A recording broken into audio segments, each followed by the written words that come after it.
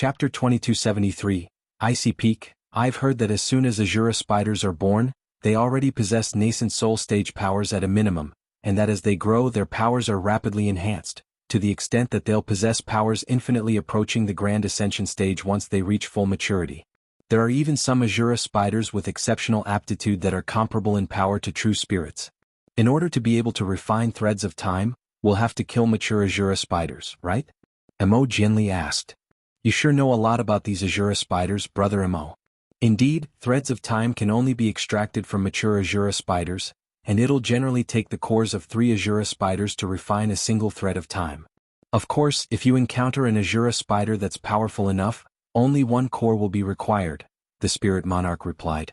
Emo Jinli fell silent as a wry smile appeared on his face, while Shui Ran and Hei Lin's expressions darkened even further. After a short while, Shui Ran asked in a cold voice, the small Azura realm is already fraught with perils, and mature Azura spiders possess the ability to control time to a certain extent. Even if they're not quite at the Grand Ascension stage, they won't be any easier to deal with than the average Grand Ascension stage being. On top of that, we'll have to kill at least 3 of them each to extract a single thread of time. We'll essentially be risking our lives the entire time. Don't you think just a single Sanqing lightning talisman is insufficient compensation? I don't think that's the case. Aside from those talismans, I've also brought out these 2 Azura hearts. Considering how rare they are, they're only slightly inferior in value to Sanqing lightning talismans. On top of that, the small Azura realm has always been renowned as a place that's abundant with precious resources, so you should reap many rewards on your trip regardless of whether you manage to track down Azura spiders. You can keep everything you obtain during your trip as an additional reward, the spirit monarch replied. That's not the same thing. The Azura hearts are required for us to enter the small Azura realm, so they shouldn't count as part of the compensation. Besides, with half an Azura heart each, we'll only be able to remain in the small Azura realm for around half a month. How will we have any time to search for additional treasures on top of Azura spiders? Even if, by some immense stroke of fortune, we do find some valuable treasures, it's still not comparable to the risk that we're incurring. At our cultivation bases, safety is the most important thing. Don't forget that all of us want Sanqing lightning talismans to ensure our safety during our next heavenly tribulations, Shui Ran said in a cold voice. Everyone else remained silent, but they were clearly in agreement with Shui Ran's words. The spirit monarch's brows furrowed slightly upon hearing this, and only after a brief pause did he reply, in that case, if you can obtain threads of time from the small Azura realm, I'll be willing to offer 3 treasures of your choice from the list I just presented in addition to a Sanqing lightning talisman for each thread of time. This is the final concession I'm willing to make. If you're still not satisfied, then you can leave and I'll find someone else. Alright, you have yourself a deal. Have you prepared the teleportation formation required to travel to the small Azura realm? We can't stay here for very long, Shui Ran replied without any hesitation. The spirit monarch replied with a confident smile, rest assured, fellow Taoist Shui, the teleportation formation has already been prepared, and it's situated on this holy mountain. If you're willing to go, I can teleport all of you to the small Azura realm right away. What's your decision, Brother Emo, fellow Taoist Han? A hesitant look appeared on Emo Jinli's face, but he soon gritted his teeth as he replied, I'm determined to obtain the Sanqing lightning talismans, so I'm also willing to enter the small Azura realm. In that case, I'll be accompanying Brother Emo to the small Azura realm as well. However, I have a condition. Please allow me to decide the coordinates that we return to from the small Azura realm, Han Li said in a calm manner. A hint of displeasure appeared on the spirit monarch's face upon hearing this. Why are you making such a request, fellow Taoist Han? Do you not trust me? No, it's just that I'm used to controlling as many factors as I can. I hope you can understand. I know a thing or two about teleportation formations, so it won't be a very difficult task for me to alter the teleportation coordinates, Han Li replied. I think that's a great idea. I'm also quite familiar with teleportation formations, so I'll set my own return coordinates as well. If you don't agree to this request, then I'm going to have to question your sincerity, Brother Spirit. Shui Ran chuckled as he appraised the spirit monarch with a hint of a smile on his face. Alright, in that case you're free to decide your own return coordinates, but I'd advise you not to set the coordinates to outside of our spirit race's territory. Otherwise, if you return too late, I may assume that a mishap has occurred and offer the Sanqing lightning talismans in an exchange to someone else. I'm sure you're aware of just how precious these talismans are. If I were to spread word of their existence, many fellow Taoists will immediately come to see me, the spirit monarch said.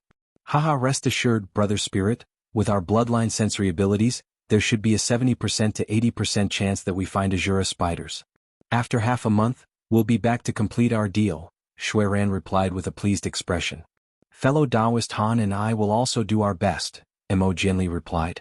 Alright then, it's decided. Stay here for a night to make some preparations, and I'll teleport all four of you into the small Azura realm tomorrow morning, the spirit monarch said before clapping his hands together twice, and a side door opened, upon which several young women in palatial dresses made their way into the room. They extended respectful curtsies toward Han Li and the others before standing on either side of them. Shui Ran nodded before rising to his feet and departing with He Lin and two of the women.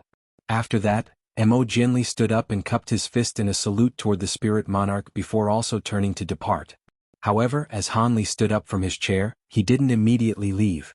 Instead, he smiled and said, "There's a question I'd like to ask, but I'm not sure if it's appropriate." The spirit monarch was rather taken aback to hear this, but he still replied, "Go ahead, fellow Taoist Han.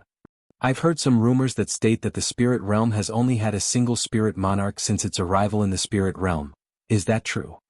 How old are you right now, brother spirit?" Han Li asked with a smile. Mo Jianli and the spirit monarch both faltered slightly upon hearing this before the latter chuckled. "Ha, I've heard those rumors as well, but of course they're not true. Our spirit race has been in this realm for over 1 million years.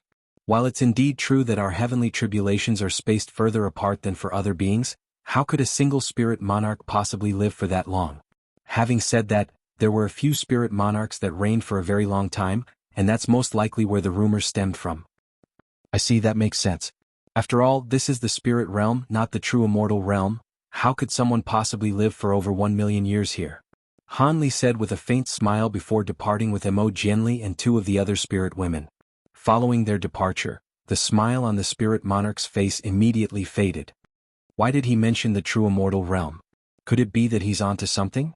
Then again, he isn't the first person to have asked me that, the spirit monarch murmured to himself in a barely audible voice.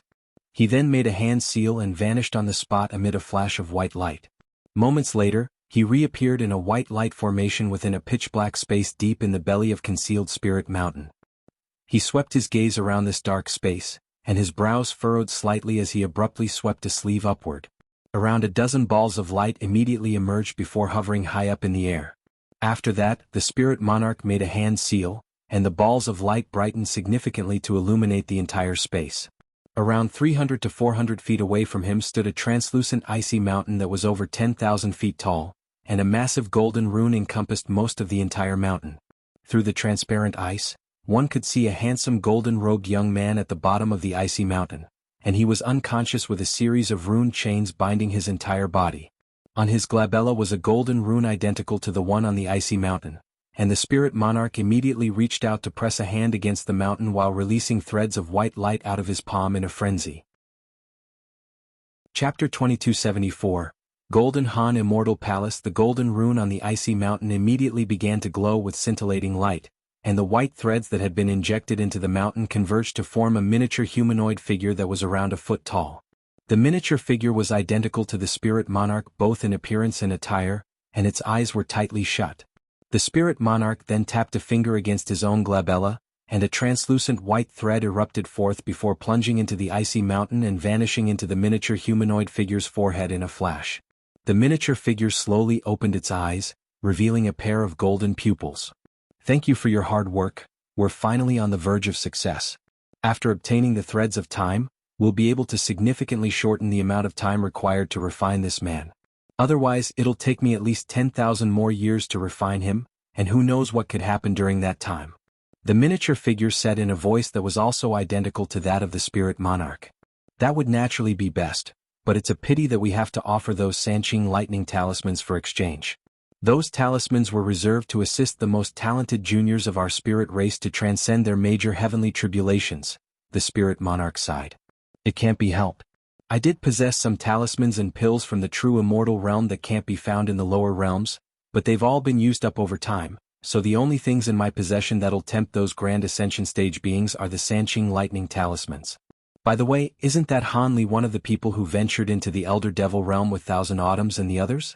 the miniature figure asked. "They are indeed one and the same. I don't know what happened during their journey into the Elder Devil realm, but he was the sole survivor while Thousand Autumns and the others all perished. On top of that, he progressed to the Grand Ascension stage as soon as he returned to the spirit realm, and during his celebratory ceremony, he was able to severely wound a Grand Ascension stage Yiksha being with ease, so he's definitely no ordinary Grand Ascension cultivator, the spirit monarch said with a slightly solemn expression. It looks like he must have entered the spirit cleansing pond and consumed a clean spirit lotus. Otherwise he wouldn't be this powerful. This is a good thing. The more powerful he is, the greater the chance that he'd be able to obtain a thread of time in the small Azura realm, the miniature figure replied. I was thinking the same thing. Otherwise, if Mo Jinli had been accompanied by Ao Shao, I wouldn't have agreed to let them in on the deal, the spirit monarch said with a faint smile. Alright, seeing as everything is progressing smoothly, I'll leave everything to you. I have to focus on refining this true immortal soul now. Don't awaken me again until they've returned from the small Azura realm, the miniature figure said.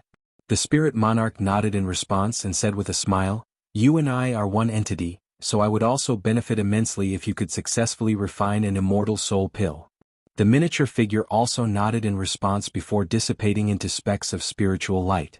After that, a teleportation formation emerged on its own beneath the spirit monarch's feet, and he was teleported away amid a flash of white light. On a continent in the true immortal realm that stretched as far as the eyes could see, there were countless farmers in yellow robes tending to well-organized fields of crops. Upon closer inspection, one would discover that all of these farmers wore completely wooden expressions, and they were all extremely lifelike humanoid puppets. Within those fields were planted massive rice crops with thick stems that were giving off incredibly pure spiritual chi, striking one with a sense of reinvigoration through inhalation alone. In the air above the fields were spirit clouds of different colors, each of which was around an acre in size, and atop the cloud sat a series of robed figures holding a different item. These people either occupied a cloud alone or in groups of 2 or 3, and all of them wore Taoist robes as they patrolled the air above the fields, occasionally releasing a shower of rain from their spirit clouds to nourish the fields down below. Even higher up in the air was a sea of mist at an altitude of over 100,000 feet with no end in sight, looking as if it encompassed the entire continent. A series of spirit birds and spirit beasts were traversing through the mist, carrying some people in different attire in and out of the sea of mist. All of a sudden, a dragon's roar rang out, and a blue-iced WRM that was over 1,000 feet in length appeared in the distant sky. The blue-iced WRM reached the air above the fields in the blink of an eye, and the arrival of such a gigantic creature would immediately strike horror and panic into the hearts of ordinary beings if it were to appear in the spirit realm. However, the farmers down below and the Taoists atop the clouds simply ignored it. Only a few of the Taoists took a brief glance at it, but that was all the attention it received. Upon catching sight of the iced WRM, a surprised look appeared on the face of a young Taoist who appeared to only be around 12 to 13 years of age. Isn't that Master Li? He only left the Immortal Palace a few days ago. Why is he back already? The young Taoist murmured. He looks to be in quite a hurry, so he must be doing something quite important, and it doesn't appear to be going very well, another Taoist mused. Perhaps. Having said that, Master Li's powers rank among the top 100 of our Golden Han Immortal Palace. What could possibly be beyond his capabilities in this immortal region? If you and I could become disciples of Master Li, that would be a brilliant opportunity, the first Taoist said. Stop daydreaming. You and I are disciples of the lowest grade in the Immortal Palace. We're basically glorified manual laborers. How could someone like Master Li possibly take an interest in us? Having said that, my spirit body is 70% complete, so perhaps I can pass the next trial and become a ranked disciple. When that time comes, I won't have to waste my time on trivial tasks like this anymore. The second Taoist scoffed as he looked at the jade badge in his hand with a hopeful expression. What? Your spirit body is already 70% complete? I've only just reached 50%. Looks like I have to work harder in my cultivation. If I can't become a ranked disciple in the next few years, I'm most likely going to be banished to a lower realm, the first Taoist said with a panicked expression. To be honest, going to a lower realm isn't all that bad. Aside from immortality, you can enjoy everything else, the second Taoist chuckled. I'm not going to a lower realm. I'm definitely going to become a ranked disciple like you, senior martial brother, the first Taoist said in a determined manner. In that case you'll have to work hard, junior martial brother. If you still haven't manifested a spirit body in 5 years, the enforcers of the Immortal Palace aren't going to give you any special treatment, the second Taoist replied in a serious manner. Thank you for the words of caution, senior martial brother. I'll be sure to work hard, the first Taoist said with a determined nod. Just as the two Taoists were chatting with one another, the huge ice WRM up above plunged into the sea of mist before rising even further upward, instantly reaching an altitude of hundreds of thousands of feet. The mist abruptly scattered, and the ice WRM emerged into a world that was abundant with spiritual chi. There were hundreds of mountains of different sizes hovering above the sea of mist, the tallest of which stood at hundreds of thousands feet tall, while the shortest were only around 30,000 to 40,000 feet in height. However, all of them were covered in exotic plants and flowers, as well as beautifully crafted buildings. The mountains were connected by rainbow bridges, and there were men and women drifting over the bridges in palatial attire, presenting a scene akin to a heavenly paradise. The blue ice WRM immediately flew over several mountains before arriving at the center of the cluster of mountains. Down below was a massive city-like palace that was surrounded by around a dozen mountains. The palace was extremely resplendent with countless huge runes revolving around it, and in front of the massive gate that was over 10,000 feet tall stood a series of armed golden armored guards. Above the enormous gate was a silver plaque, upon which was inscribed Golden Han Immortal Palace, in giant golden character. As soon as the blue ice WRM landed in front of the palace gate, it immediately transformed into a thin and tall Taoist priest with a dark complexion, holding a silver horsetail brush. A few of the golden armored guards standing in front of the gate immediately approached him, and one of them extended a slight bow as he inquired in a voice that was neither arrogant nor humble, "Why have you visited the immortal palace, Master Li?" "I wish to see the palace master," the Taoist priest immediately replied. "I'm not sure that can be arranged. The palace master is currently in seclusion and won't see anyone unless it's for an important reason," the armored guard said with a hesitant expression. The Taoist priest's expression darkened upon hearing this, yet just as he was about to say something, an authoritative voice suddenly rang out. "Let Li Ming come in to see me, I have urgent matters I wish to discuss with him." The armored guard immediately cupped his fist in a salute before stepping away to the side. "Yes, palace master. Please go ahead, Master Li." Chapter 2275. 9 Origin Taoist Temple. The Taoist priest didn't say anything further and headed straight toward the palace gate. He seemed to be very familiar with everything in the palace, and after passing through a massive hall and several long corridors, he arrived in a peaceful courtyard. All types of exotic flowers and plants were growing inside the courtyard, and there were 2 women in palatial dresses standing beside the entrance with silver veils over their faces. The women had skin as fair as jade and they were very elegant, but their auras were quite ethereal and unfathomable. "Greetings, I've come to pay the palace master a visit," the Taoist priest said as he extended a polite salute toward the 2 women. One of them women stepped gracefully off to the side to avoid his salute, and said, "We wouldn't dare to accept your salute, Master Li. Please go in, our palace master has been waiting for quite some time now." "Hee, then I'll be going on ahead," the Taoist priest replied with a smile before entering the courtyard. After passing through a fragrant garden of flowers, a small yet lush meadow appeared up ahead. There were fragrant floral trees planted all around the meadow, and a purple-robed woman was currently standing in front of one of those trees, inspecting it with an appreciative look in her eyes. "I pay my respects to the palace master," the Taoist priest said as he lowered his head in a respectful manner. "There's no one else around, so there's no need to be so stiff and formal. Just refer to me as Martial Ant," the woman said with a faint smile. "I wouldn't dare. We aren't in the 9 Origin Taoist temple. If a patrolling envoy were to overhear me calling you that, it would be bad for both of us," the Taoist priest replied with a serious expression. "Aren't you being a little too cautious? Having said that, those patrolling envoys really are spoil sports. I can't do anything with them around. I'm beginning to miss the days when I was free from the responsibilities that come with being the palace master. How about I retire and nominate you as my successor?" the woman asked, and even though she wore an amused expression, she gave off an indescribable sense of authority. "Ahem, my grandmaster would never agree to something like that, palace master. Even though the region that our Golden Han Immortal Palace governs over is inconsequential in the context of the entire immortal region, it is the foundation of our 9 Origin Taoist temple, and countless immortal citizens reside in this area, so the position of palace master can't just be handed down to anyone," the Taoist priest replied as he shook his head vigorously. "Humph, you sure know how to flatter me. Your master and all of your martial uncles possess superior powers to mine. Why aren't any of them the palace master? I did become a disciple of your grandmasters later than they did, but I've already stayed in this immortal palace for over 100,000 years. Isn't it time someone relieved me of my duties? The woman harumphed. Hee, back when you became a disciple of my grandmasters, you were already the master of a lower realm, so you're the ideal candidate to be the immortal palace master. As for my master and martial uncles, all of them have grown accustomed to having no responsibilities on their shoulders, so there's no way that they would be able to lead the Golden Han Immortal Palace to greater heights like you could, the Taoist priest said with a fawning smile. I must admit that your flattery is working. Your masters and martial uncles either have zero sense of responsibility and go into seclusion for tens, even hundreds of thousands of years at a time, or have cultivated to the point where they've become as emotionless as rocks.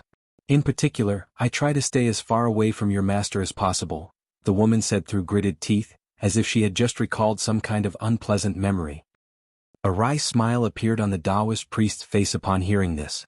Even he was petrified of his own master and didn't dare to utter so much as an extra word in his presence, let alone this martial aunt of his. By the way, why have you come to see me? You seem to be in quite a hurry. I saw through the all-seeing mirror that you were about to barge your way through if the guards refused to let you in, the woman suddenly said with a faint smile. A serious look immediately appeared on the Taoist priest's face upon hearing this, and he lowered his voice slightly as he replied, I came here to deliver a report on the task that Grandmaster assigned to me last time. A serious look also appeared on the woman's face and she replied, I see. Let's discuss this in my spirit domain. As soon as her voice trailed off, she swiped a finger through the air, and a white spatial rift emerged, then scattered into bursts of white light. The surrounding environment completely transformed in the wake of the white light, and an intricately crafted hall was manifested, complete with tables and chairs, as well as a group of beautiful female servants in palatial dresses standing on either side of the hall. The Taoist priest's expression changed slightly at the sight of the female servants. I see that you've cultivated your spirit domain to the third spirit form stage, martial ant. These domain spirits aren't very intelligent right now, but once developed further, they'll definitely become powerful allies. I only recently progressed from the creation stage to the spirit form stage, so I was in seclusion to consolidate my spirit domain. Of course, if your grandmaster were willing to come out of seclusion to provide me with some guidance, then that would be even better. Take a seat, martial nephew. Even the immortal tools of the patrolling envoys won't be able to encroach upon my spirit domain without my detection. Go ahead and deliver your report, the woman said with a faint smile before taking a seat on the chair at the center of the hall. Please excuse me, the Taoist priest said as he also took a seat. If I recall correctly, you were assigned the task several centuries ago, right? Has an outcome been reached? The woman asked with a serious expression. During these past few centuries, I've tried all types of methods, and only after expending a heavy price was I able to borrow a good friend's treasure to track down that person, the Taoist priest replied. As long as we can track that person down, any price is worth paying. That person betrayed our 9 origin Taoist temple and disappeared with that item. Even though we possess a soul badge of his, he was somehow able to sever that connection.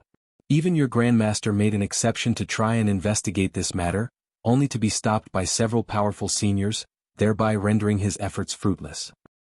His soul badge only registered a response again several centuries ago, and he seems to be in a very bad condition, which is why your grandmaster assigned this task to you. If that traitor were to perish, then he would naturally deserve that fate, but the item that he stole concerns the future welfare of our 9 origin Taoist temple, so we have to recover it, the woman said as a hint of rage appeared in her eyes. The Taoist priest's heart stirred slightly upon seeing this, and he hurriedly rose to his feet as he extended a respectful bow. Rest assured, martial ant, cracks have appeared on that traitor's soul badge, but he most likely won't perish anytime soon. I'm guessing he's been trapped somewhere, but the biggest issue now is that he's not in true immortal realm. Instead, he's in a lower realm. A lower realm? What's so difficult about that? Just find his exact location, then expend some immortal spirit stones and teleport to him through a descending immortal platform. Could it be that the lower realm he fled to is one that we've lost contact with? The woman asked. Indeed, martial ant. That traitor fled to a lower realm that we've lost contact with in the southern realm cluster, and we haven't been able to track down exactly which lower realm he's in, but we should be able to arrive at a verdict given some time. However, there are hundreds of lower realms in the southern realm cluster, and ever since that spatial storm, our true immortal realm has lost control over those realms. To this day, we still haven't been able to recover their exact coordinates, so the descending immortal platforms can't teleport me there, the Taoist priest sighed with furrowed brows. That is indeed quite troublesome. Ever since the coordinates of the southern cluster changed, not only have people from the true immortal realm been unable to access those realms, it's also become extremely difficult for beings from those realms to ascend to our true immortal realm. All those who have been able to ascend to our true immortal realm from those realms in recent times have possessed extraordinary aptitude and potential, the woman said as her eyes narrowed slightly. I'm well aware of that. The vastly renowned immortal Lord Tian Shu ascended from one of those lost realms, and in the span of no more than 1,000,000 years, he forged a resounding reputation for himself and became a subordinate of Imperial Lord Guang Fa, the Taoist priest replied with a hint of envy in his eyes. Alright, setting that aside for now, without the exact coordinates, it'll be impossible to travel to those lower realms through conventional means. Perhaps I'll have to go to your Grandmaster and see if he has some ideas. With the situation that Trader is currently in, we should be able to capture him with minimal effort. Having said that, I'm rather curious about how he managed to flee into those lost realms, the woman said as a cold look flashed through her eyes.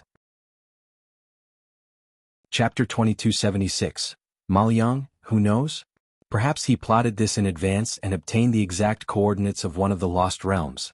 Alternatively, perhaps he fled into that lost realm due to some type of mishap. In any case, he was able to take the treasure and escape from our 9-origin Taoist temple far easier than he should have been able to, so he had to have received instructions from someone. Otherwise, he would have never dared to betray our Taoist temple, the Taoist priest said with a contemplative expression. There's nothing to speculate here. The mastermind behind this is most likely one of the people who stepped in to stop your Grandmaster, the woman chuckled coldly. The Taoist priest nodded in response, clearly sharing the same opinion. Alright, beings of your Grandmaster's caliber are not for us to discuss. I'm more interested in which disciple we'll be sending to the lower realm if we can track down the exact coordinates. Would you be interested, Marshal Nephew Li? The woman asked with a faint smile. Surely you jest, Marshal Aunt. I'm nowhere near powerful enough to undertake such an important task. That traitor was considered to be one of the most powerful disciples of his rank in our Taoist temple, and even though it seems like he's in a very bad position, we can't eliminate the possibility that this could be a trick. Even if he really has been trapped in the lower realm, that's still not necessarily a good thing.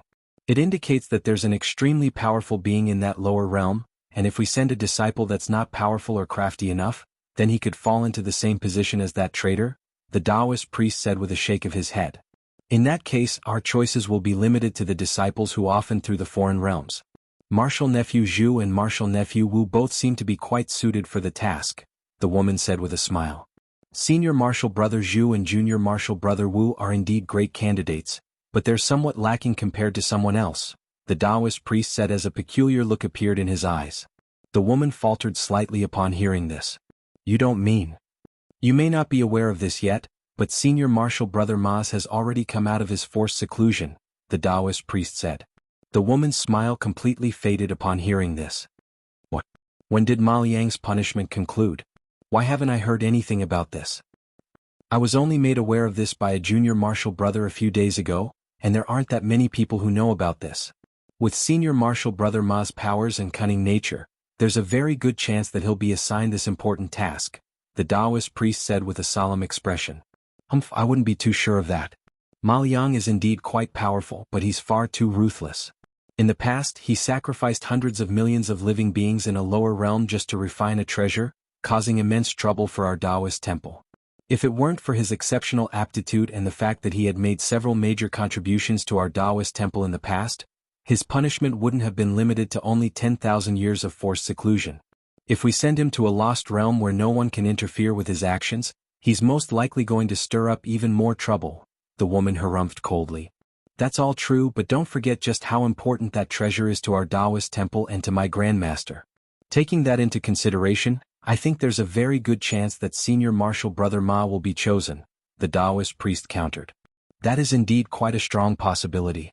If Ma Liang is sent to the lower realm, his powers will be restricted, but he should still be more than capable of recovering that treasure. So be it, it's not like our opinion carries any weight in this matter anyway. You're just an enforcing disciple while I'm only an in-name palace master. However, regardless of who gets assigned this task, don't forget to inform me if you find any concrete information about the realm that the traitor is currently situated in, the woman said. I'll be sure to do so, the Taoist priest replied in a respectful manner. Is there anything else you'd like to discuss with me? If not, then I'm going back to rest now, the woman said. That's all for today. I'll be taking my leave now, Martial Ant, the Taoist priest replied as he rose to his feet and extended a parting salute. The woman merely nodded in response, seemingly having lost interest in further conversation. Thus, the Taoist priest departed, and as soon as he set foot outside the courtyard, he vanished amid a burst of spatial fluctuations. In the next instant, the Taoist priest appeared on a meadow that was surrounded by the same floral trees, but the palace and the purple-robed woman were nowhere to be seen. After taking a quick glance at his surroundings, the Taoist priest immediately returned the same way he had come. A short while later, the blue ice WRM rose up into the air in front of the giant palace gate again, then quickly disappeared into the distance. Meanwhile, the purple-robed woman was still seated on her chair in the mysterious hall with a contemplative look on her face, and only after a long while did she murmur to herself with a cold smile, "Maliang, eh? Hee, that's not a bad arrangement." Her voice then gradually became inaudible, and she abruptly vanished amid a flash of spiritual light. In a restricted area on Concealed Spirit Mountain, Han Li, Mo Jianli, the Spirit Monarch, Shui Ran and He Lin were standing in front of a massive formation. The formation was around an acre in size, and not only was it riddled with golden and silver spirit patterns, there were hundreds of top-grade spirit stones embedded into the corners of the formation. The 8-body integration stage spirit beings were standing some distance behind them in a respectful manner, while Han Li and the others were silently inspecting the giant formation. Meanwhile, the Spirit Monarch was looking up into the sky while holding a formation plate, seemingly calculating something. "The time has come, this is the best time to set off," the Spirit Monarch suddenly said. "All right, we'll be going on ahead then," Mo Jianli said as he strode toward the formation, followed closely by Han Li. However, the Spirit Monarch suddenly cautioned, "You've already decided your return coordinates, and you can return to the spirit realm by crushing your Azura hearts. However, take care not to completely exhaust the energy within your Azura hearts. Otherwise, you could be trapped in the small Azura realm forever." "Thank you for the words of caution. I'll be sure to remember that," Mo Jianli replied with a smile as he entered the formation. Han Li also cupped his fist in a salute toward the Spirit Monarch to express his gratitude.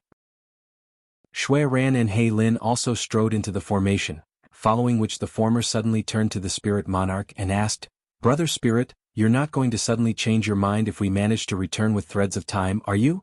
Rather than being enraged by Shui Ran's suspicions, the Spirit Monarch calmly replied, "Rest assured, Brother Shui, those threads of time are extremely important to me, so there's no way I'll go back on my word." "That's all I needed to hear," Shui Ran said as he nodded with a pleased expression. The Spirit Monarch didn't hesitate any longer as he raised the formation plate in his hand, which released a beam of white light that vanished into the formation in a flash. The giant formation immediately began to emit a loud buzzing sound, and bursts of golden and silver light erupted forth while countless runes surged out of the top-grade spirit stones in a frenzy. All of a sudden, Han Li and the others vanished from within the formation. The Spirit Monarch had been appraising the formation with an unblinking gaze this entire time, and only after everyone had disappeared did he heave a sigh of relief. He then turned to the 8 holy spirits behind him and instructed, "Listen up. From now on, keep a constant eye on this formation and shifts, and make sure to inform me right away if any abnormalities arise." "Yes, Spirit Monarch." The 8-body integration stage spirit beings answered in unison. The Spirit Monarch nodded, then flew away as a streak of white light. After a brief discussion, 8 of the 6 holy spirits departed, leaving only the bald man and another body integration stage spirit being behind. The 2 of them immediately sat down on the spot and closed their eyes, then released their enormous spiritual sense to encompass the entire formation.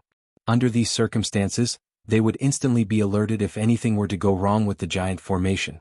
After a short while, the 2 holy spirits entered a state of meditation. Han Li shook his head to rid himself of the onset of dizziness that he had just been struck by. It had been a very long time since he had experienced this type of teleportation discomfort. However, due to the fact that this was teleportation between realms, discomfort was unavoidable even with his immense powers. After recovering from the rush of dizziness, Han Li immediately inspected his surroundings to find that the entire area was filled with thick white trees, short shrubs and wild grass. However, all of the branches and leaves of the trees were looking rather withered. Mo Jianli, Shui Ran and He Lin were nowhere to be seen, but Han Li wasn't surprised at all to see this. He and Mo Jianli had already anticipated this and made some arrangements.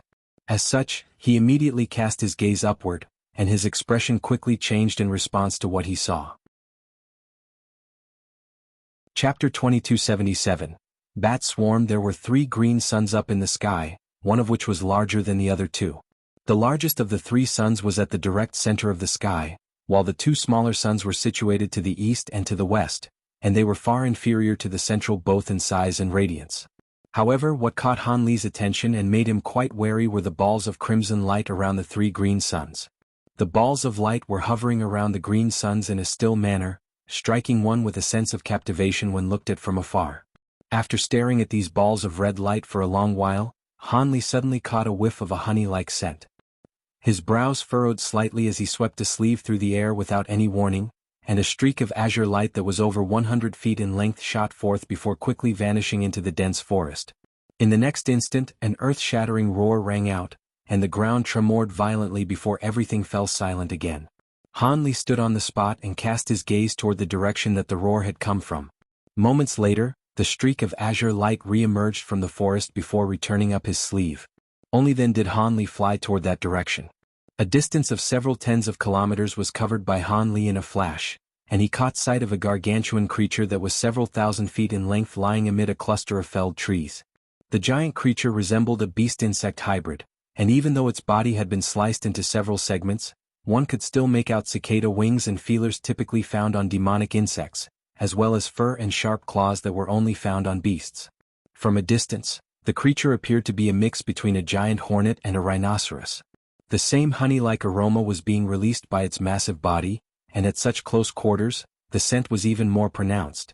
Han Li swept his gaze through the surrounding area to find that all of the plants nearby were wilting at a rapid rate discernible to the naked eye, and they quickly turned completely withered and yellow. Around the carcass of the massive beast was a series of black watermelon-sized insects that resembled praying mantises, and they were clearly long dead. This thing's poison sure is quite potent. The average person could be killed just by catching a whiff of it from hundreds of kilometers away, Han Li murmured to himself. He was unable to determine exactly what this beast was, so it was most likely unique to the small Azura realm. With that in mind, Han Li flicked a finger through the air, releasing a silver fire bead that landed on the massive carcass in a flash. Scorching silver flames instantly erupted forth to engulf and incinerate the carcass into nothingness. After that, Han Li flipped a hand over in an unhurried manner to produce a white egg-sized crystal ball, but his brows immediately furrowed slightly as he cast his gaze toward the crystal ball. Nothing was registering on its surface, so it was clear that it was unable to sense Mo Jianli as he was too far away. In that case, there was no need for them to be in a hurry to meet up. They could search for their own opportunities in this foreign realm instead. After all, a span of half a month was not a very long time. Having made his decision, Han Li decided on a certain direction before flying away as a streak of azure light. However, he wasn't flying very quickly, and he was only at an altitude of several thousand feet. He had come to the small Azura realm to find treasures, so he didn't want to miss anything. During his flight, he released his enormous spiritual sense to encompass an area with a radius of around 2,000 kilometers down below. With his enormous spiritual sense, he would be able to easily increase his sensory scope to a radius of close to 100 kilometers, but he was trying to focus on minute details and even direct his spiritual sense several thousand feet into the ground, so he could only drastically decrease his sensory range. After all, most powerful spiders like to live deep underground. Even so, it was still a testament to Han Li's incredibly powerful spiritual sense that he was able to cover such a large area while paying such close attention to detail. If Mo Jianli or Shui Ran were in his place, they would struggle to even achieve half of his sensory range. This was why he was so confident about this trip, even though he didn't have any bloodline sensory abilities that could help him seek out Azura spiders. As for Mo Jianli, he also seemed to be quite confident, so he most likely had some type of special method to find Azura spiders as well. Thus, Han Li gradually flew away into the distance. Elsewhere, Mo Jianli was in the process of making a grabbing motion to return a translucent jade sword into his own grasp. There was a pile of rubble just over 1,000 feet ahead of him, atop which sat the dismembered bodies of several creatures with tiger bodies and scorpion stingers. Mo Jianli took an indifferent glance at these carcasses before stowing his jade sword away, then opened his mouth to expel a ball of purple light. Within the ball of light was a small purple flag that was several inches tall. Mo Jianli pointed a finger toward the small flag, then uttered the word "rise." The small flag immediately began to expand at a rapid rate, surging to around 10 feet tall in the blink of an eye. In its miniature form, the flag didn't appear to be all that remarkable, but at this size, it was revealed to be a purple flag with a golden shaft, and on the surface of the flag were countless runes, as well as the image of a two-headed silver spider at its very center. Mo Jianli began to chant something while flicking a series of incantation seals through the air, all of which vanished into the flag in a flash, and the silver spider image on the flag gradually became clearer and clearer. A smile appeared on Mo Jianli's face upon seeing this. Even though he didn't possess a bloodline that was related to the Azura spider, this coiling silk flag that he had obtained by chance had the soul of a silver astral spider as its artifact spirit, which meant that it could detect powerful spiders within a certain range. The effect was still inferior to Shui Ran and He Lin's bloodline detection, but it shouldn't be inferior by much. Having said that, if Azura spiders really were as fearsome as the rumors suggested, it would most likely be very difficult for him to kill one even if he could track one down. Mo Jianli continued to cast incantation seals as these thoughts ran through his mind, and all of a sudden, the silver spider image on the flag abruptly disintegrated into specks of spiritual light. "Looks like there's nothing here, I'll have to search elsewhere," Mo Jianli murmured to himself, but he wasn't disappointed by this. He had only just been teleported into the small Azura realm, and he wasn't expecting to track down an Azura spider so quickly anyway. Thus, Mo Jianli swept a sleeve toward the flag, and it quickly reverted back to its original size before being swallowed by Mo Jianli. Immediately thereafter, he rose up into the air and flew away as a streak of light. "Looks like we're in luck. We've only just been teleported into this realm and our bloodlines have already sensed something. We should be in for a fruitful trip," He Lin said with an excited expression as he flew over 1,000 feet beneath the ground. In contrast, Shui Ran wore a calm expression and replied, "Don't celebrate too early, our bloodlines are reacting to something, but it could be another type of spider. I've heard that there were many species of spiders in the Azura realm." "I'm naturally aware of that, but there's still a chance, isn't there?" He Lin refused to have his enthusiasm dashed. Shui Ran merely smiled and remained silent. Moments later, the two of them emerged from the soil and arrived in an inky black cave. A short while after that, the two hovered side by side several feet above the ground with a pool of black blood beneath them. Lying within the pool of blood were 4 green spiders with sharp spikes all over their bodies. "You were right, they weren't Azura spiders after all," He Lin said with a wry smile. "That's no surprise, the small Azura realm isn't a huge place, but the chances of finding Azura spiders as soon as we enter the realm are still quite low. We can obtain a few decent materials here, so our effort wasn't a complete waste," Shui Ran replied in a calm voice as he made a grabbing motion with one hand. 2 yellow stones immediately flew out of the soil before landing in his grasp. "At least we ended up with something. We don't have a lot of time, so let's get out of here," He Lin said. Shui Ran naturally had no reason to object, and thus they flew up into the soil overhead as a pair of streaks of light. Han Li hovered expressionlessly above a small mountain, facing a colony of crimson bats. Each bat was around the size of a human head, and their wingspan stretched to about 7 to 8 feet. At the center of this colony of bats was a giant bat that was several times larger than all of its brethren. Not only did this giant bat have faint golden patterns all over its body, there was a third crimson demonic eye on its forehead. The bat was currently staring at Han Li with a hint of bewilderment in its 3 eyes. Han Li merely hovered in midair with his hands clasped behind his back, paying the colony of bats no heed at all as he quickly scanned through the surrounding area with his spiritual sense. As time passed, the bewilderment on the giant bat's face gradually gave way to bloodthirst. A short while later, it was finally unable to hold back any longer, and it opened its mouth to release a burst of ultrasonic sound waves. All of the surrounding crimson bats were immediately stirred up into a frenzy, and they also opened their mouths to release ultrasonic sound waves, which converged to form a massive invisible wave that surged directly toward Han Li. Chapter 2278. Fish Monsters. Only then did Han Li take a glance at the colony of bats, and he extended a palm out of his sleeve before thrusting it nonchalantly through the air. A dull thump rang out as all of the world's origin chi within a radius of hundreds of kilometers shuddered violently. Countless rays of 5-colored light began to appear, then converged in a frenzy to form a mountainous 5-colored palm that came crashing down toward the bat colony with devastating force. In the face of the giant palm's enormous power, all of the crimson bats had begun exploding into clouds of blood mist even before the palm had fallen directly upon them. As for their collective sound waves, it had been instantly reduced to nothingness by this tremendous force. The giant bat let loose an alarmed roar as the golden patterns on its body lit up, then erupted out of its body to form a golden light barrier that shielded it from all directions. In the face of the enormous pressure, the golden light barrier tremored violently, while the giant bat was pressed flat onto the ground and completely immobilized. That's quite an interesting innate protective ability. Unfortunately, it's still too weak. Otherwise, I could have considered taking it as a spirit beast, Hanli murmured to himself with a slightly wistful expression. He then pointed a finger toward the giant five-colored palm, and it instantly swelled drastically in size, crushing the golden light barrier and the giant bat before it even had a chance to cry out. Hanli swept a sleeve through the air, and the giant five-colored palm instantly vanished, but there were still some golden runes lingering where the giant bat had just been before. Hanli's eyes narrowed slightly as he waved a hand toward the runes, releasing a burst of suction force that drew all of the runes into his grasp. Hanli glanced at the golden runes before rubbing them between his hands, and golden light flashed erratically as the sound of metal grating on metal rang out. As Hanli brought his hands apart again, a golden beast hide was revealed. Those golden runes were none other than those golden patterns that had been on the giant bat's body. This thing can be refined into a decent protective treasure, so it looks like this wasn't a complete waste of time, Hanli murmured to himself before flipping a hand over to stow the beast hide away. Immediately thereafter, his expression changed slightly as if he had sensed something, and blue light flashed within his eyes, upon which he caught sight of a massive flock of unidentifiable birds flying toward him from several hundred kilometers away. These were a series of giant eagle-like birds, each with 2 pairs of wings and a single horn on their heads, and all of them wore bloodthirsty expressions.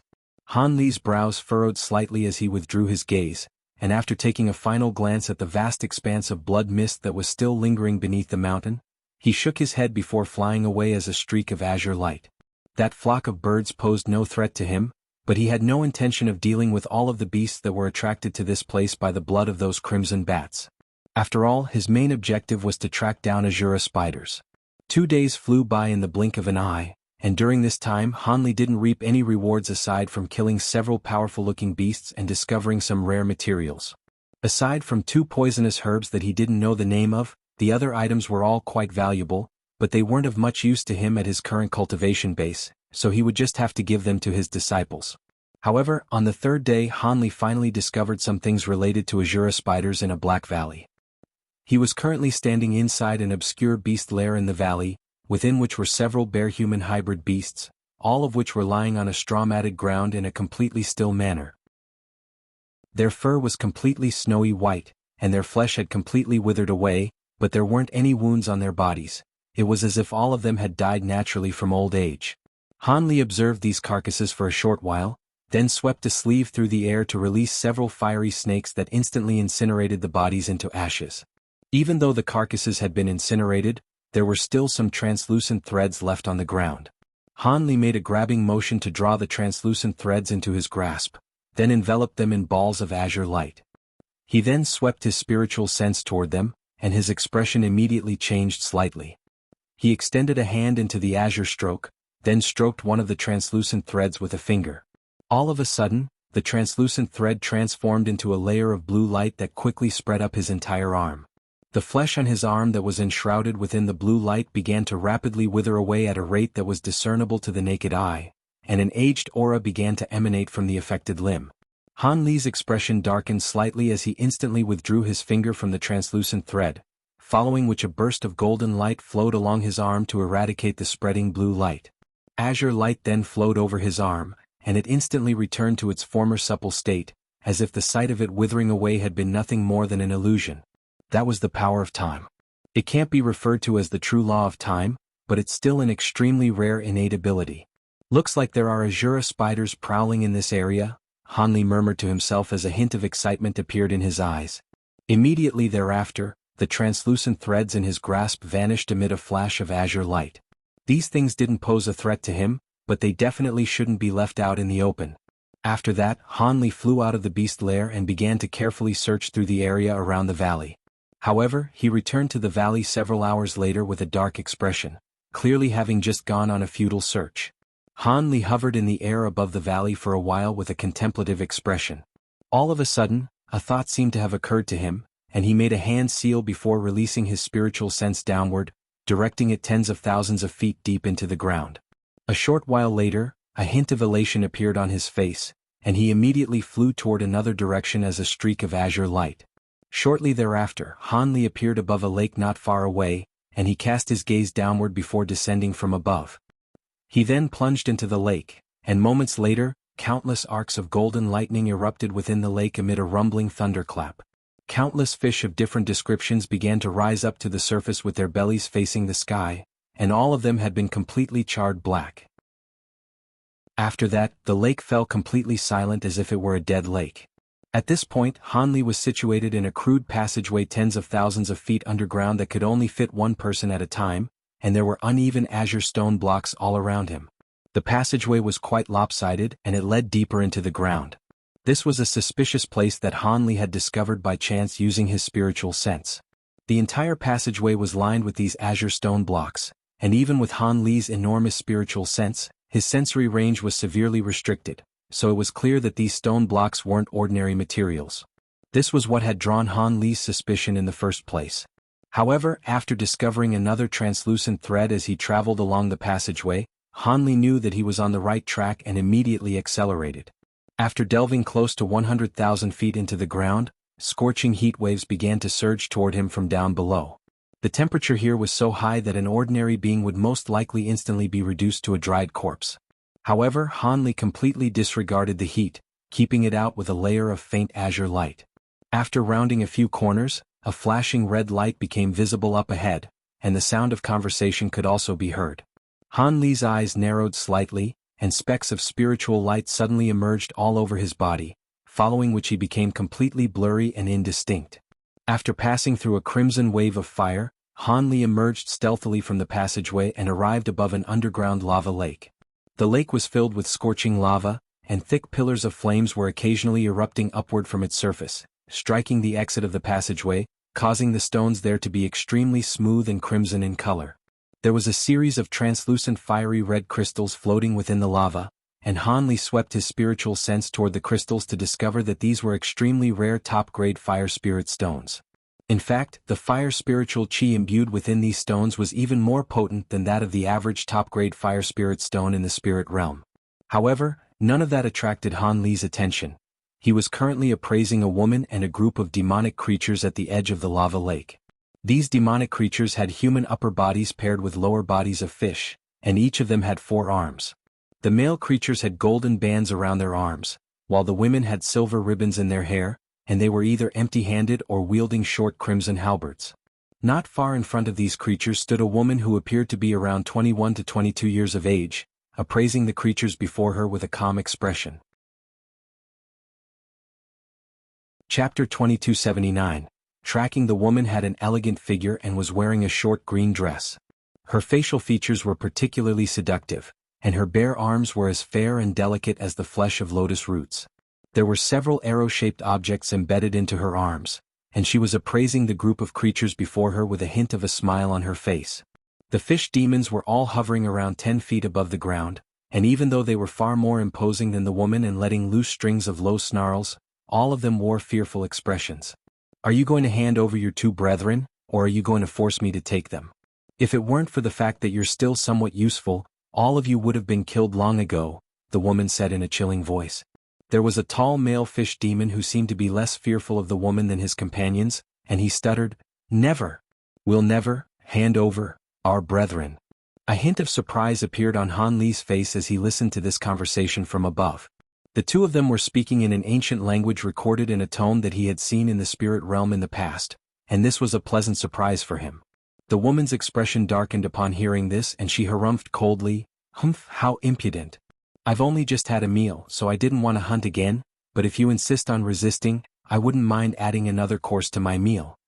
A furious look appeared in the eyes of the male fish demon, and he let loose a loud roar, upon which the entire group of fish demons descended onto the surface of the lava lake down below before raising their weapons or flailing their arms in a frenzy. The lava within the lake surged violently, and streaks of scorching red light erupted from it before surging into the fish demons' bodies.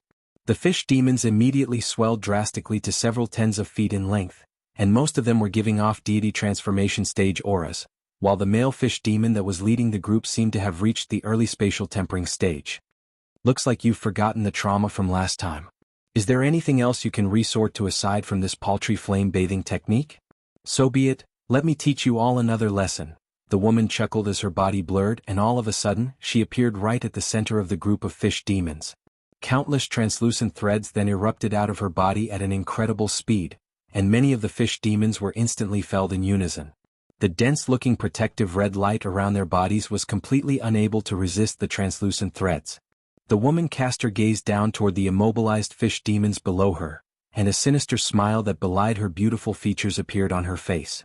She reached out and made a grabbing motion toward a pair of female fish demons, and a burst of enormous invisible force tore the two fish demons' hearts out of their chests before shooting directly toward the woman.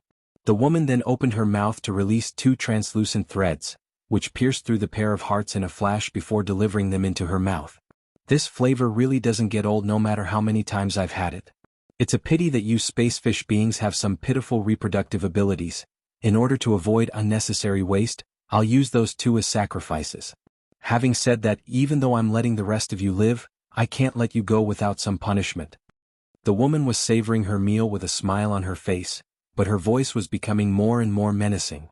All of a sudden, she opened her mouth to release a ball of blue light, then plunged a hand directly into it before pulling out a long blue whip that was riddled with extremely sharp hooked spikes.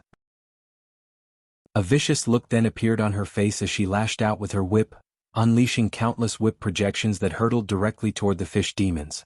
The whip seemed to have been refined from some type of material that specifically repressed these fish demons, as evidenced by the fact that it was able to easily tear through their protective spiritual light before leaving deep gashes in their flesh. A string of roars and groans rang out above the lava lake, and the male fish demon that was the leader of the group received the most whip lashes. Initially, he was still able to glower at the woman with an enraged expression, but after a while, he was only able to tremble incessantly as he threw his arms over his own head to protect himself, and there was not a single inch of his skin that was left unharmed. Only then did the woman withdraw her whip as she giggled, "Hopefully you'll remember this lesson for a while. If you know what's good for you, then produce more offspring.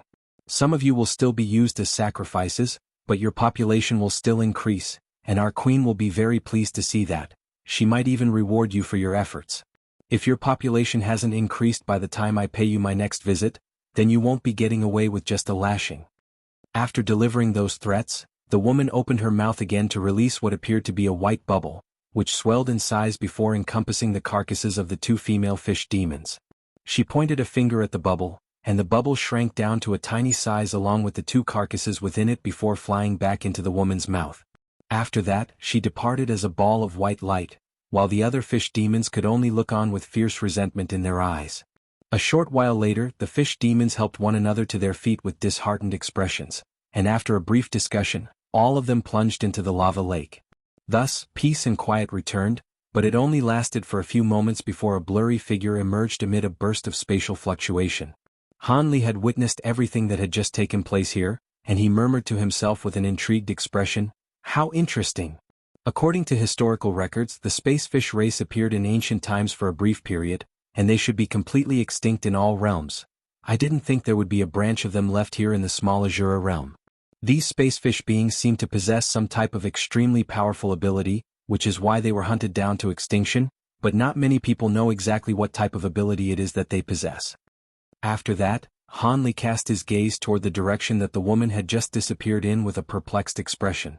That woman seems to be an Azura spider, but she's only at the late spatial tempering stage. Shouldn't Azura spiders only be able to attain human forms after reaching maturity? That's rather strange.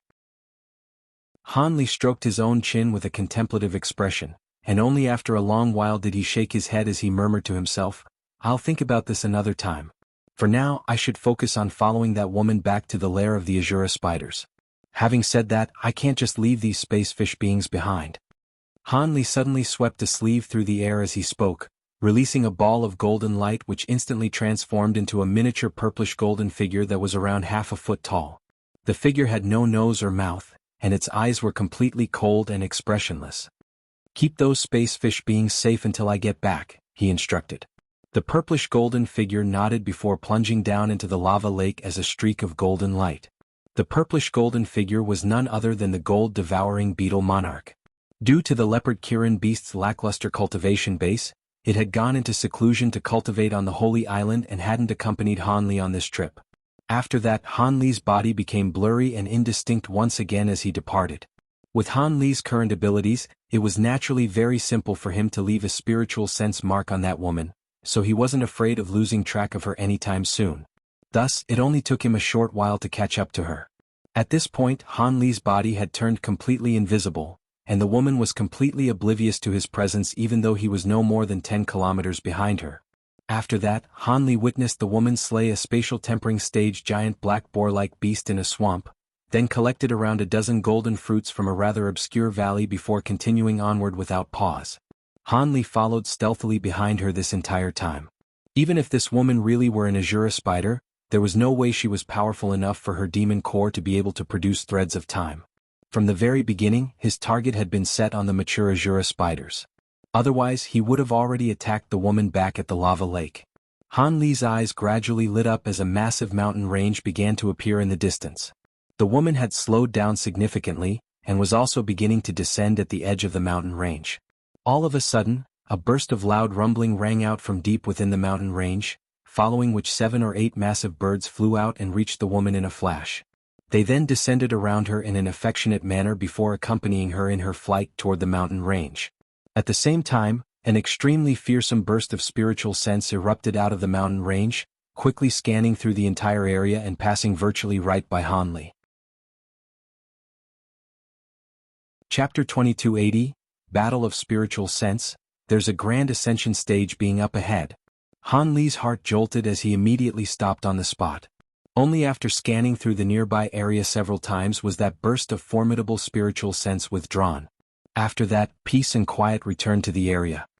An ordinary mature Azura spider definitely can't release spiritual sense of that caliber. Could it be that there really is an Azura spider here more powerful than the average Grand Ascension stage being? If so, then if I get any closer than this, I won't be able to conceal myself from their spiritual sense using normal concealment secret techniques. However, the fact that their spiritual sense could be released this far without waning in the slightest indicates that they're using some type of enhancement treasure, Han Li murmured to himself as a grim look appeared on his face. If this Azura spider really were comparable in power to a true spirit being, then even he would be ill-advised to take it lightly. After contemplating the situation for a long while, he finally made a decision. He flipped a hand over to summon a purple talisman, which immediately exploded into a cloud of purple mist that enveloped his entire body, and once the mist scattered, he was nowhere to be seen. As a safety precaution, Han Li had used his high zenith invisibility talisman once again. Now that he had attained an insubstantial form, he was able to drift deeper into the mountain range without any inhibitions. Even though he was unable to travel at his full speed in his current form, he was still able to quickly make his way into the mountain range. At this point he was already quite far away from the young woman, but through the spiritual sense mark he had planted on her, he was still able to clearly sense her exact location. Thus, Han Li wasn't in a rush to catch up to her and merely continued onward in an unhurried manner. However, after venturing close to 10,000 kilometers into the mountain range, his brows began to furrow slightly. He had thought that due to the presence of the Azura spider lair here, there would definitely be very few other beasts here, and at the very least there wouldn't be any particularly powerful ones. However, in the scope covered by his spiritual sense alone, he had already discovered several tens of deity transformation and spatial tempering stage beasts, as well as 2 body integration stage birds. One of the 2 birds was crimson in color and was as massive as a cow, while the other was covered in steely gray feathers with a hideous fleshy lump on its head. The 2 of them were perched on the branch of a giant tree several hundred kilometers away from Han Li, and one of them was constantly looking around, while the other seemed to have fallen asleep. As for the other beasts in the area, all of them human-beast hybrids, and they were patrolling the area in several groups. The beasts of the small Azura realm seemed to have all been conscripted by the Azura spiders, and that was quite remarkable to Han Li. The spirit monarch had never mentioned that Azura spiders had the habit of recruiting other beasts. It seemed that either the spirit monarch had underestimated the intelligence of these Azura spiders, or something had to have happened in the small Azura realm to result in this scenario. The fact that even a spatial tempering stage Azura spider was able to manifest a human form made Han Li lean more toward the latter option. With that in mind, Han Li became rather wary of the Azura spiders up ahead, but he still followed along behind the young woman without pause. After a while, Han Li had covered a distance of hundreds of thousands of kilometers, and he finally caught sight of an azure stone city in the distance on a plain that was situated in the middle of a cluster of mountains. The city was entirely constructed from massive azure stone blocks with walls that were thousands of feet tall, but it only covered a radius of several tens of kilometers, so it was more like a stronghold. Aside from some stone beastly statues, there wasn't anything else standing atop the city wall. What was even more peculiar was that the city didn't appear to have any gates, so it was completely isolated within the massive city wall. Blue light flashed within Han Li's eyes as he examined the stone city without using his spiritual sense. But right as his gaze was about to pierce through the city wall, countless white runes suddenly appeared in his field of view, transforming into a series of white lotus flowers that obstructed his gaze. That's the mystical white lotus restriction. How could it have been set up here? Han Li exclaimed as a stunned look appeared on his face. This restriction was one that was unique to a certain major race in the spirit realm, and it was capable of keeping out even the spiritual sense of Grand Ascension stage beings. How were the Azura spiders capable of setting up such a restriction? Before Han Li had a chance to ponder this notion any further, a wisp of spiritual sense within his mind abruptly jolted, and his expression immediately darkened. Almost at the exact same moment, an earth-shattering boom rang out from within the stone city, following which a mountainous crimson spider projection emerged in the sky. The spider projection cast a cold and forbidding gaze throughout the surrounding area, and the same formidable spiritual sense that had appeared at the edge of the mountain range immediately swept over the entire landscape. Despite how powerful this burst of spiritual sense was, it was unable to detect Han Li in his insubstantial form, and it could only return to the giant spider projection's body in the end. A hint of fury appeared on the spider projection's face following its failed search, and a bone-chilling harumph rang out, followed by a coarse female voice. "Which fellow Taoist has come to visit my heavenly spider city? And why have you planted a spiritual sense mark on my junior? Why don't you come into the city to meet me?" The voice echoed several times, and it was audible throughout the majority of the mountain range. All of the beasts aside from the ones that were subsidiaries to the Azura spiders immediately bowed down onto the ground while trembling incessantly, but the voice was met by complete silence. "It looks like you're very confident in your concealment technique and are determined to hide. In that case, I'll be waiting for you in my city." The female voice had spiked up a few octaves from fury, and immediately thereafter, the giant spider projection in the sky disintegrated amid a burst of violent energy fluctuations. At this moment, Han Li was situated hundreds of kilometers away from the stone city with his eyes slightly narrowed, and all of a sudden, he released his enormous spiritual sense toward the city without hiding it any longer. A massive white lotus flower projection immediately emerged from the city to clash with his spiritual sense. A dull rumbling boom rang out, and the white lotus flower immediately began to warp in the face of Han Li's overwhelming spiritual sense, then abruptly exploded on the spot. Han Li had released as close to 70% of all of his spiritual sense, which was comparable to the combined spiritual sense of 3 to 4 ordinary Grand Ascension stage beings. The mystical white lotus projection was vastly renowned in the spirit realm, but there was no way it could resist his overbearing spiritual sense. If his spiritual sense were allowed to descend upon the stone city, all of the living beings within the city that were below the Grand Ascension stage would most likely have their souls immediately explode. "How dare you?" The same coarse female voice rang out within the stone city again, and the spiritual sense of the voice's owner also erupted forth to clash with Han Li's spiritual sense. A string of deafening booms immediately rang out above the stone city alongside bursts of violent energy fluctuations that threatened to shatter this entire space. The owner of the female voice was no ordinary Grand Ascension stage being, but her spiritual sense naturally couldn't compare with that of Han Li, and after just a few clashes she was quickly forced onto the back foot. The woman was quite alarmed to see this and she hurriedly yelled, "Hurry up! What are you waiting for?" Han Li's pupils immediately contracted upon hearing this. Almost at the exact same moment, a man harumphed coldly within the stone city, and another burst of powerful spiritual sense rose up before combining as one with the woman's spiritual sense to contend with Han Li. Han Li's expression changed slightly after just a brief clash with the man's spiritual sense. This is no ordinary Grand Ascension stage being either. However, he quickly discovered that the two of them were only just barely able to withstand his spiritual sense, and a cold look flashed through his eyes as he increased his spiritual sense output to 90%. Another earth-shattering boom rang out, and the man and woman in the stone city were completely bewildered as even their combined spiritual sense was gradually being forced onto the back foot. How could anyone possess such powerful spiritual sense? Who exactly was this person? A hint of fear began to well up in both of their hearts.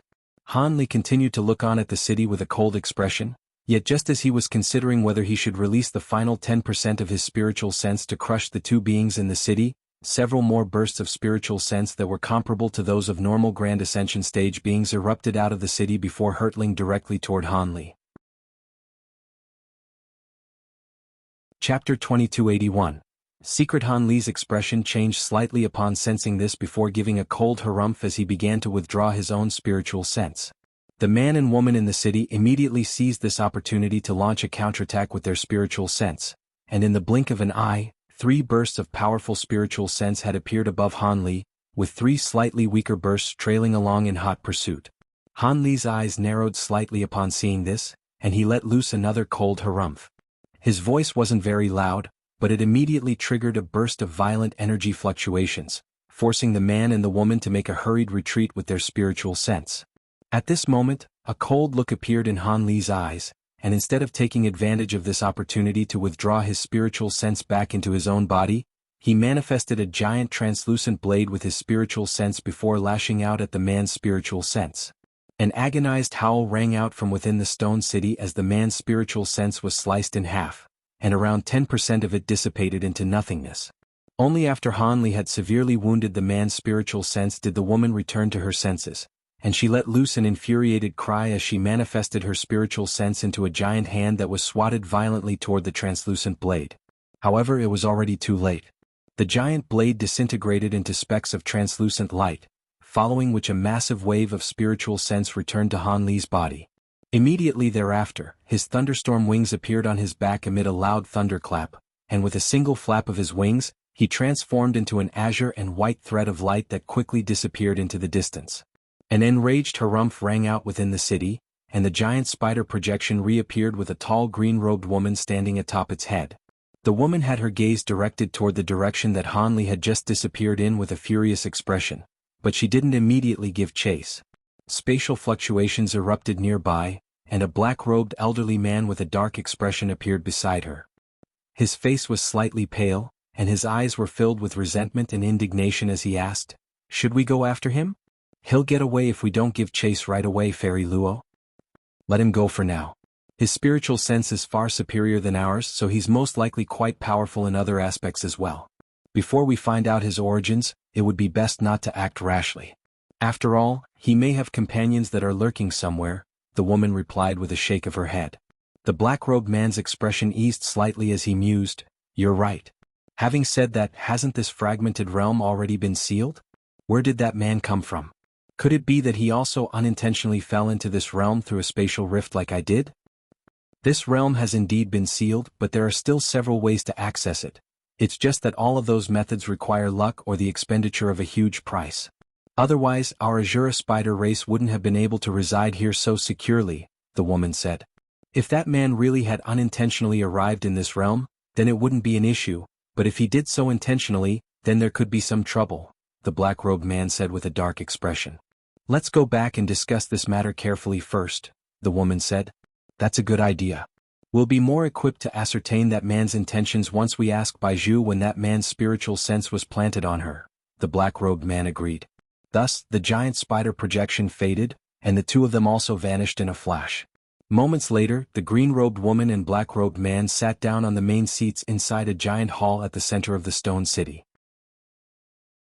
There were 3 middle-aged figures standing before them, one of whom was a woman, while the other 2 were men. The auras emanating from their bodies seemed to be no lesser than that of normal Grand Ascension stage beings, and behind them stood 17 or 18 other figures that were giving off spatial tempering stage auras. One of them was none other than the young woman that had drawn Han Li here from the lava lake.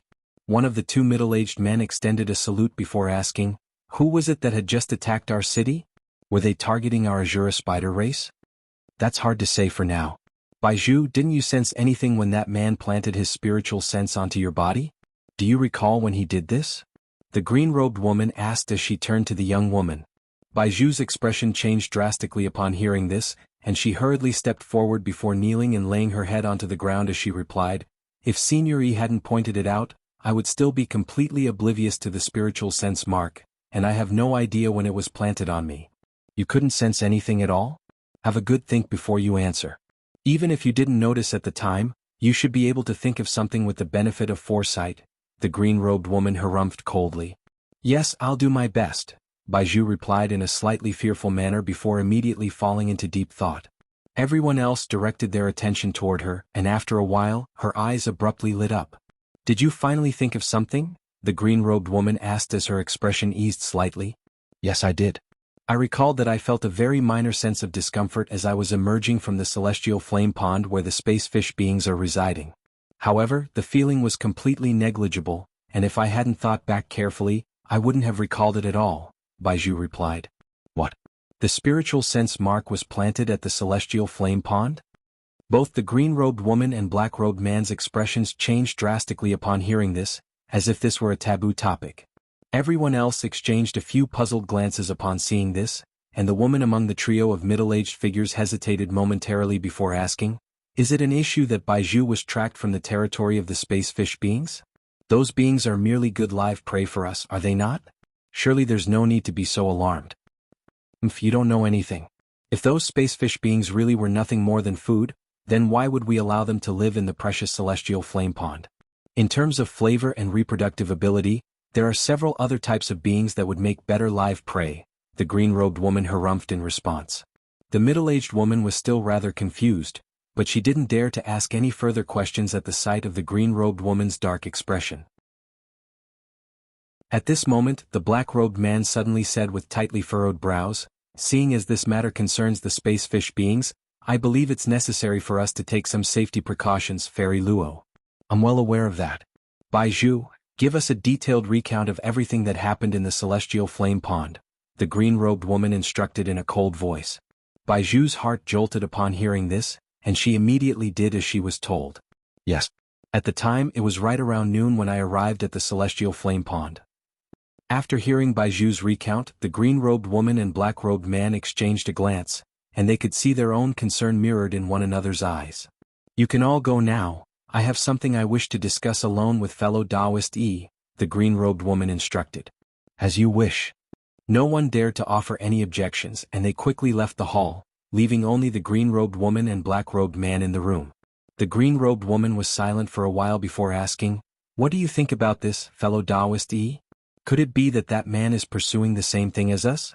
Otherwise, the precious resources in the small Azura realm alone wouldn't be enough to attract such a powerful being." "I doubt it. That thing is something that we only figured out from a moment of inspiration after pondering the matter for many years. How could someone else be aware of it?" "I think it's a coincidence," the elderly man replied with a calm expression. "I was thinking the same thing. However, that doesn't mean that that man isn't here to target our Azura spider race. After all, Azura spiders are extremely sought after for beings from other realms," the green-robed woman replied in a cautious manner. "That is indeed a possibility. However, if he really is here to come after your Azura spider race, then he definitely isn't alone. He should have a few allies," the black-robed man said. "That's a good point, fellow Taoist E. It's quite difficult to ascertain that man's intentions with the limited information that we have, but if we can find out whether he has allies in this realm, we'll be able to roughly guess his intentions." The green-robed woman then flipped a hand over to produce a formation plate before speaking into it. "Summon Wu Ying and Wan Feng to come and see me." Shortly thereafter, a gust of fierce wind and a ball of yellow light swept into the hall and arrived before the green-robed woman and black-robed man. Chapter 2282, Shen Wu True Blood. This was a pair of young men with vastly contrasting appearances. One of them was a silver-armored man with a head of white hair and a set of handsome facial features, while the other was a very thin and short yellow-robed man with a less than pleasant appearance. Both of them were giving off mid-body integration stage auras, and they immediately extended respectful salutes toward the pair in the hall. The silver-armored man asked, "Do you have some instructions for us, seniors?" "No need for formalities. I'm sure you two have heard about what's just happened outside the city, right?" the green-robed woman asked. The silver-armored man's heart stirred slightly upon hearing this, and he replied in a cautious manner, "We have, but all we know is that we were attacked by a being who seems to be very powerful. Brother E and I have some ideas about what that man's intentions may be, but we require confirmation, so we need you two to do some investigating," the green-robed woman said. The pair of young men had already guessed that such a task was waiting for them, but their expression still changed slightly upon hearing this. The The silver-armored man was feeling very uneasy, but he could only muster up some courage before replying, "Air. That man's powers are clearly far beyond ours. I'm afraid that if we were to undertake this task, it would inevitably end in failure and pose a further hindrance to the two of you." The green-robed woman's expression darkened slightly, and a hint of impatience crept into her voice as she said, "Humph, so you two are scared. Rest assured, I'm not asking you to go after that man. What I want is for you to use your concealment abilities to see if there are any other unfamiliar people in the small Azura realm aside from that man. With your powers, that should be easily achievable, right?" The yellow-robed man was also quite uneasy, but he was greatly relieved to hear this. "I see. In that case there are no issues, we'll set off right away." The silver-armored young man was still rather hesitant, but he also agreed in the end. The green-robed woman gave a pleased nod, then said, "All right, you can go now. This realm isn't very big, so it shouldn't take you more than a few days to ascertain exactly how many outsiders have arrived here." "We'll do our best, seniors," the two young men answered in unison, then departed from the hall. As soon as they emerged outside, both of them turned to one another with wry smiles on their faces. "Let's go then. We've already accepted the task, so we'll have to split up and complete it to the best of our abilities. If that man does have companions, then they're most likely quite powerful as well. So make sure to be careful, Brother One," the silver-armored man said as he cupped his fist in a parting salute. "Thank you for the words of concern, Brother Wu Ying. I can summon tens of thousands of clones, so even if I encounter a Grand Ascension stage being, there's a good chance I'll be able to escape. In contrast, your concealment ability is extremely profound, but you could be in some danger if you encounter someone with an ability that just so happens to suppress yours," the yellow-robed man replied with a salute as well. The silver-armored man merely nodded with a smile before energy fluctuations erupted around his body, and he rose up into the air as a gust of fierce wind. As for the yellow-robed man, his body abruptly scattered into specks of yellow light, and within each speck of light was a huge thumb-sized yellow hornet. The entire hornet swarm was led by the largest hornet among their ranks, and they quickly flew away into the distant sky as well. Meanwhile, the green-robed woman and black-robed man were discussing something else in the hall. "As a safety precaution, I still think it's necessary for us to bring the space fish beings into the city. If we can do that, we won't have to worry about any mishaps arising," the black-robed man said in a cautious manner. "If it were that easy to control them, then I would have done so long ago. Unfortunately, the space fish beings can only reside long-term in a place with celestial flames. On top of that, all of those space fish beings have sworn blood vows in the past, so if we try to abduct them by force, they'd sooner activate their bloodline power to commit suicide than compete with us," the green-robed woman replied. "That's quite troublesome, but I've recently mastered a new ability that can resolve this issue, albeit at some costs," the black-robed man said with furrowed brows. The green-robed woman's expression changed slightly upon hearing. "Oh? What cost are you referring to, fellow Daoisti?" "I'm referring to some members of the space fish race, of course," the elderly man replied. "That won't do. There are very few space fish beings to begin with, and it's taken me a massive amount of effort to increase their population to this point. If we sacrifice some of their numbers, when will we ever be able to complete our plan? Besides, there's barely anyone who knows the secret of the space fish race aside from us, so they shouldn't attract much attention. If we were to try and bring them to the city, it would actually make things worse, as that would alert others to the fact that these space fish beings are very important to us," the green-robed woman refused. "That's true. If I hadn't unintentionally fallen into this realm and discovered the existence of the space fish race and your Azura spider race, I would have never imagined that the ancient secret I had learned would be useful someday. Seeing as you're unwilling to take the risk, then so be it. Having said that, as a safety precaution, we should still send some people to keep an eye on the celestial flame pond. If something were to go wrong, we would still have to step in," the black-robed man said. "I had intended to do the same thing, fellow Taoist E," the green-robed woman agreed on this occasion. After that, the two of them began to discuss which people to send to the celestial flame pond.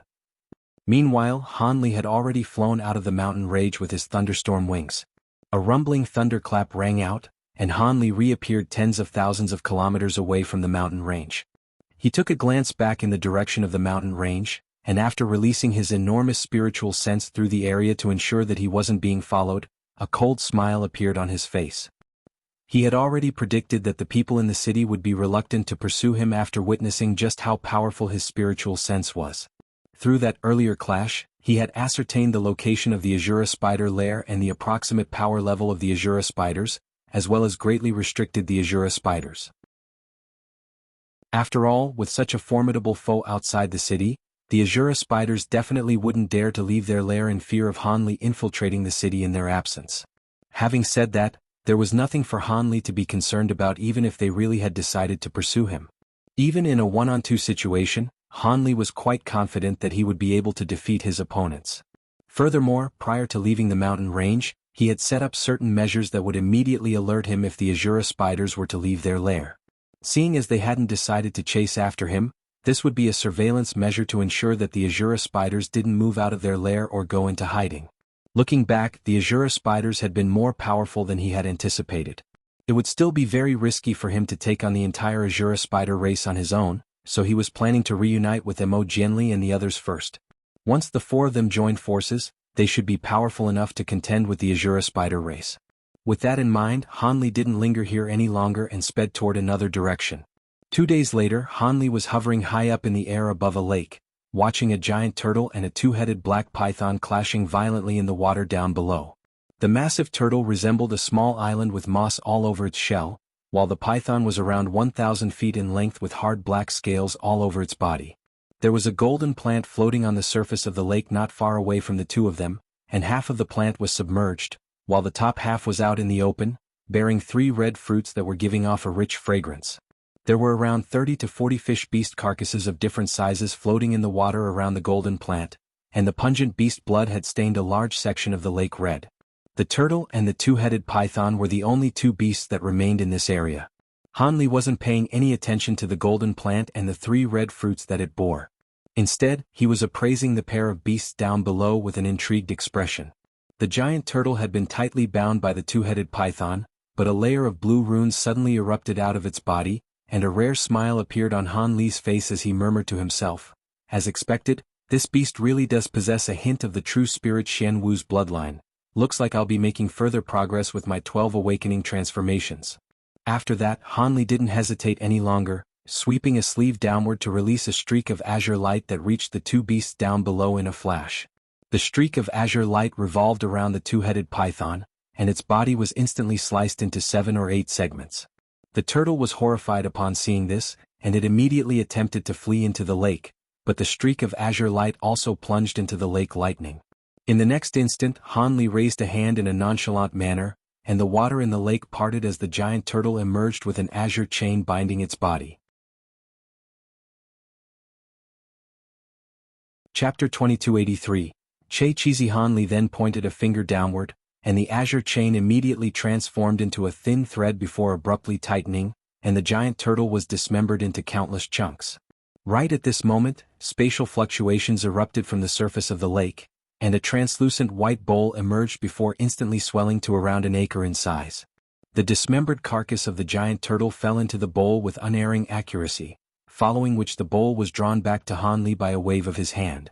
During its flight, it returned to its original size, and in the blink of an eye, it had returned to Han Li's grasp.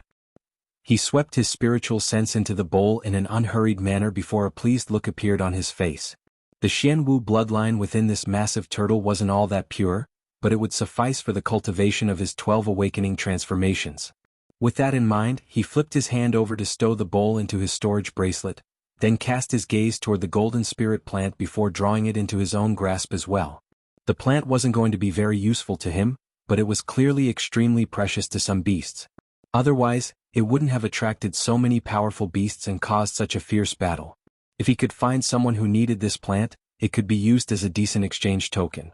After that, Han Li released a burst of silver flames to incinerate all of the beast carcasses on the surface of the lake into ashes, then prepared to depart.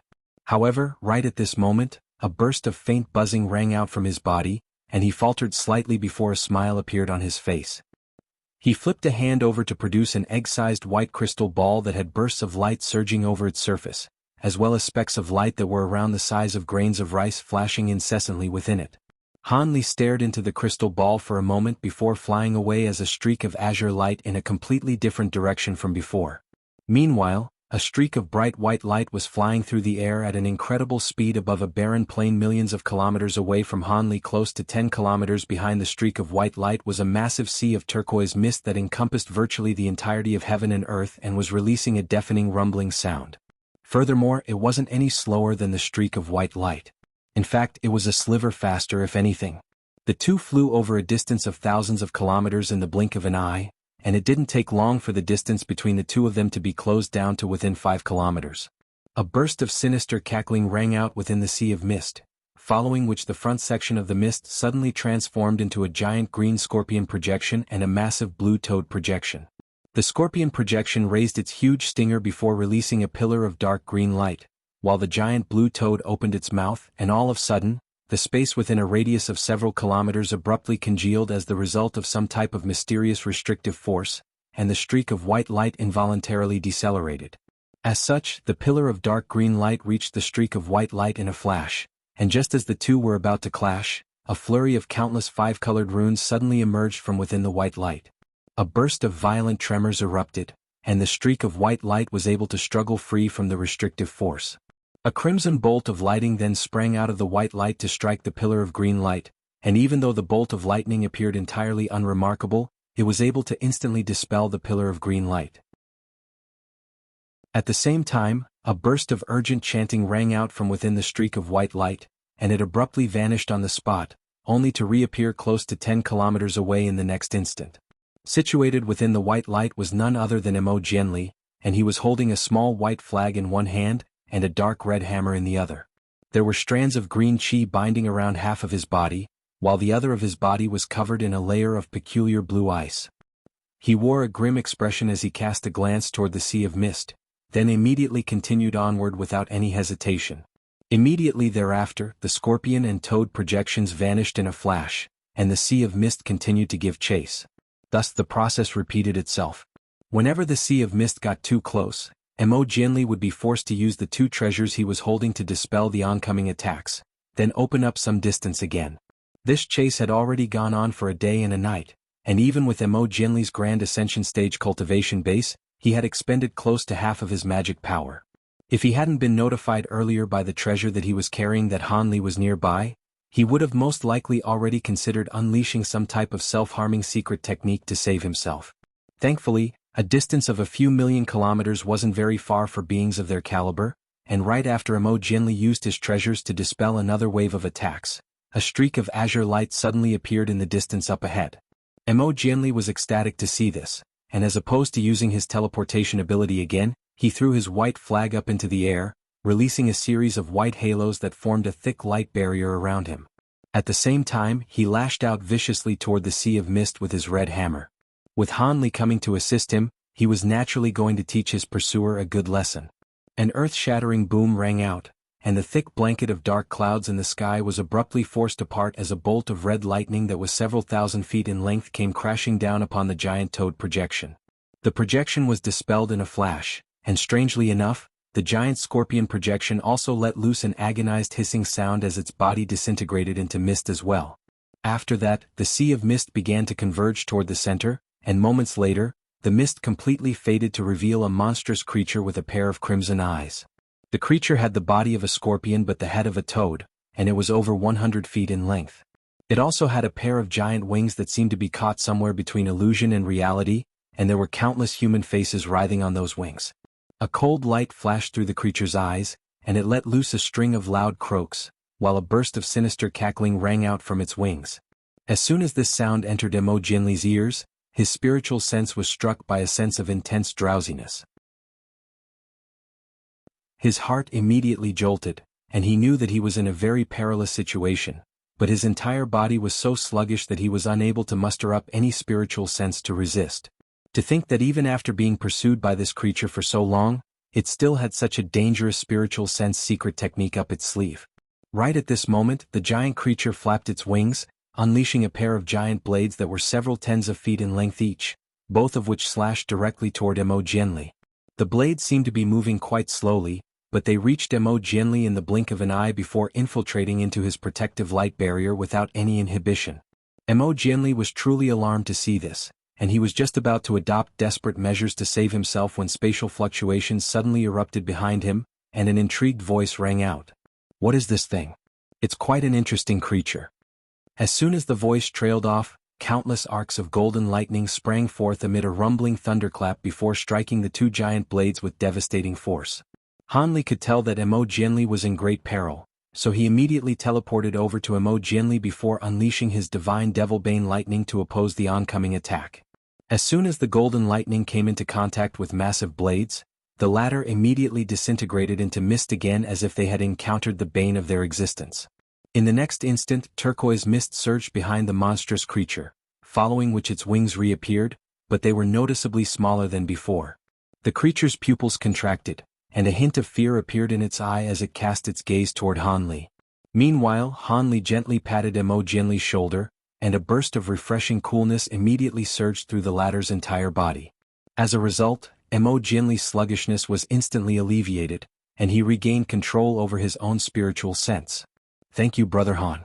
This Che-Chizi was a vastly renowned creature even in the ancient Azura.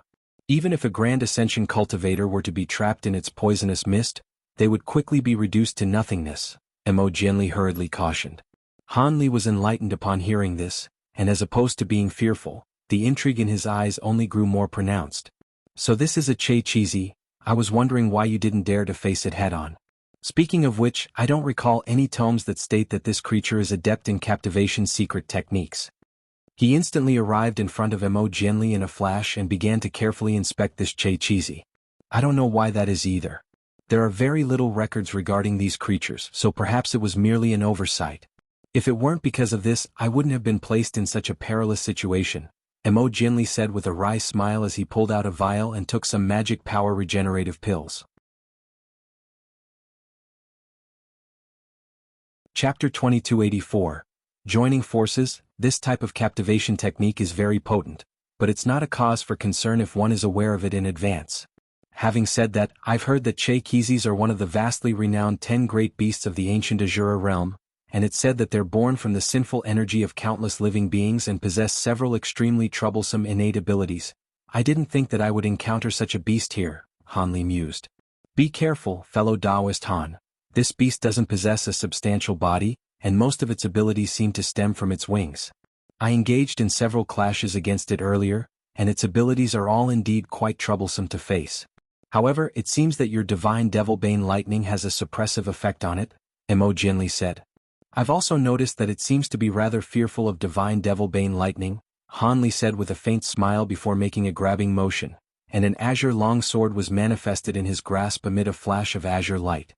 He slashed the sword through the air, and a giant sword projection that was over 1,000 feet in length appeared above the Che-Chizi in a flash. Countless arcs of golden lightning then erupted over the surface of the sword projection before it came crashing down with devastating force.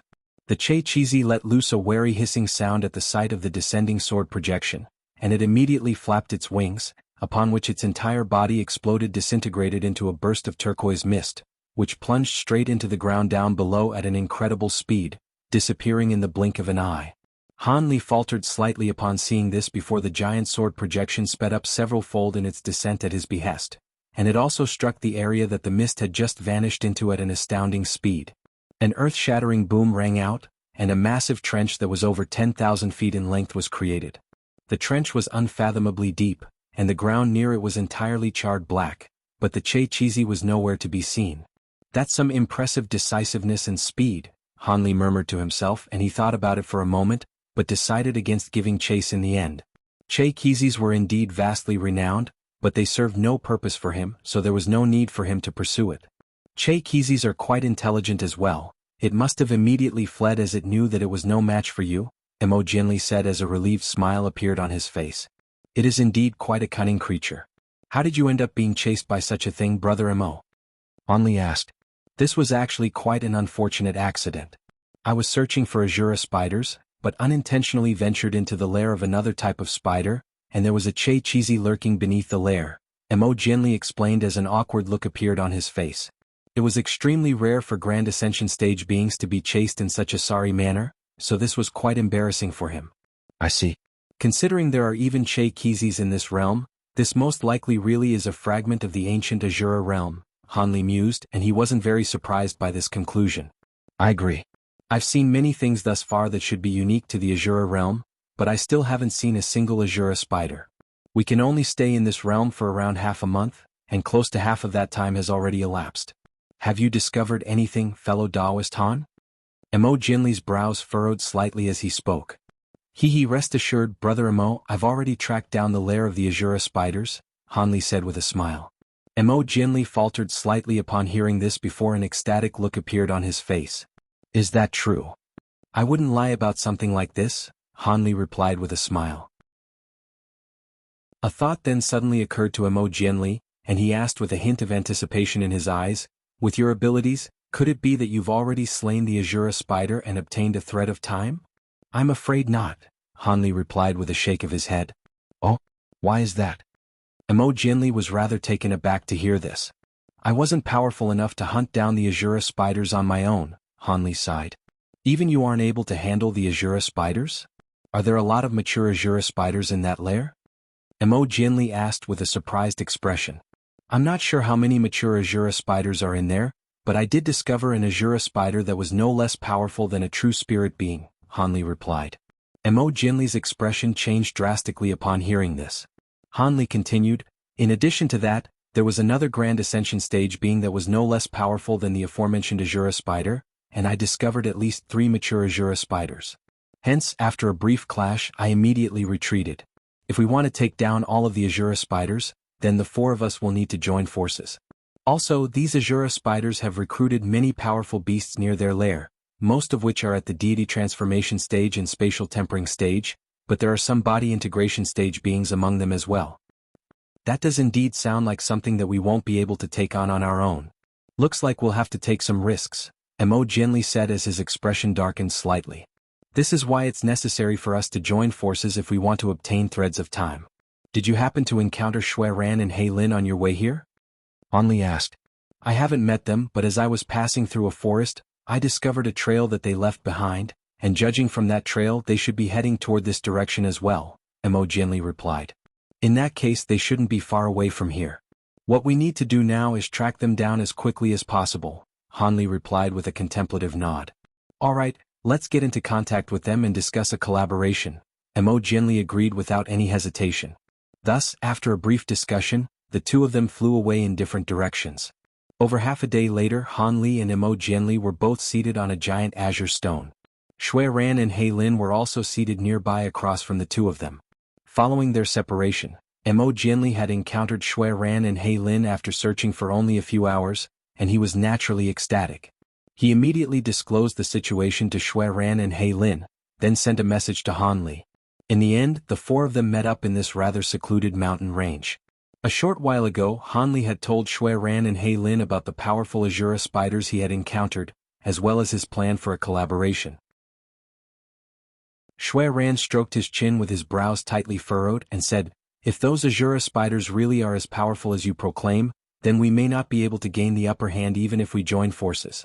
He Lin and myself will only be able to keep the most powerful Azura spider or that foreign Grand Ascension stage being occupied. Will you and fellow Taoist Emo be able to take on the rest? Instead of offering an immediate response, Han Li turned to Emo Jinli with a smile, and asked, what do you think, Brother Emo? I wouldn't be able to take on the most powerful Azura spider or that foreign Grand Ascension stage being, but I should be able to stall those 3 mature Azura spiders for some time, Emo Jinli replied after a brief moment of contemplation. In that case, does fellow Taoist Han intend to face one of the 2 most powerful Grand Ascension stage beings on his own? He Lin asked as he glanced at Han Li out of the corner of his eyes, clearly not very confident in Han Li's abilities. That's exactly what I intend to do. Which of those 2 are you planning to take on? Han Li asked. Shui Ran and He Lin were rather taken aback by this response, and only after exchanging a slightly bewildered glance did Shui Ran reply, I can see that you're very confident. In that case the 2 of us will do our best as well. Judging from your description, that female Azura spider seems to be the most powerful of the bunch, so we'll take her on. However, let's clarify one thing first. How are we going to split the cores of the Azura spiders if we secure victory here? That's simple. The one who kills the Azura spider gets to keep the core, Han Li replied without any hesitation. Emo Jinli's expression changed slightly upon hearing this, while Shui Ran and He Lin were very pleased by this answer. You're a straightforward man, fellow Taoist Han. In that case, wouldn't you be at a disadvantage? Not necessarily. If I can take care of my opponent before you do, perhaps I'll be able to track down other mature Azura spiders in the lair, and I certainly won't be holding back. Alternatively, perhaps I'll land the killing blow on your opponent if you take too long, Han Li chuckled. If you really can defeat your opponent faster than we do, then you're entitled to step in. Neither of us will have any complaints, Shui Ran replied with a confident smile. In that case, let's rest for half a day and head to the lair tomorrow morning. We don't have much time left, so it would be best to make haste, Han Li suggested with a smile. Shui Ran and He Lin naturally had no objections to this. Before that, let me take care of this pesky little pest first, He Lin suddenly said as he rose to his feet. Chapter 2285. News. As soon as his voice trailed off, he suddenly reached out behind him in a flash, and a deafening boom rang out as a burst of enormous invisible power surged toward that direction like a giant net. A blurry yellow figure was completely caught off guard and forced to reveal himself, but he was somehow able to struggle free as he twisted around in an alarmed manner, then sped away as a streak of yellow light. Humph, you think you can still get away? A cold look appeared on He Lin's face as he curled his fingers inward before pulling back his arm. A dull thump rang out as a giant black palm emerged in the air above the yellow figure before swooping down like lightning. The yellow figure tried to evade with all his might, but on this occasion his efforts proved to be futile, and he was immediately caught by the giant hand. A cold smile appeared on He Lin's face as he drew the yellow figure back toward himself, and at this point, the figure had been revealed to everyone as a thin yellow-robed young man.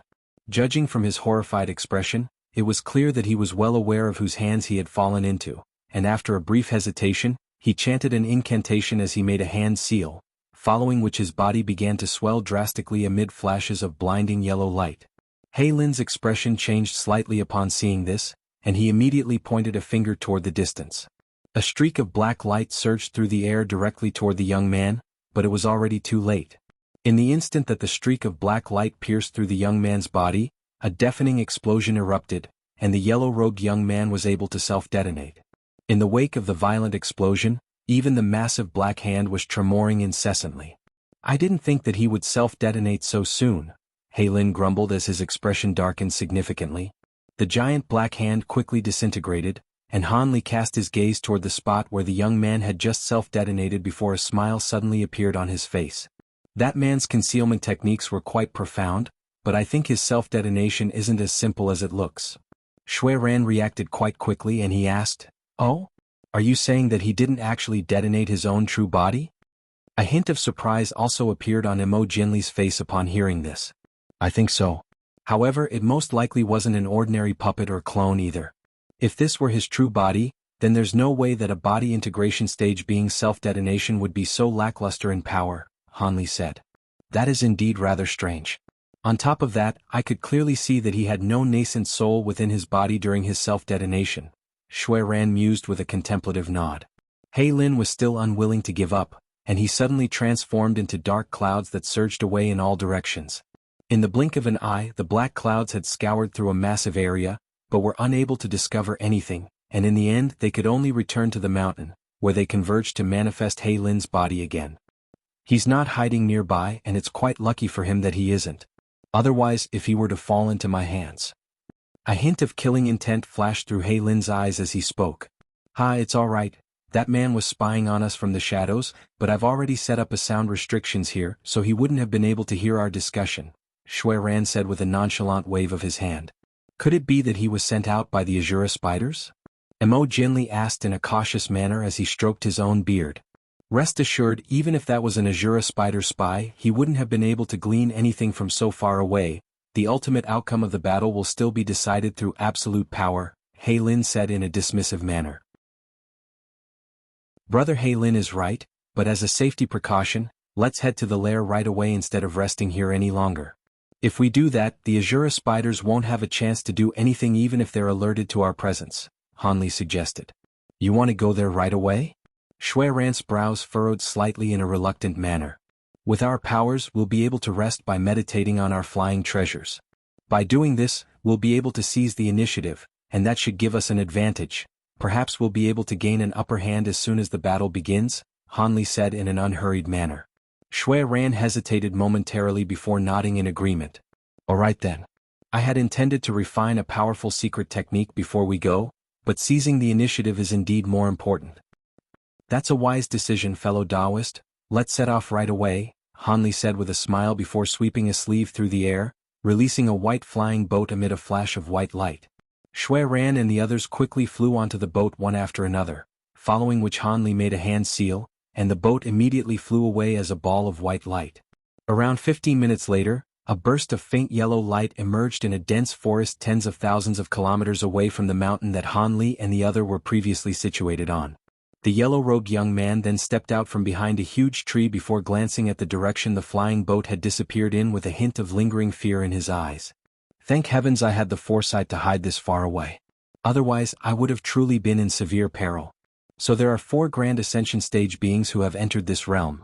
It's a pity that my clone was unable to hear their conversation, so I still don't know whether they're targeting the Azura spider race.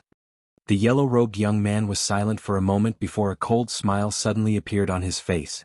Regardless of whether those people are going after the Azura spider race, all I need to do is send this information back to them, then hide out here for a few days to weather the storm. Having made that decision, he opened his mouth to expel a white wooden badge before grabbing onto it, then waved it through the air a few times.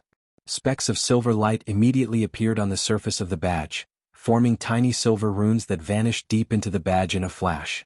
Meanwhile, the green-robed woman and the black-robed elderly man were discussing something in a secret chamber within the stone city that was the lair of the Azura spiders.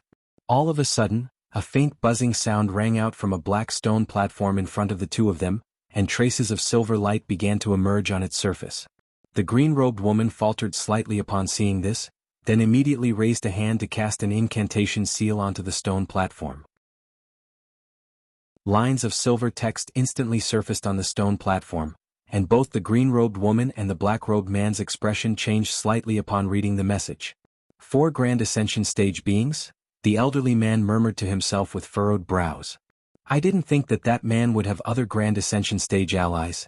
This is very troubling, the green-robed woman said with a grim expression.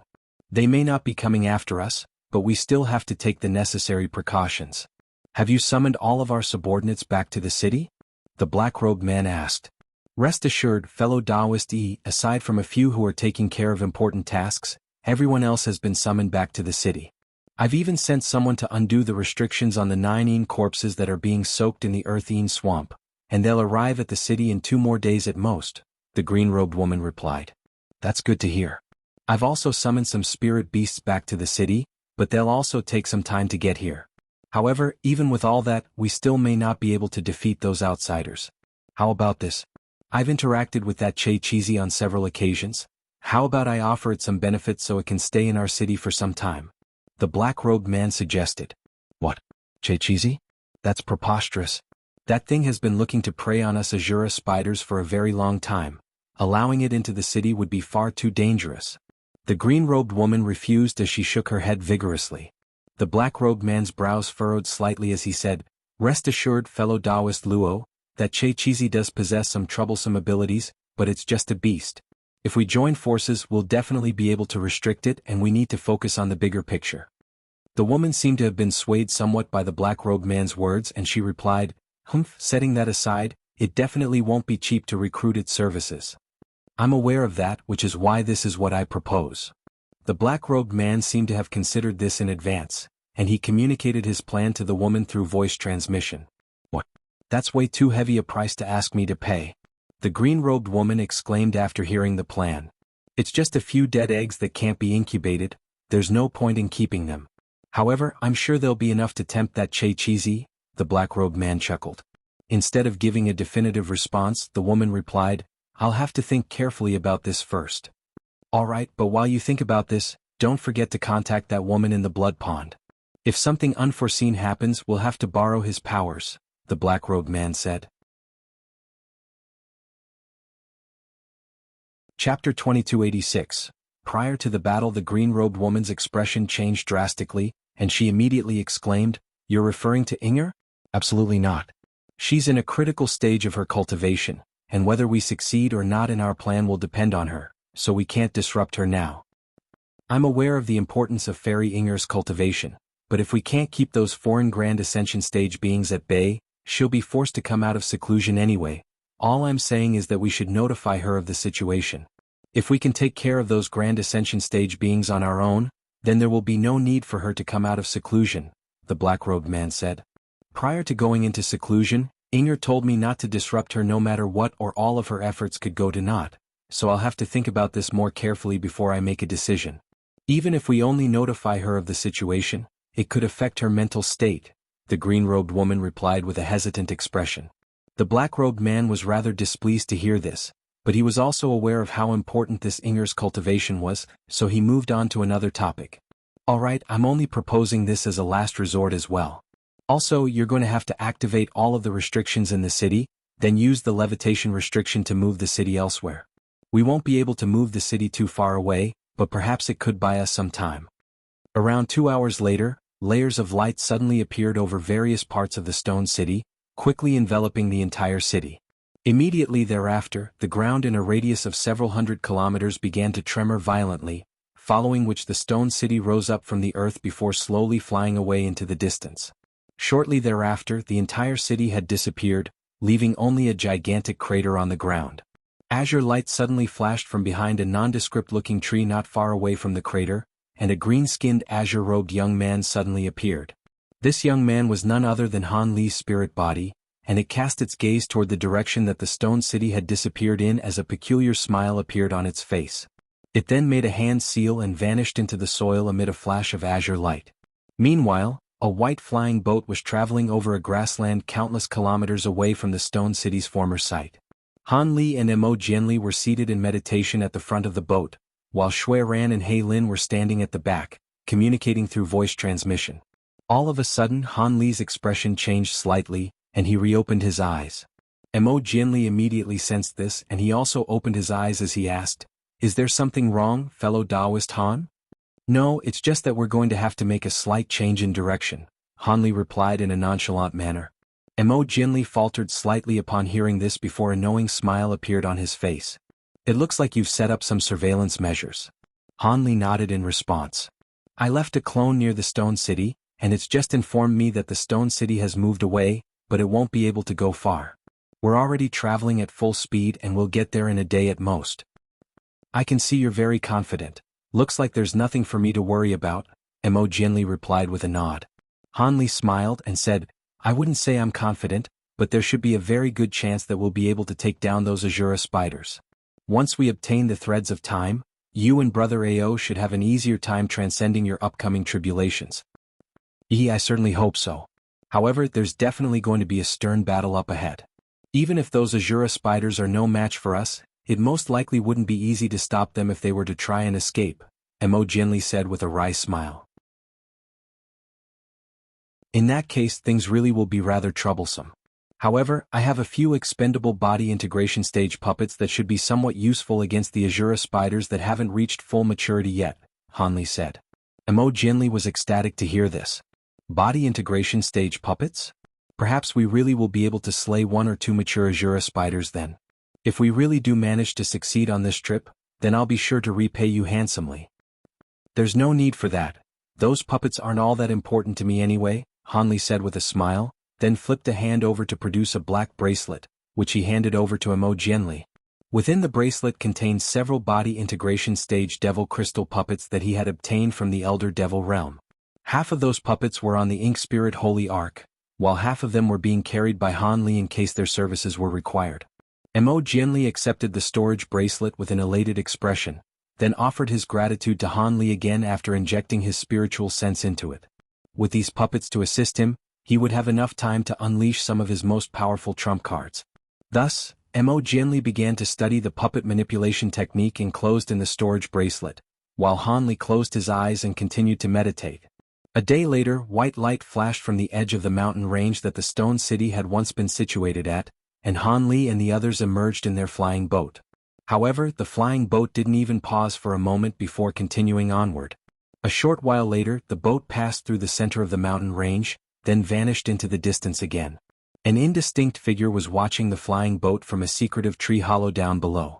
Only after the flying boat completely disappeared from view did the figure emerge from the tree hollow, revealing him to be a silver-robed young man.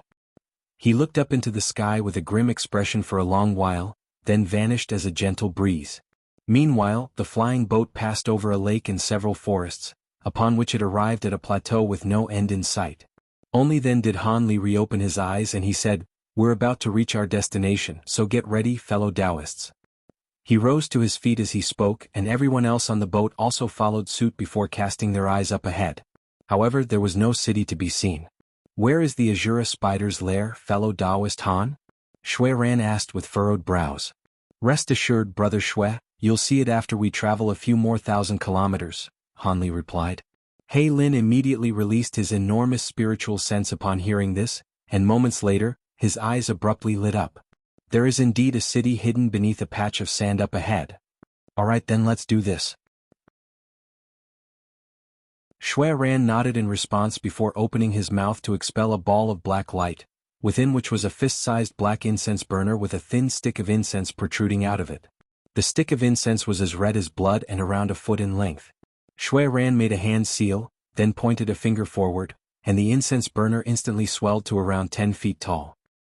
He then opened his mouth to expel a burst of crimson flames that ignited the stick of incense, and a rank odor immediately began to waft through the air. Immediately thereafter, Shui Ran began to chant something, and a string of ghostly wails suddenly rang out from within the incense burner. At the same time, 8 balls of crimson light flew out of Shui Ran's body, each of which sat an infant with crimson patterns all over their delicate skin and extremely unsettling smiles on their faces. Meanwhile, He Lin laid a hand onto a leather pouch hanging from his waist, and a burst of black qi immediately flew out of the pouch before forming a black cloud that was around an acre in size high up in the sky. Incessant hissing could be heard within the black cloud, indicating that there was something lurking in there. Immediately thereafter, He Lin swept his sleeves through the air, releasing around a dozen black flags that vanished into thin air in a flash. At the same time, Mo Jianli had also summoned a pair of spirit beast bracelets, which released a snowy white flying tiger and a crimson fiery bird, both of which were giving off body integration stage auras. Mo Jianli then made a hand seal and several treasures flew out of his body.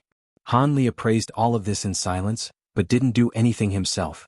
A distance of several thousand kilometers was covered in mere moments, and all of a sudden, Han Li tapped a foot down onto a formation plate beneath him, upon which the flying boat drew to an abrupt halt. Shui Ran looked down at the vast expanse of sand below, and a cold smile appeared on his face as he uttered the word break. The infants hovering in the balls of crimson light around him immediately opened their mouths in unison at his behest, releasing 8 pillars of crimson light that descended from above. Chapter 2287 Battle Against the Azura Spiders 1. All of the pillars of crimson light plunged into the ground down below in a flash, and the earth immediately began to tremor before widening rifts began to appear on its surface. At the same time, He Lin made a grabbing motion to summon a purplish golden staff, which he swung downward, unleashing a giant staff projection around 10,000 feet in length that crashed down onto the ground like a divine weapon. An earth-shattering boom rang out, and the entire ground was completely shattered, creating a massive crater in the desert. He Lin chortled as he raised his staff again, preparing to unleash even more attacks, but right at this moment, countless pillars of light of different colors erupted out of the crater in the sand. Immediately thereafter, the desert bulged, and a stone city that was enshrouded within several layers of light barriers slowly emerged. Standing atop the wall directly in front of the stone city were the green-robed woman, black-robed man, and several hundred subordinates, all of whom were appraising Han Li's group with grim expressions. The green-robed woman was extremely infuriated, but she forcibly repressed her temper as she asked, "So it really is you? May I ask how our Azura spider race has offended you?" Han Li's incredible spiritual sense had left her with a very deep impression, and she didn't want to have to battle him if it were avoidable, even though it was clear that Han Li's group wasn't here for a diplomatic meeting. Of course, the green-robed woman was also trying to stall for time so more of their reinforcements could return. We haven't ever crossed paths before, so you naturally haven't offended me in any way, but we came into this realm specifically for your Azura spider race. If you're willing to hand over the cores of your brethren, then we could end this peacefully," He Lin replied with a sinister smile in Han Li's stead. The green-robed woman's expression changed drastically upon hearing this. "You want the cores of our brethren? In that case you must be trying to harness our powers of time." "Not exactly, but that's close enough. So, Are you willing to hand over the cores? Shui Ran asked. Keep dreaming. Seeing as you've made your intentions clear, there's no need for any further discussion.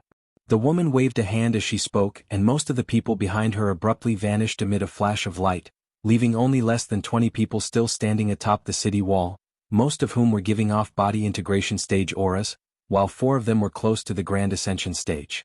Those 4 were all mature Azura spiders, and Emo Jinli's expression immediately changed slightly upon seeing this.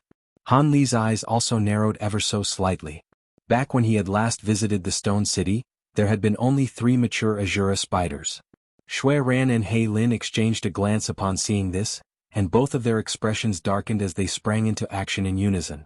Shui Ran flicked a finger toward the giant incense burner before him, and the rank odor emanating from the burner became drastically more pronounced, while a series of specks of azure light appeared above it.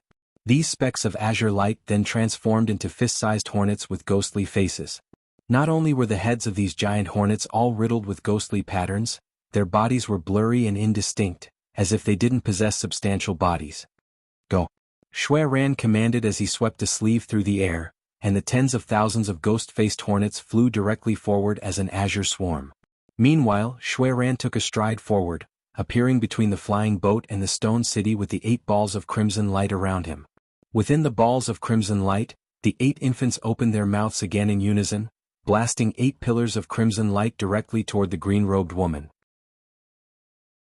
The woman was just about to say something to the black-robed man beside her, but she was infuriated by this blatant act of provocation, and she also emerged before Shui Ran amid a flash of silver light, then swept a hand through the air to release a ball of golden light. The ball of golden light managed to withstand all 8 pillars of crimson light, and only then was it revealed to be a giant golden shield that was over 20 feet tall. As all of this was taking place, Han Li and the black-robed man were appraising each other from afar, displaying no intention to intervene. At this moment, the swarm of ghost-faced wasps also reached the green-robed woman before descending toward her. The green-robed woman harumphed coldly as she swept a sleeve upward, releasing a streak of white light over 100 feet in length that sliced the azure swarm in half down the middle. A string of cracks and pops rang out from within the hornet swarm, and the streak of white light made several laps around the entire swarm, upon which all of the hornets exploded into specks of azure light again. However, not only was Shui Ran not alarmed by this, a sinister smile appeared on his face as he opened his mouth to expel several mouthfuls of blood essence, all of which vanished into the giant incense burner in a flash. The ghostly wails ringing out from within the burner instantly became more pronounced, and wisps of crimson light began to flash within the incense flame. Immediately thereafter, all of the specks of azure light in the distance transformed into azure hornets again. Before the green-robed woman had a chance to unleash her streak of white light again, all of the ghost-faced hornets suddenly vanished in unison. In the next instant, howling winds swept through the nearby area, and a series of semi-transparent wind blades emerged before converging toward her. These attacks appeared to be quite ordinary, but the green-robed woman's expression darkened slightly upon seeing this, and she immediately thrust a hand into the golden shield before her, creating a sound akin to that of a massive gong being struck. The golden shield instantly transformed into a golden light barrier around her, and in the next instant, the storm of wind blades struck the light barrier in a frenzy. The surface of the golden light barrier immediately began to ripple incessantly, but it was able to keep the destructive storm at bay. The green-robed woman then plucked off a few strands of her own hair before blowing upon them, and the strands of hair instantly transformed into around a dozen giant black pythons that were over 1,000 feet in length, all of which pounced directly toward Shui Ran. Shui Ran's expression changed slightly upon seeing this, and he immediately made a hand seal, upon which the infants in the 8 balls of crimson light let loose inhuman roars before transforming into 8 sinister devils with 1 horn on each of their heads. The horned devils then flew toward the oncoming black pythons with crimson flames all over their bodies, while their fingers had transformed into sharp blades that were inflicting wounds upon the pythons with every swipe. In contrast, the pythons possessed formidable strength, whipping their bodies through the air like devastating whips, or biting toward the horned devils with their sharp fangs while expelling clouds of extremely poisonous green mist. Thus, a fierce battle ensued between the 8 horned devils and the giant black pythons, but it was clear that the pythons held the upper hand. Shui Ran's expression darkened slightly upon seeing this, and he was just about to summon another treasure when the green-robed woman laid a hand onto the top of her own head with a fierce expression. A ball of green light immediately shot out of her head, transforming into a mountainous spider projection. The spider was entirely green in color with tufts of hard fur all over its body that resembled steel needles. In the next instant, the spider abruptly vanished on the spot, and Shui Ran was naturally very alarmed to see this. However, before he had a chance to do anything, the green-robed woman opened her mouth to release countless green threads, which instantly appeared near Shui Ran as if by instantaneous teleportation. At the same time, spatial fluctuations erupted above Shui Ran, and a pair of sharp spider claws that resembled lethal hooks emerged before plunging down toward his head like lightning. Shui Ran's heart jolted upon seeing this, and he hurriedly reached into his own sleeve before pulling out a short yellow whip, which he immediately swept upward. A yellow mountain projection that was over 1,000 feet tall appeared in a flash to oppose the pair of sharp claws, and sure enough, the two claws were repelled by the mountain projection with ease. However, the green threads continued onward, preparing to pierce into Shui Ran's protective spiritual light. Right at this moment, purplish-golden light flashed in front of Shui Ran, and a massive staff projection appeared without any warning before transforming into a purplish-golden light barrier to keep the green threads at bay. Immediately thereafter, the staff-wielding He Lin emerged beside Shui Ran amid a burst of spatial fluctuations.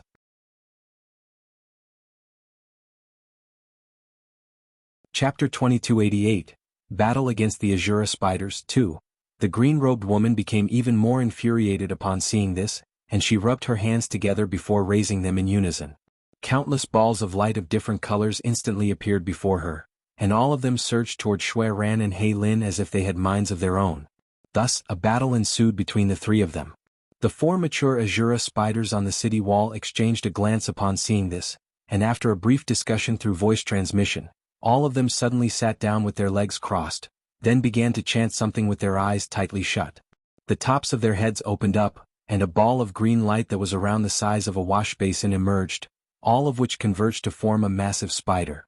The spider was even larger than the one summoned by the green-robed woman, but its body was quite blurry, and it seemed that it was only a projection. As soon as the giant spider projection emerged, it immediately pounced toward Shui Ran and He Lin. The four mature Azura spiders were finally stepping in to assist the green-robed woman. Mo Jianli's expression darkened slightly upon seeing this, and he didn't appear to have done anything, but his body blurred as he abruptly vanished on the spot. In the next instant, spatial fluctuations erupted in front of the spider projection, and a streak of glacial sword chi came hurtling directly toward it. The spider projection immediately opened its cavernous mouth to release a huge net to keep the sword chi at bay, but at the same time, it was also forced to stop in midair. Right at this moment, spatial fluctuations erupted once again, and Mo Jianli emerged with a short sword in his hand. He took a glance at the spider projection, then immediately tossed the sword up into the air. Layers of sword projections instantly appeared, transforming into a sword mountain that came crashing down from above. In response, the four mature Azura spiders switched to different hand seals, and the spider projection pounced directly toward Mo Jianli through the sword mountain as if it didn't even exist. Mo Jianli's heart jolted slightly upon seeing this, and he immediately sent a brick-shaped treasure flying through the air. At the same time, he raised an arm before pointing a finger forward, and the brick began to release scintillating blue light, forming a Tai Chi diagram that hurtled directly through the air. Simultaneously, a speck of black light flashed on his outstretched fingertip, and the space up ahead suddenly collapsed as if it were being crushed by some type of invisible force. The giant spider projection swiped its two front limbs through the air, unleashing a series of claw projections that instantly sliced the Tai Chi diagram into pieces. However, in the next instant, its enormous body crashed into the burst of invisible force, and as a result, it became very slow and sluggish. A cold smile appeared on Mo Jianli's face and he uttered the word, "Explode." The fragments of the Tai Chi diagram immediately began to flash erratically, then exploded into specks of blue light, sending devastating glacial power surging through the air. The spider projection shuddered slightly, and layers of frost quickly materialized over its body.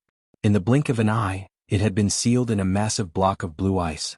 Mo Jianli was ecstatic to see this, and he withdrew his outstretched finger before making a grabbing motion, summoning an inky black talisman that he hurled toward the sealed spider projection without any hesitation. As soon as the black talisman was released, it transformed into a black beast projection with the head of a dragon and the body of a phoenix, then pounced downward in a ferocious manner. The projection was giving off a horrifying aura that was far too powerful for the average Grand Ascension stage being to withstand, and the four mature Azura spiders' expressions changed drastically upon seeing this. All of them opened their eyes in unison, and at the same time, the beastly projection vanished into the block of ice in a flash. However, right at this moment, the spider projection exploded into specks of green light, all of which appeared outside the block of ice.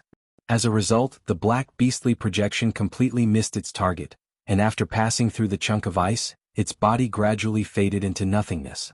Immediately thereafter, the specks of green light converged into four larger balls of light again, all of which sped back toward the city wall before quickly disappearing into the bodies of the four mature Azura spiders. In the next instant, the four mature Azura spiders rose up as four streaks of light and flew directly toward Emo Jianli. Emo Jianli was rather disappointed that his meticulously planned sequence of attacks had failed to achieve the intended effect, and his expression darkened slightly at the sight of the oncoming mature Azura spiders. All of a sudden he flew toward the oncoming opponents as a streak of white light, and spatial fluctuations erupted behind him, upon which the white flying tiger and crimson fiery phoenix also emerged. The trio quickly clashed with the four mature Azura spiders, and another fierce battle commenced. Even with those two powerful spirit beasts to assist him, Emo Jianli was still far inferior in power to four mature Azura spiders. However, whenever the opponent's attacks became too much to handle, Emo Jianli would toss out a few mysterious talismans, or unleash some type of almighty attack, or manifest a few strange beastly projections. As a result, he was just barely able to hold his own against the four mature Azura spiders. All of a sudden, a hint of killing intent flashed through the black-robed man's eyes, and he surreptitiously summoned a golden coin in his hand, which was concealed up his sleeve. However, just as he was about to unleash the coin's power, a calm voice rang out beside his ears. "Your opponent is me, I'd advise you not to get distracted."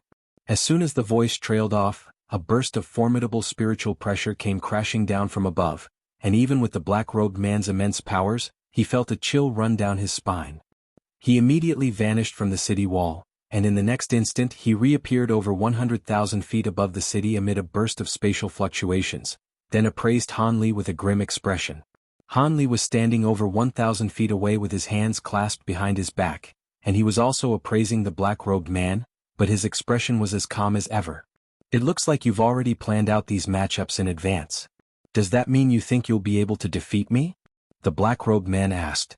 "I'm afraid you're mistaken. After everyone else had chosen, you were the only opponent left. As for whether I'll be able to defeat you, I'll just have to try and see," Han Li replied with a calm smile. It seems that you're very confident. In that case, let's see who's going to come out on top," the black-robed man said in a cold voice, then flipped a hand over to produce an antiquated azure lamp, which he immediately flicked a finger toward. A purple flame was instantly ignited within the lamp, following which the black-robed man uttered the word "rise." An indescribable primordial aura began to emanate from the flame, and all of a sudden 8 more identical lamps emerged, all of which hovered in the air around him. The black-robed man then made a rapid string of hand seals, casting 9 incantation seals of different colors onto the lamps. Bright purple light radiated forth, and the flames within the 9 lamps drifted out before converging to form a head-sized ball of purple flames. Immediately thereafter, a clear cry rang out, and a purple bird that was around a foot in size emerged within the flames. The bird had a very light and agile body with purple feathers, a long canopy and a pair of fiery red ruby-like eyes. It was a beautiful purple peacock. As soon as the peacock appeared, it let loose a clear cry, and it swelled drastically to around 300 to 400 feet in length amid a flash of purple light.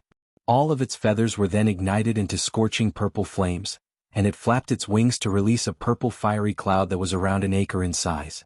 A peculiar look had already appeared on Han Li's face at the sight of the azure lamps, and once the purple peacock was summoned, he was completely rooted to the spot. "That's a Mulan sacred bird," Han Li murmured to himself with a peculiar expression. The summoning method, appearance and aura of this purple phoenix were extremely similar to that of the Mulan sacred bird he had encountered in the human world. Of course, there was no comparison between their powers. That Mulan sacred bird had only been at the deity transformation stage, whereas this one was giving off fearsome spiritual pressure close to the grand ascension stage, forcing even Han Li to take it seriously.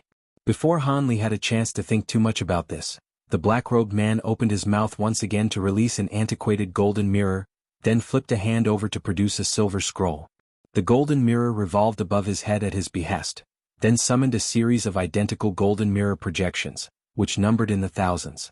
Meanwhile, the silver scroll unfurled on its own, releasing countless silver runes that transformed into 18 expressionless silver-armored warriors that were wielding different weapons. All of them were giving off frosty auras, as if their bodies were constructed from profound ice. "Go and kill that man," the black-robed man roared as he stabbed a finger in Han Li's direction. The purple phoenix immediately flew toward Han Li as a purple fiery cloud alongside the 18 armored warriors at the man's behest, while balls of golden flames erupted out of the mirror projections before crashing down in a devastating storm. Chapter 2289 Battle against the Azura Spiders 3. Han Li naturally couldn't continue to dwell on the subject of the Mulan's sacred beast, and he swept a sleeve through the air to release a ball of silver flames, which transformed into a silver fire raven in a flash. As soon as the fire raven emerged, it swelled drastically to a stature that wasn't inferior to the purple phoenix, then flapped its wings and swooped directly toward the fiery purple cloud. Even before the two massive birds had clashed, the clouds of fire around them crashed into one another, immediately following which the two birds engaged one another in a ferocious battle. A series of sharp avian cries rang out alongside resounding explosions, and the entire sky was illuminated by the scorching purple and silver flames. Meanwhile, thousands of balls of golden flames were crashing down toward Han Li from above. Han Li's expression remained calm as he made a hand seal, and 72 small azure swords flew out of various parts of his body, transforming into around a dozen streaks of identical sword chi. Han Li then swept a sleeve upward before uttering the word break, and the streaks of azure sword chi immediately erupted upward, rapidly tearing through one golden fireball after another. The black-robed man's expression darkened slightly upon seeing this, and he made a strange hand seal, upon which the thousands of mirror projections behind him began to flash with scintillating golden light. Specks of spiritual light flashed erratically above Han Li, and all of the fragments of the golden fireballs came crashing down from above as countless streaks of golden light. However, Han Li wasn't alarmed by this in the slightest, and a cold smile appeared on his face as he pointed a finger toward the streaks of azure sword chi, all of which instantly vanished into thin air. In the next instant, piercing azure light flashed above Han Li, and the streaks of azure sword chi reappeared before converging to form a massive azure lotus flower around an acre in size.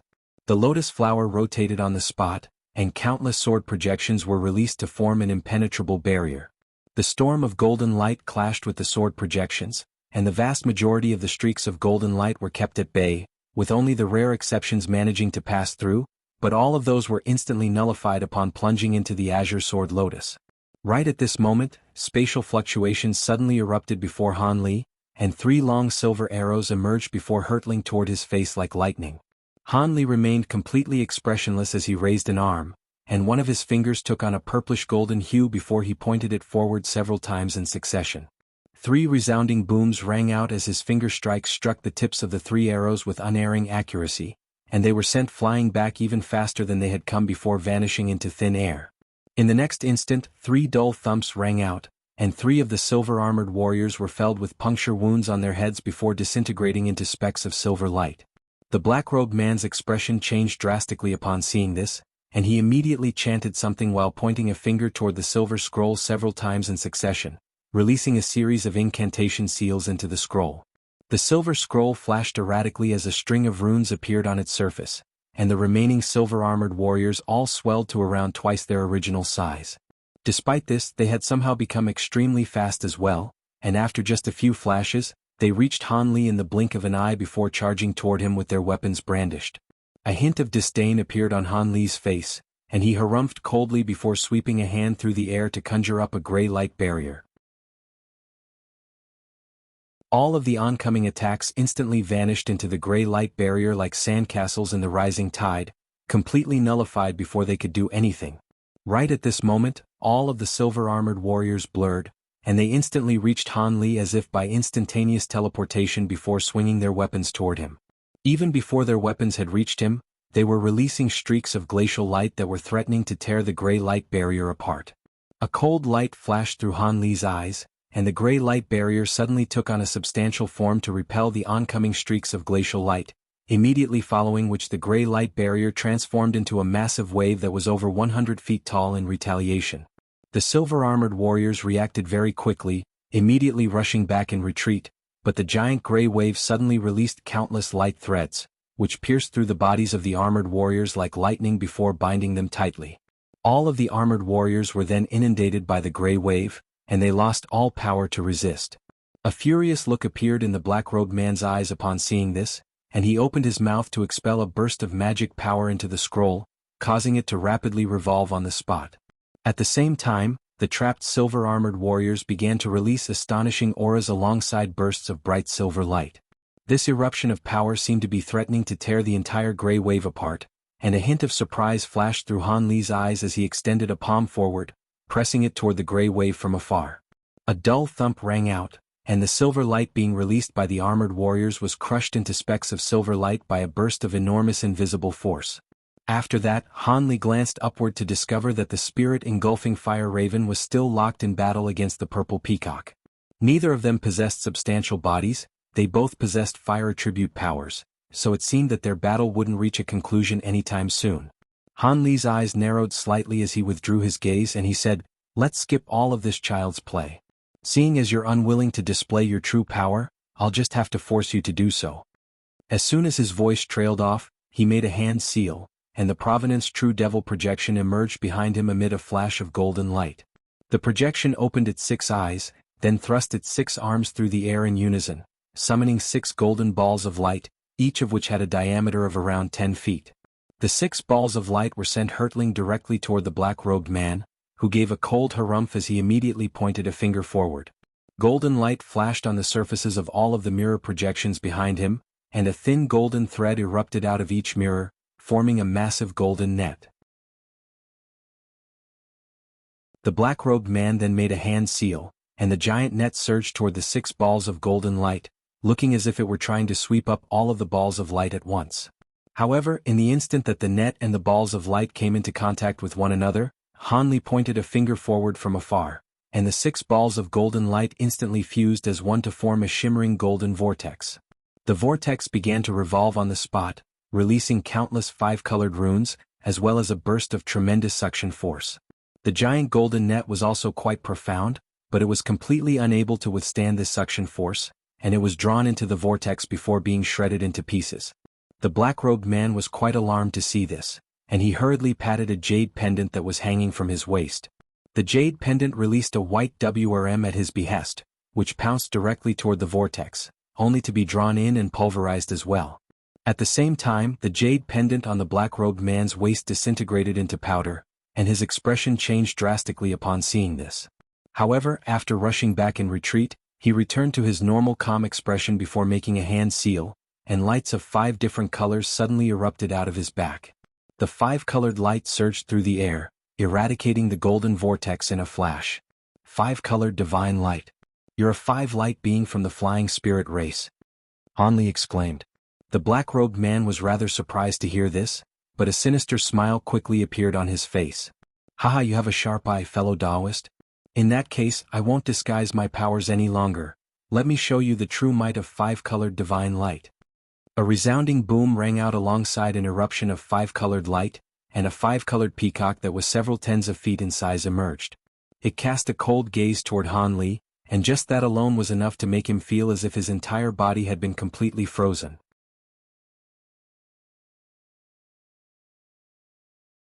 Chapter 2290, Battle Against the Azura Spiders, 4. "I didn't think that the 5-light race would have someone as powerful as you among its ranks.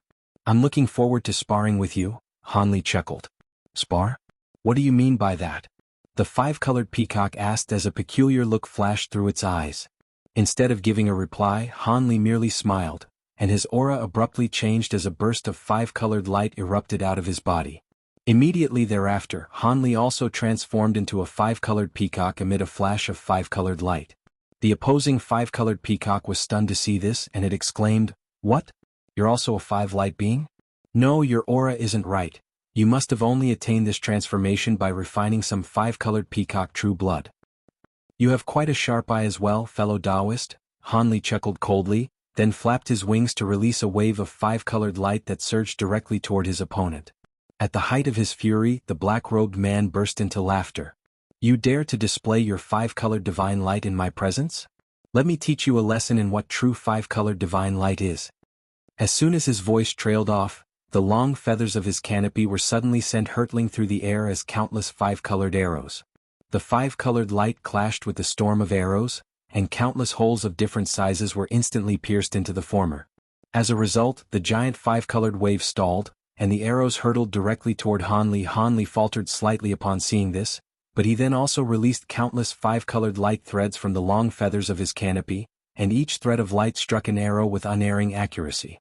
The light threads then bound themselves around the arrows before tightening, slicing the arrows into pieces. Immediately thereafter, the light threads vanished in a flash. In the next instant, spatial fluctuations erupted in front of the black-robed man, and countless light threads shot out of thin air, threatening to bind his entire avian body. However, as soon as the light threads came into contact with his body, the five-colored light around him brightened significantly, and all of the light threads were nullified as soon as they plunged into this five-colored light.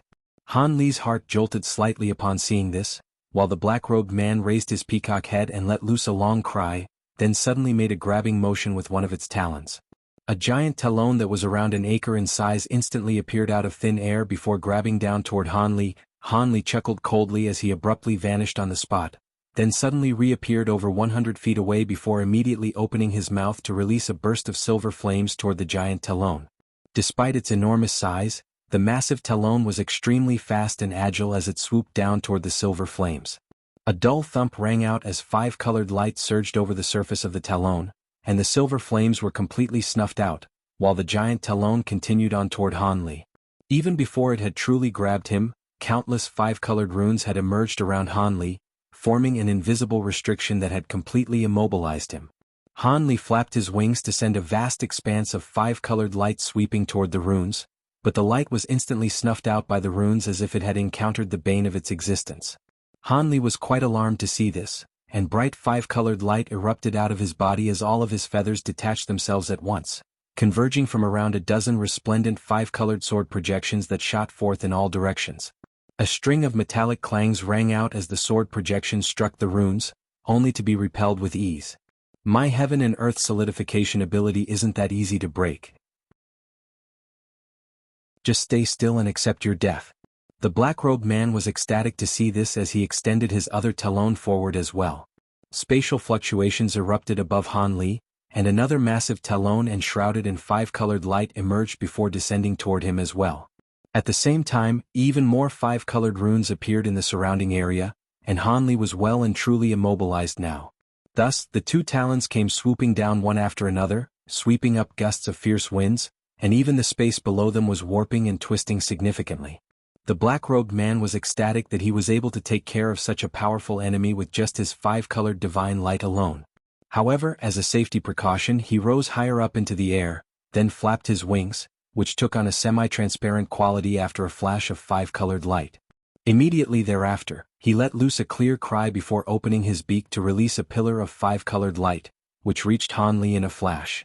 However, right at this moment, a rumbling roar rang out from within the warped space, and a ball of golden light emerged, within which was a massive furry palm around the size of a water tank. The palm spread open its fingers, and it instantly turned a purplish golden color before being positioned right in front of the pillar of five-colored light. The pillar of light struck the furry palm with a resounding, and the nearby world's origin chi was stirred up violently, while a scintillating five-colored sun emerged. The pillar of five-colored light was imbued with devastating power, but it was kept at bay by the furry palm with ease. The black-robed man was quite alarmed to see this, yet before he had a chance to do anything, a bone-chilling harumph suddenly rang out from within the golden light up ahead. The black-robed man shuddered as if he had been struck by lightning upon hearing this, and he stumbled back involuntarily. At the same time, a ferocious roar rang out within the golden light, and a mountainous golden fist projection erupted forth, pulverizing the two five-colored giant claws as if they were mere papier-mâché structures. An incredibly fearsome aura also surged out of the golden light, detonating all of the surrounding five-colored runes. Only then did the golden light recede, revealing a massive purplish golden ape that was over 100 feet tall, and it was in the process of withdrawing one of its giant fists. The black-robed man was forced back a few more steps by Han Li's devastating aura before exclaiming, "So your true form is a giant mountain ape? No, even a giant mountain ape wouldn't be able to break free from my heaven and earth solidification so easily. You don't need to worry about what my true form is. I've already experienced the power of your five-colored divine light. It's time I showed you my true power as well, Hanli replied in a cold voice. Do you really think you can defeat me just because you've switched to a different form? What a joke. Despite Han Li's fearsome aura, the black-robed man remained completely unfazed, and he let loose a cry, upon which he transformed into a brocade-robed figure with the head of a peacock and 5 translucent long swords of different colors strapped to his back. He had withdrawn his 5-colored peacock form and transformed into a peacock-human hybrid. Interesting, so you had another form up your sleeve as well? It looks like I'll be able to fight to my heart's content here, Han Li said as he flipped his hands over to produce 2 miniature mountains, one azure and one black. Han Li tossed the 2 small mountains high up into the air, then pointed a finger toward them in rapid succession. The 2 small mountains immediately swelled to over 1,000 feet tall at his behest, and at the same time Han Li expanded to around 3,000 to 4,000 feet tall while silver patterns appeared all over his body. After completing his transformation, Han Li thumped his own chest with his house-sized fists, then reached out to grab the pair of mountains. His arms then abruptly thickened, and a ferocious roar rang out as the 2 mountains were hurled toward the brocade-robed man in the distance. As soon as the pair of mountains were released, they immediately transformed into 2 balls of light, one azure and one black, both of which vanished into thin air. In the next instant, spatial fluctuations erupted in front of the brocade-robed man, and the 2 mountains came hurtling directly toward him alongside a fearsome aura that was suffocating even to a grand ascension stage being like him. Even before the mountains had reached him, the brocade-robed man's protective spiritual light was already tremoring violently, and he felt as if there were sharp daggers raking across his face. A peculiar look flashed through his eyes, and the 5 long swords on his back suddenly flew out at his behest, crisscrossing with one another to form a barrier in front of him, thereby keeping the pressure at bay. What was quite incredible to Han Li was that the 2 mountains had suddenly stopped in midair upon coming into contact with those swords. Han Li was naturally well aware of how powerful he was in his giant mountain ape form, and the fact that the 2 extreme mountains hurled forth by him in this form had been stopped by 5 mere swords came as quite a shock to him.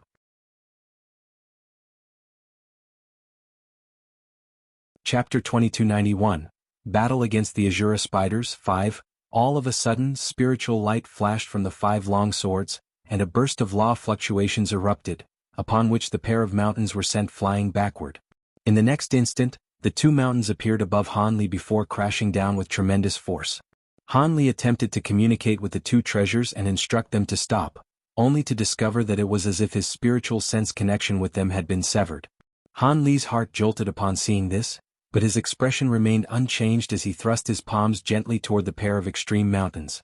In the instant that his palms were thrust upward, silver light flashed from his palms, and around a dozen layers of silver formations were conjured up. 2 earth-shattering booms rang out and gusts of fierce winds swept forth in all directions, but Han Li managed to stop the 2 extreme mountains in the end, following which all of the silver formations vanished amid a flash of silver light. In the instant Han Li's hands came into contact with the pair of extreme mountains, the spiritual sense connection was recovered, and he immediately stowed the pair of treasures away.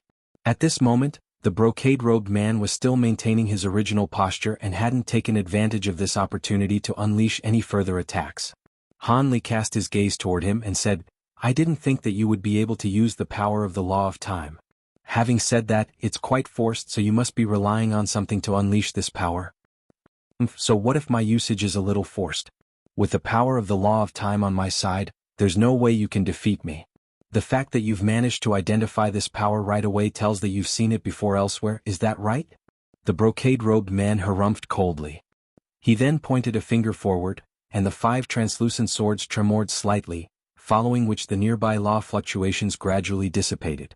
A hint of enlightenment appeared in Han Li's as he cast his gaze toward the 5 swords, and he replied, "I have indeed witnessed the same power elsewhere in the past, and I had thought that only the Azura spiders would be able to wield this power in this realm. It seems like you must have been in this realm for a very long time and thoroughly earned the trust of these Azura spiders. Otherwise, you wouldn't have been granted such incredible benefits. However, if you think this will be enough for you to avoid defeat, then you're dead wrong." As soon as his voice trailed off, brilliant purplish-golden light erupted from his body, and he swelled to around 1,000 feet in size in the blink of an eye. Immediately thereafter, he opened his mouth to expel several balls of light of different colors, each of which was releasing a unique yet formidable aura. The balls of light contain projections of several types of true spirit beings, and at the same time, layers of purplish-golden scales emerged all over Han Li's body. 2 additional pairs of arms and a pair of extra heads also emerged beneath his ribs and on his shoulders respectively. He then opened his 6 eyes, and a short silver horn appeared on each of his 3 foreheads. After witnessing the power of time unleashed by his opponent, Han Li knew that he couldn't hold back any longer and immediately unleashed his holy nirvana physique to its maximal extent. In this third nirvana transformation, Han Li's physical body was so fearsome that it would strike horror into the heart of even a grand ascension stage being. A smile appeared on his 3 faces, and he lashed out with his 6 arms, unleashing countless golden fist projections that hurtled through the air before abruptly vanishing. In the next instant, spatial fluctuations erupted all around the brocade-robed man, and the golden fist projections reappeared before converging toward him in a frenzy. The brocade-robed man was very alarmed to see this, and he hurriedly made a rapid string of hand seals, upon which the 5 translucent swords began to rapidly revolve around him. The 5 swords then transformed into a 5-colored light barrier that protected every single inch of his body, while the law fluctuations that had just disappeared were released once again. All of the fist projections within a radius of over 100 feet around the brocade-robed man immediately stopped in midair, but the rest of the fist projections continued onward and crashed into the immobilized fist projections. A resounding explosion erupted outside the 5-colored light barrier as one golden fist projection after another was detonated, sending devastating shockwaves surging directly toward the light barrier. However, all of these attacks would be frozen in midair as soon as they approached the 5-colored light barrier. It seemed that an invisible wall had appeared around the light barrier, keeping allo of Han Li's attacks at bay. The golden fist projections were imbued with astonishing power, and Han Li seemed to be able to produce an endless supply. In a very short span of time, countless explosions had erupted, sending layer upon layer of golden shockwaves surging toward the center, rapidly accumulating a burst of spiritual pressure that struck fear into even the brocade-robed man's heart. The brocade-robed man's expression darkened significantly upon seeing this, and right at this moment, the 5-colored light barrier began to tremor slightly, while the immobilized golden fist projections in the surrounding area were displaying signs of moving again. The brocade-robed man could no longer bide his time, and he immediately switched to a different hand seal, shrinking down the area encompassed by the light barrier by close to half. At the same time, he opened his mouth to expel several balls of green blood essence, which transformed into a series of blue runes that vanished into the light barrier in a flash.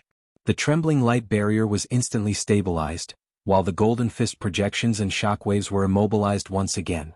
A hint of relief appeared in the brocade-robed man's eyes upon seeing this, but he still immediately began to chant an incantation. Faint runes began to appear on the light barrier, and it seemed that the 5 swords were about to be reformed. However, right at this moment, Han Li suddenly stopped what he was doing before flipping a hand over to produce a green longsword amid a flash of green light. The longsword had several indecipherable ancient silver runes inscribed on its surface, and as soon as it was summoned, all of the world's origin chi in a radius of several kilometers injected itself into the sword in a frenzy as streaks of dazzling light. As a result of this influx of power, the green longsword quickly swelled to around 1,000 feet in size, following which it was slashed through the air without any hesitation. The silver runes flashed, and a giant silver crescent moon was unleashed by the sword, sweeping through the countless fist projections in a flash before directly plunging into the space encompassed by the power of law of time. The silver crescent moon was able to completely disregard the power of laws in that area and struck the 5-colored light barrier like lightning, much to the horror of the brocade-robed man. A resounding boom rang out, and the crescent moon tremored slightly before disintegrating into specks of silver light. Another burst of even more potent power of laws swept forth, tearing through the law of time imbued within the light barrier before exploding into a ball of silver light. The 2 bursts of powers of laws clashed, and the ball of silver light rapidly expanded like a rolling snowball, reaching several acres in size in the blink of an eye. All types of violent energy fluctuations surged through the surrounding area, sweeping up fearsome tornadoes that encompassed the entire sky.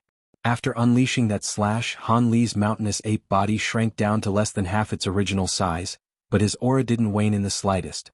A fierce look appeared in his eyes as he gripped onto the giant green sword with all 6 of his hands, then roared as he slashed the weapon through the air again. On this occasion, a streak of green sword chi was unleashed by the green sword as opposed to a silver crescent moon. In the instant the sword chi was unleashed, it appeared directly above the ball of silver light, then transformed into a massive ring-shaped blade. The ring-shaped blade was of an exuberant green color and was around half a kilometer in size with peerlessly sharp edges. Furthermore, it was giving off powerful law fluctuations. Black light flashed from Han Li's 3 glabellas, and 3 inky black demonic eyes emerged. Immediately thereafter, he pointed a finger on each hand into the distance and uttered the word, slash. Silver runes appeared on the surface of the ring-shaped blade, following which it abruptly vanished into thin air. In the next instant, spatial fluctuations erupted near the ball of silver light, and the ring-shaped blade re-emerged right around the ball of light. The ring-shaped blade then abruptly contracted, disappearing as a projection. Immediately thereafter, a green line appeared around the ball of silver light amid a resounding boom, and the entire ball of light was sliced cleanly in half by the ring-shaped blade.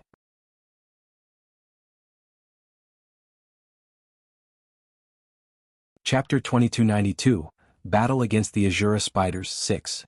In addition to the ball of silver light, even the nearby space had been severed by the green line, creating a massive black rift.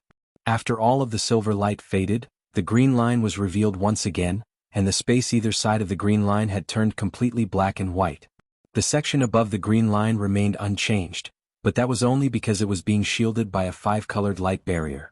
In contrast, there was an inky black spatial rift beneath the green line, and the spatial power emanating from the rift was spreading in all directions in a frenzy, as if it were going to devour the entire area.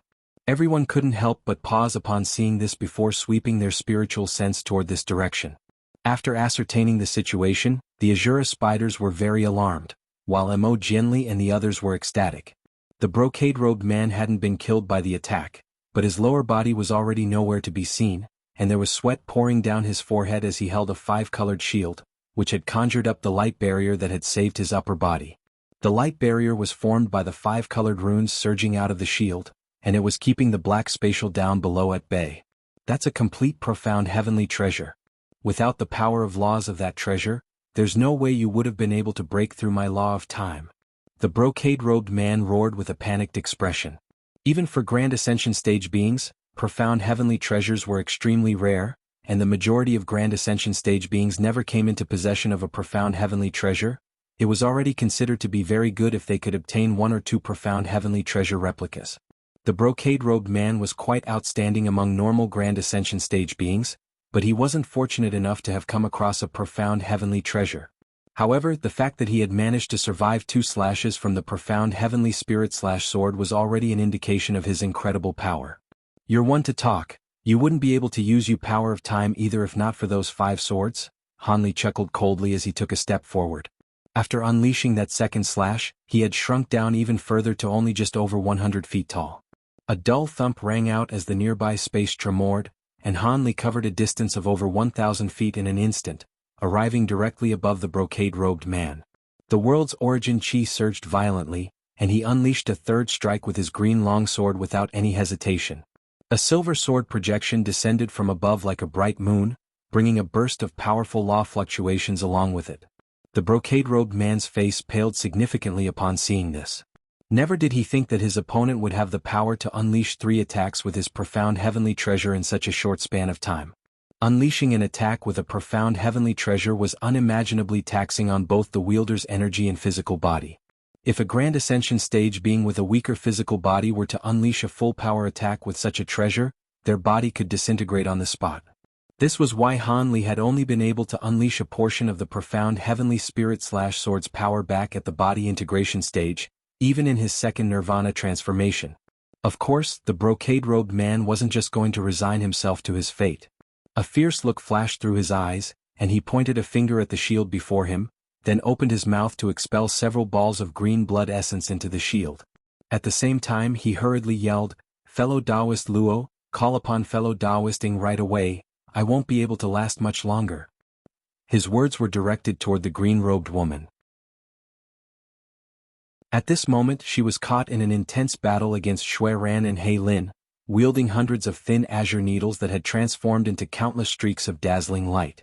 She had been constantly monitoring the entire battlefield with her spiritual sense, and upon hearing this desperate cry, she gritted her teeth before quickly making a decision.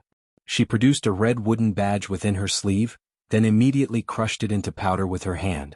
Elsewhere, Mo Jianli was already several tens of kilometers away, simultaneously retreating while battling against the 4 mature Azura spiders with the help of his 2 spirit beasts and 7 or 8 different treasures.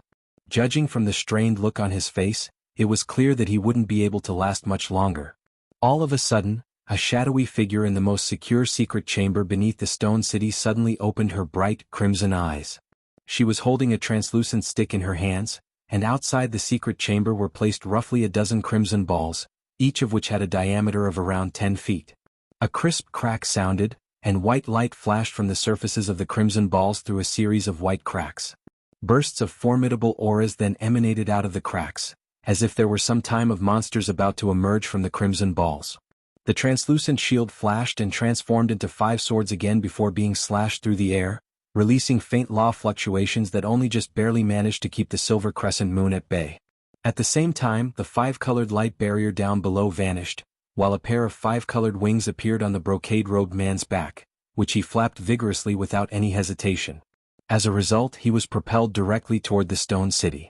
A cold light flashed through Han Li's eyes, and the green longsword in his grasp suddenly tremored slightly, upon which the spiritual pressure emanating from the silver crescent moon abruptly increased by several-fold, allowing it to tear through the feeble opposing law fluctuations with ease.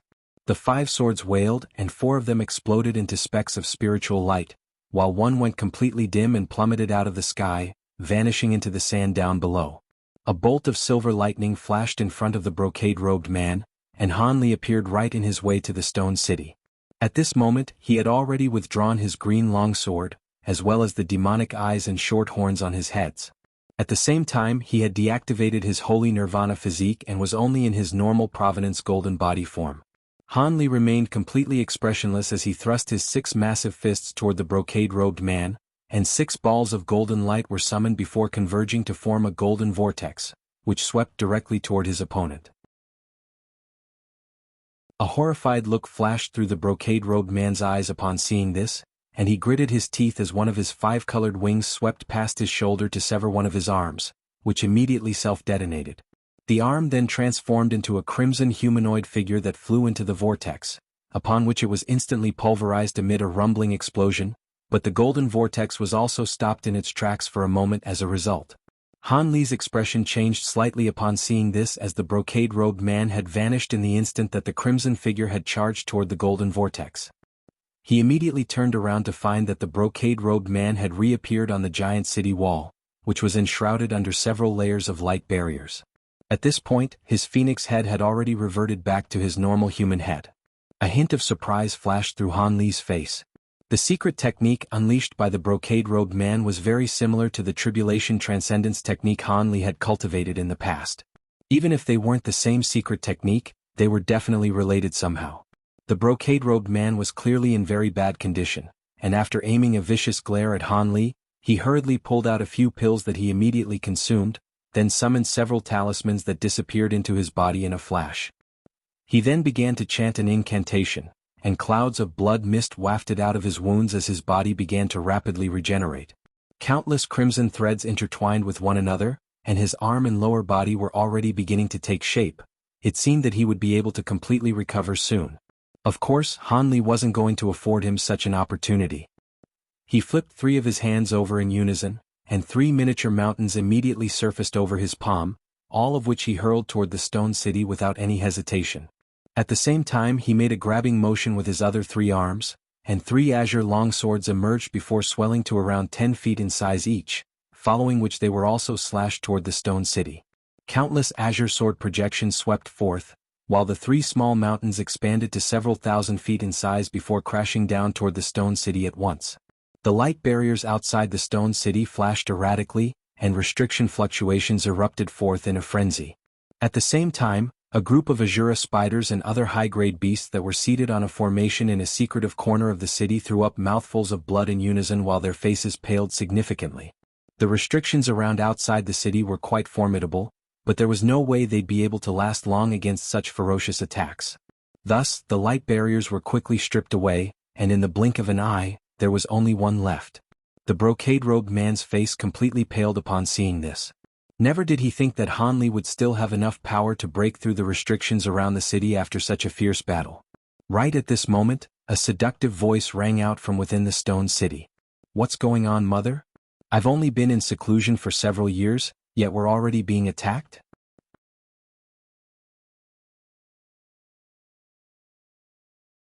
Chapter 2293, Battle Against the Azura Spiders 7. As soon as the voice trailed off, around a dozen crimson shadows suddenly appeared in the stone city before exploding into clouds of crimson mist. Immediately thereafter, a massive crimson wave rose up to oppose the oncoming sword projections and extreme mountains. As a result, the restriction around the stone city was able to stabilize itself once again.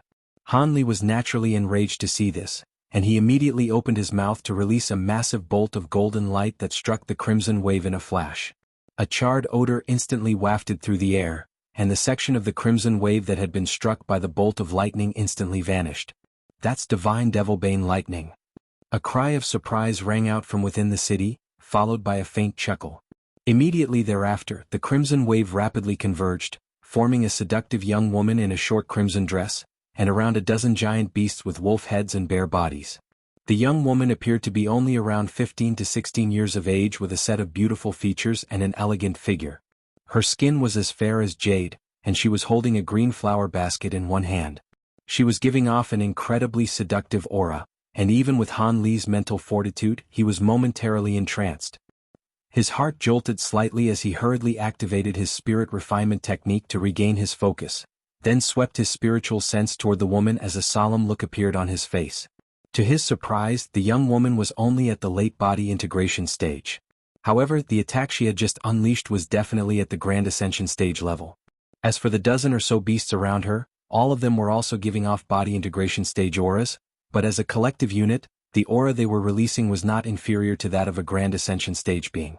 Han Li's mind was racing as he attempted to guess the young woman's origins, and his attacks faltered slightly as he did so. "Who are you? Are you also an Azura spider?" Han Li asked in a rumbling voice. The woman's aura was very similar to that of other Azura spiders, but it was also intermingled with some other type of familiar aura. Thinking back, this aura was similar to that of the space fish beings in the lava lake. "I am the daughter of the city lord here. All you must be from foreign realms, right? May I ask how our race has offended you? How about we take a seat and have a chat instead of continuing in this senseless battle?" The young man was speaking to Han Li like an equal, completely unfazed by his Grand Ascension stage power. "I would be glad to have a chat, but unless you're willing to offer up the cores of your brethren, I'm afraid there's no way we'll be able to arrive at an agreement," Han Li replied. The young woman's expression changed slightly upon hearing this, and she was just about to reply when the green-robed woman interjected from the distance. "Don't waste your words with them, Inger. They're here to harness our power of laws so there can be no peaceful resolution." The green-robed woman's confidence seemed to have been greatly bolstered by the arrival of this young woman, and a hint of killing intent flashed through her eyes. The young woman's brows furrowed slightly upon hearing this and she sighed, "I wanted to try and avoid a battle, but it looks like that won't be possible. In that case, don't blame me for stepping in." The young woman maintained a seductive smile as she spoke, but her voice had become extremely cold. A strong sense of danger welled up in Han Li's heart, and he immediately rushed back in retreat without any hesitation. Almost at the exact same moment, crimson light flashed in the air overhead, and a giant claw with crimson chi swirling around it came swooping down like lightning without any warning. The spot where Han Li had been standing just a moment ago was completely inundated by crimson mist, which quickly transformed into the young woman, while the young woman in the city transformed into one of the wolf-headed beasts around her. Han Li was quite alarmed to see this, and he immediately pointed a finger forward, releasing a streak of azure light that reached the young woman in a flash before revolving around her like lightning. However, the young woman remained completely unfazed by the attack, and a peculiar smile appeared on her face as she grabbed toward the streak of azure light with her bare hand. Han Li's pupils contracted slightly upon seeing this, and he immediately activated his sword arts, upon which the streak of azure light transformed into an extremely lifelike azure WRM that devoured the young woman whole. However, in the next instant, countless crimson threads erupted out of the azure WRM amid a loud boom, and the WRM was instantly blown apart. The young woman chuckled as she re-emerged within the crimson light, while Han Li thrust a giant palm toward her from afar. Violent spatial fluctuations erupted in that direction, and a giant hand that was around an acre in size emerged out of thin air with countless arcs of golden lightning revolving all around it, crashing down toward the young woman in a surprise attack. Lightning flashed in all directions, and a burst of incredibly tremendous force came crashing down from above. The young woman's smile faded upon sensing this enormous force, and her body abruptly disintegrated before being completely inundated by the golden lightning. Once the dust had settled, only a dull and lusterless small azure sword remained hovering in mid-air. At the same time, one of the wolf-headed beasts inside the stone city exploded into a cloud of crimson mist, which then converged to form the smiling young woman again. A hint of surprise appeared on Han Li's face upon seeing this, and he swept a hand toward the small sword in the distance. The sword immediately returned to him in a flash, and Han Li appraised it with an intrigued expression to find that it had turned completely dull with crimson marks all over its surface, looking as if its spiritual nature had been somewhat compromised. Han Li rubbed two of his hands together with the small sword in between them, and following a flash of golden lightning, all of the crimson marks on the surface of the sword were instantly eradicated, returning it to its former bright azure color. So you're cultivating the blood spirit technique of the blood Tao. No wonder you were able to contaminate even my bonded flying sword, Han Li said as he absorbed the small sword back into his own body. The young woman faltered slightly upon seeing the flying sword recover its spiritual nature so easily, but she then said, "I didn't think you'd be aware of the blood spirit technique, and I certainly didn't think that your bonded flying swords would be refined from golden lightning bamboo. It seems like I'll have to display some of my true power." "Sure, I'm also interested to see the power of your blood spirit technique. Why don't you join us, fellow Taoist?" Han Li chuckled coldly as he suddenly made hand seals with three of his hands, then pointed a finger toward the stone city. The three extreme mountains hovering about the city instantly swelled to over 10,000 feet in size at his behest, and one of them released layers of gray light that transformed into around a dozen giant tentacles, all of which came crashing viciously down onto the light barrier below. Meanwhile, another mountain released countless streaks of invisible sword chi that formed a giant sword net, while the final mountain released a five-colored halo that also came crashing down from above. Thus, the only remaining restriction in the city began to tremor violently once again. The brocade-robed man's expression changed drastically upon seeing this, and he immediately tried to adopt countermeasures, but spatial fluctuations suddenly erupted beside him, upon which Inger abruptly appeared. She then thrust a palm toward the brocade-robed man, who reflexively tried to dodge. However, she was somehow able to lay her palm onto his shoulder anyway, completely disregarding his protective spiritual light and evasive actions. The brocade-robed man was quite alarmed to see this, and he was just about to say something when the hand on his shoulder took on a green crystalline hue. At the same time, a burst of familiar power of laws appeared before instantly enveloping his entire body. Under the effect of the power of laws, his mangled arm and lower body almost instantly regenerated to their former state. Only then did the young woman remove her hand from his shoulder with a faint smile. "That spirit reversal," Han Li exclaimed with a stunned expression upon seeing this. This definitely wasn't an ability akin to an immortal body. Instead, it was a legendary ability that could only be unleashed once one had reached initial mastery of the law of time. The brocade-robed man was ecstatic to see this, and an excited look appeared on his face as he hurriedly asked, "Fellow Taoist Ing, could it be that you've succeeded?"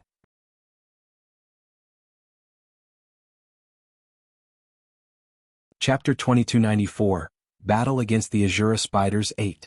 It's not that easy, I've only grasped the basics. There's no way I can face a grand ascension stage being on my own, so I'll be requiring your assistance, Senior E, Inga replied with a smile. The brocade-robed man examined his own body to find that even some of his expended energy had been recovered, and he was naturally ecstatic. You've even mastered spirit reversal. I think that's more than just the basics. With your assistance, I wouldn't mind engaging that man in battle again. Immediately thereafter, he transformed into his peacock-human hybrid form again, then flipped his hands over to produce a ball of silver light and a ball of golden light, which contained the silver scroll and golden mirror, respectively. The scroll in his hand blurred before exploding into countless silver runes, forming a suit of silver armor that encased his entire body. As for the golden mirror, it glowed with scintillating light before transforming into a pair of giant golden swords, which he immediately grabbed onto. Meanwhile, Inger made a hand seal, and the wolf-headed beast before her exploded amid a dull thump, then surged into her body as two bursts of crimson mist. Her hands immediately began to glow with crimson light, and she chanted something while pointing a finger toward the brocade-robed man several times in succession. A string of runes emerged from her fingertip before vanishing into his silver armor in a flash, and a layer of crimson patterns instantly appeared on the surface of the armor. At the same time, the brocade-robed man felt a burst of heat surge through his body. His strength had been enhanced by around twofold, and a burst of violent rage welled up in his heart as his eyes became noticeably more bloodshot. "So you've cast a bloodlust technique on me, eh? That suits me just fine." He chortled as he hurtled out of the light barrier as a ball of golden light, then swept his swords through the air to unleash two massive sword projections, each of which was over 1,000 feet in length. The sword projections swept through the air with devastating force, but a smile suddenly appeared on Han Li's face as he appraised the sword projections, then took a glance at Inger. He pointed a finger up into the sky, and the three extreme mountains abruptly vanished on the spot. In the next instant, spatial fluctuations erupted before him, and the three extreme mountains appeared right in front of his body. A resounding boom rang out as the two golden sword projections viciously struck the extreme mountains, only to be repelled while the mountains merely tremored slightly. A cold look flashed through the brocade-robed man's eyes upon seeing this, and he hurled both of his giant golden swords upward in unison before chanting an incantation. All of a sudden, the two swords fused as one amid a flash of scintillating golden light, then came crashing down with even more ferocious power. Han Li harumphed coldly upon seeing this, then made a hand seal with each of his 6 hands. 72 small azure swords flew out of his body, transforming into countless streaks of sword chi that also fused as one to form a giant blade several thousand feet in length. The massive blade was sent hurtling through the air at Han Li's behest, and the two giant blades clashed amid a deafening boom. Dazzling golden and azure light illuminated the entire sky, forcing one to avert their gaze. The two massive blades seemed to be evenly matched. The brocade-robed man's expression darkened slightly upon seeing this, and he pointed a finger toward his blade in rapid succession, injecting his magic power into the sword from afar. The golden light radiating from the sword instantly became far brighter, but at the same time Han Li raised his 3 heads and opened his mouth to release 3 bolts of golden lightning, all of which vanished into thin air in a flash. In the next instant, countless arcs of lightning emerged from the surface of the giant azure sword, then surged directly toward the golden sword. In the face of the azure sword and golden lightning, the golden sword was instantly shattered, much to the brocade-robed man's surprise. Right at this moment, a fierce look appeared in Han Li's eyes, and he took a step forward without any hesitation, upon which he suddenly disappeared. The brocade-robed man's heart jolted upon seeing this, and he hurriedly called out to Inger while making a hand seal to summon 8 5-colored shields amid a flash of 5-colored light. The shields protected him from all directions, while he flipped a hand over to summon a purplish-black wooden ruler, which transformed into a projection in his hand. A faint smile appeared on Inger's face upon hearing the brocade-robed man's cry for assistance, and she thrust a hand forward, upon which one of the wolf-headed beasts around her instantly exploded into a cloud of blood mist, within which a giant wolf's head could be seen. Right at this moment, spatial fluctuations erupted beside the brocade-robed man, and a golden figure emerged before pouncing toward him like lightning. The brocade-robed man harumphed coldly upon seeing this, and he glided backward while unleashing countless streaks of purple light with the wooden ruler in his hand. However, the golden figure made no attempt to evade the streaks of purple light and continued to charge ahead with single-minded ferocity. The streaks of purple light struck the golden figure, and most of them were repelled, while only a small proportion of them managed to plunge into the golden figure's body. A rank odor immediately wafted through the air, and the golden figure was stalled slightly. A hint of elation appeared on the brocade-robed man's face upon seeing this. The streaks of purple light didn't appear to be all that remarkable, but they were incredibly sharp and infused with spiritual sense-disrupting compounds that would severely affect even a Grand Ascension stage being. This was one of his greatest trump cards. However, much to the brocade-robed man's astonishment, the golden figure seemed to be completely unaffected as it thrust its 6 arms through the air, unleashing countless fist projections while continuing to charge onward. The brocade-robed man could barely believe his own eyes, and cold sweat immediately began to flow down his forehead.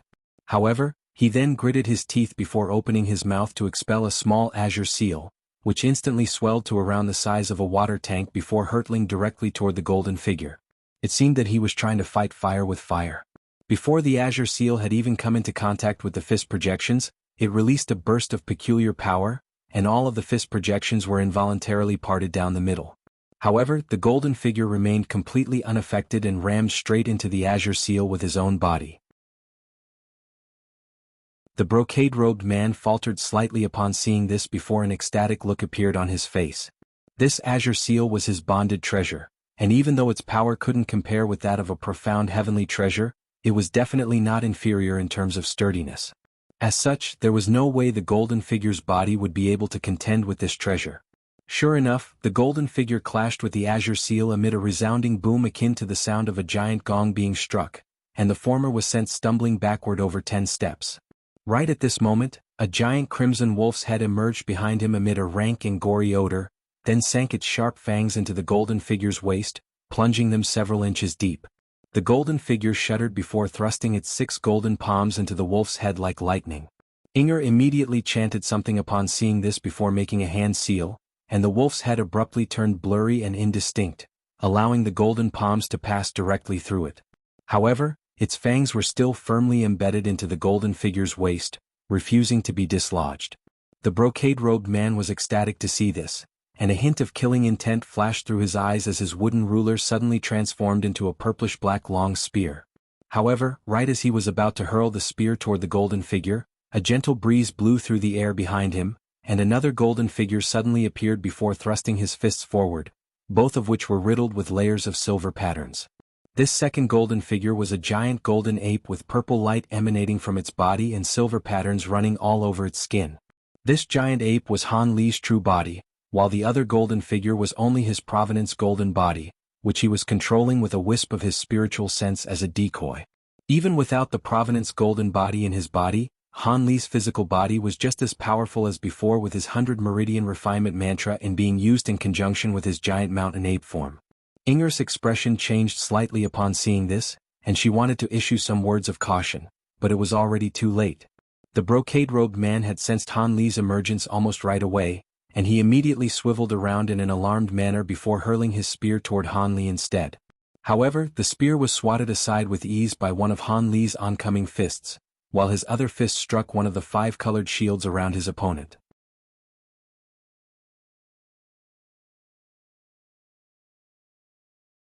Chapter 2295. Battle against the Azura Spiders 9. The shield glowed with scintillating light as it attempted to keep the fist at bay, but it was shattered in an instant amid a burst of piercing purple light. The protective spiritual light around the brocade-robed man was also punctured with ease, and Han Li's fist struck his body with devastating force. The brocade-robed man hurriedly injected all of his power into his suit of silver armor without any reservation, and the crimson patterns on the suit of armor surged forth as countless runes, forming a crimson light barrier around him. A hint of mockery flashed through Han Li's eyes upon seeing this, and he spread open the fingers on his hand, upon which all of the layers of silver formations on his hand exploded in unison as a burst of silver light. As for Han Li himself, he had suddenly vanished on the spot.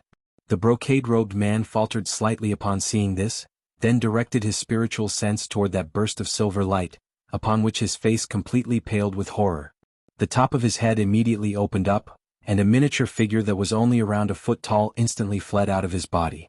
Right at this moment, the burst of silver light struck the crimson barrier, and a devastating explosion instantly erupted.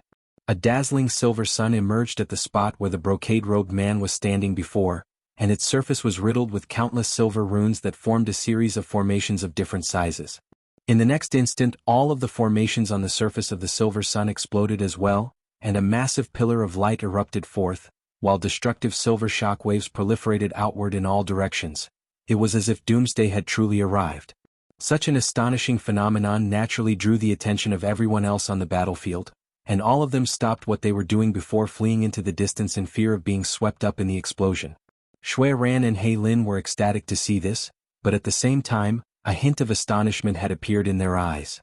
Both of them were more powerful than the average Grand Ascension stage being, but there was no way that they would be able to unleash such a fearsome attack. It seemed that Han Li's powers had far exceeded their expectations. As for the green-robed woman, a hint of fear welled up in her heart for the very first time at the sight of the pillar of light in the distance. Shui Ran and He Lin exchanged a quick glance, then immediately resumed their assault against the green-robed woman. As such, she was forced back into battle, transforming into a horrifying 3-headed spider that charged toward Shui Ran and He Lin. Thus their battle quickly resumed. As for Mo Jianli and the four mature Azura spiders, they were nowhere to be seen, having moved elsewhere during the course of their battle.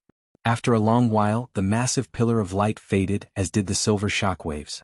Aside from the residual scorching aura in the air, everything had returned to normal. However, the brocade-robed man was nowhere to be found, and it seemed that he had perished during the explosion. A cold look flashed through Inger's eyes upon seeing this. Right at this moment, spatial fluctuations erupted around 5,000 to 6,000 feet away, and a miniature figure that was flashing with five-colored light appeared. The miniature figure wore a suit of five-colored armor and was holding a small azure seal in its hands. This was none other than the brocade-robed man's nascent soul. The nascent soul cast a resentful glance toward Han Li, then immediately fled toward the stone city as a streak of five-colored light. However, a golden figure with 3 heads and 6 arms suddenly appeared in its way amid a flash of spiritual light. The nascent soul immediately changed directions to skirt around the golden figure, but as it did so, a pair of furry golden hands suddenly appeared out of thin air.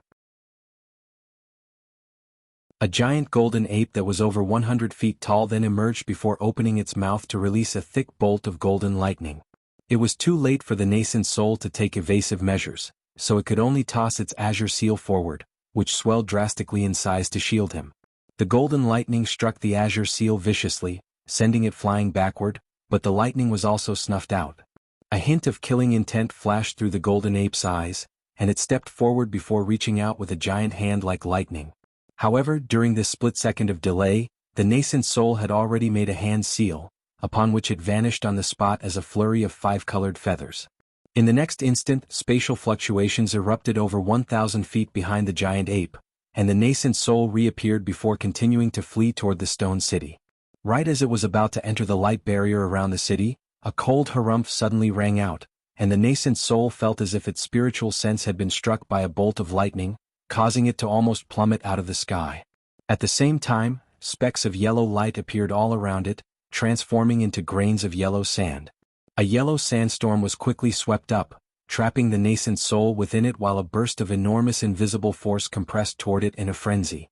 A string of cracks and pops rang out from the nascent soul's body, and an agonized look appeared on its face, as if it were about to be crushed by the force being exerted upon it. Furthermore, the force was only becoming more and more potent. Meanwhile, the golden ape remained still on the spot, but the top of its head had opened up, and a miniature azure-robed figure had emerged, holding a tiny gourd with one hand. Wisps of yellow light were surging out of the gourd's opening, but all of it quickly vanished into thin air. With each wisp of yellow light that disappeared, the force being exerted upon the nascent soul would be compounded slightly. Han Li had predicted the nascent soul's escape route, and he had immediately released his own nascent soul before summoning the gourd treasure he had obtained not long ago to release the baleful golden astral sand. The brocade-robed man's nascent soul was stopped cold in its tracks by Han Li's spiritual sense attack, and it was now in dire straits inside the yellow sandstorm. In this desperate situation, Inger finally sprang into action again. 4 of the wolf-headed beasts around her exploded without any warning, following which 4 clouds of crimson mist emerged within the yellow sandstorm amid a burst of spatial fluctuations, then shielded the brocade-robed man's nascent soul within them. The pressure on the nascent soul was instantly alleviated, and it was ecstatic as it transformed into a miniature 5-colored peacock that was radiating scintillating 5-colored light. Han Li's nascent soul narrowed its eyes slightly upon seeing this, and all of a sudden, countless translucent runes appeared on the surface of the yellow gourd at his behest. The sandstorm raging around the brocade-robed man's nascent soul immediately began significantly more fierce, and fist-sized grains of sand that were giving off peculiar restriction fluctuations began to appear. At the same time, spatial fluctuations erupted above the sandstorm, and Han Li's provenance golden body abruptly emerged. As soon as the golden body appeared, it summoned a golden weapon in each hand, comprised of a saber, a sword, a staff, a ring, a pestle, and a mace, all of which were swung downward with vicious force.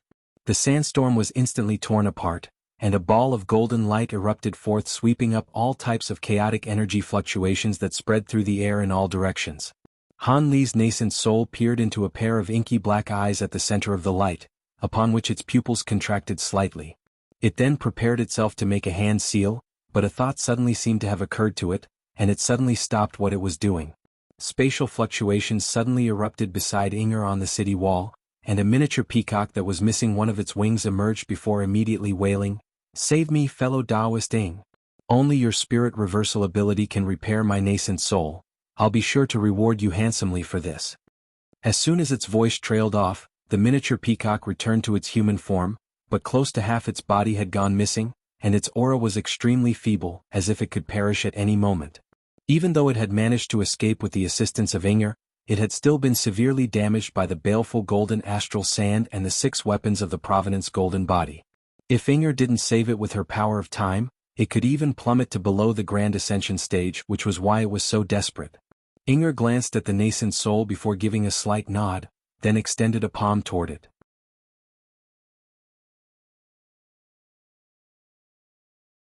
Chapter 2296. Spacetime Power. All of a sudden, her hand changed directions and was thrust toward the nascent soul's head. "Don't you dare."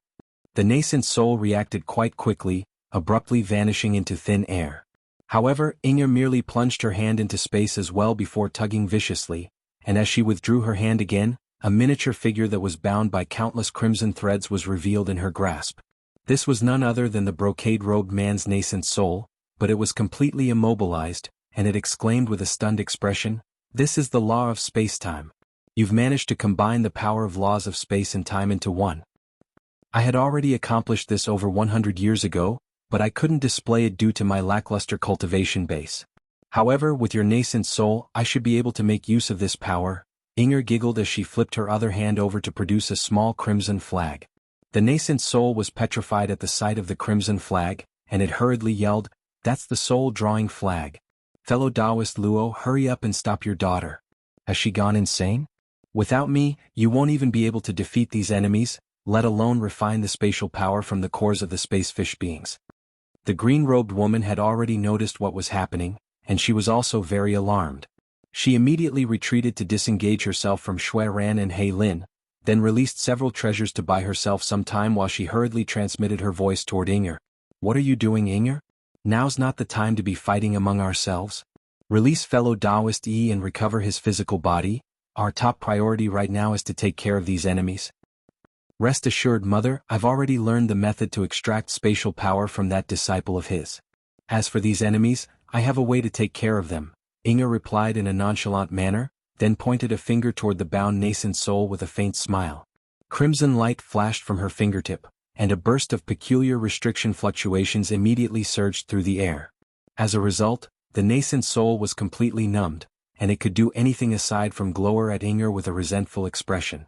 Hanli was also quite astonished to hear the term spacetime power, but as he witnessed what Inger was doing next, a cold smile suddenly appeared on his face as he withdrew his nascent soul, then waved a hand toward his Providence golden body, preparing to attack the restriction around the stone city again.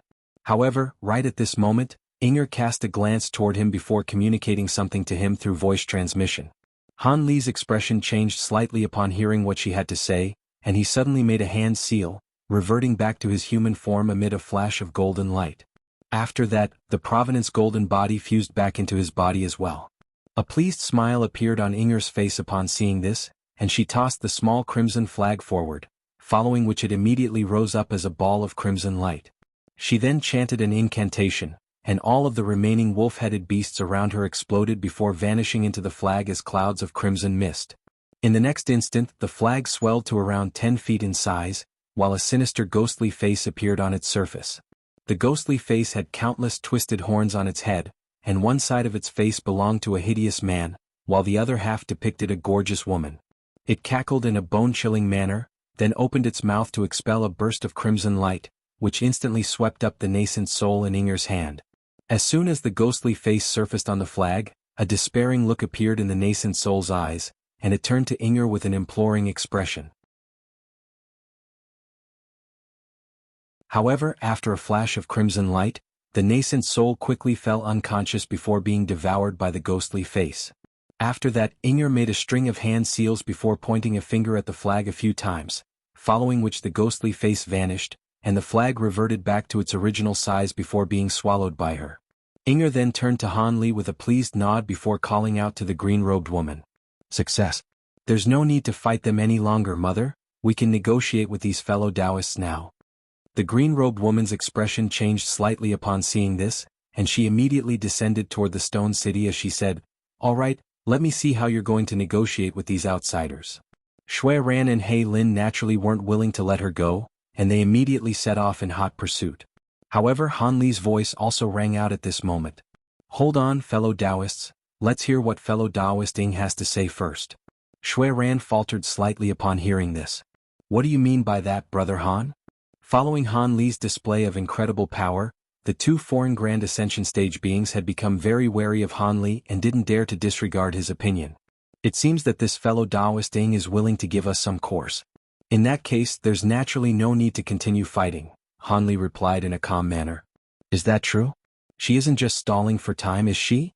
Shui Ran asked. "If that's the case, then we'll just have to resume the battle. Even if she is stalling for time, it's not like she'll be able to stall us for long," Han Li replied. After a quick discussion through voice transmission, Shui Ran and He Lin finally nodded in agreement. "In that case, let's go and hear what fellow Taoist Ing has to say." The main reason behind their willingness to accept this arrangement was their inability to gain the upper hand in the battle against the green-robed woman. Thus the two of them flew toward Han Li. As for the Mo Jianli, he was too far away, so Han Li didn't immediately send him a message as doing so would result in too much of a delay. Around a dozen streaks of light flew out of the stone city before landing on the city wall, heralding the arrival of the body integration stage Azura spiders. Shui Ran and He Lin were quite relieved to see this. The fact that the Azura spiders operating the restrictions within the stone city had come out indicated that they really did want to negotiate. The green-robed woman appeared beside Inger in a flash, then cast a peculiar gaze toward her before heaving a faint sigh. "Seeing as fellow Taoist E is already dead and you're determined to negotiate with these outsiders, I won't stop you, but you'll have to give me an explanation for all of this." "Rest assured, Mother, I'll be sure to offer you a satisfactory explanation," Inger replied in a relaxed manner. "You seem quite confident in your ability to deal with these people, so I'll leave the rest to you," the green-robed woman said with a complex expression. Inger gave an affirmative response with a faint smile, then rose up into the air as a streak of crimson light, flying out of the light barrier over the stone city, seemingly completely unfazed by the fact that she was facing three Grand Ascension stage beings. Shui Ran and He Lin exchanged a slightly befuddled glance upon seeing this, while Han Li said in a calm voice, "You sure are courageous to be facing us so calmly at only the body integration stage. I wouldn't be doing this if I were afraid of the three of you. It would naturally be very far-fetched for me to say that I contend with the three of you on my own, but if I were determined to escape, I'm sure you won't be able to stop me," Inger replied with a hint of a smile on her face. "What insolence!" A cold look flashed through He Lin's eyes, and he seemed to be preparing to lash out again. Han Li's brows furrowed slightly as he said, "She may sound quite arrogant, but she's right.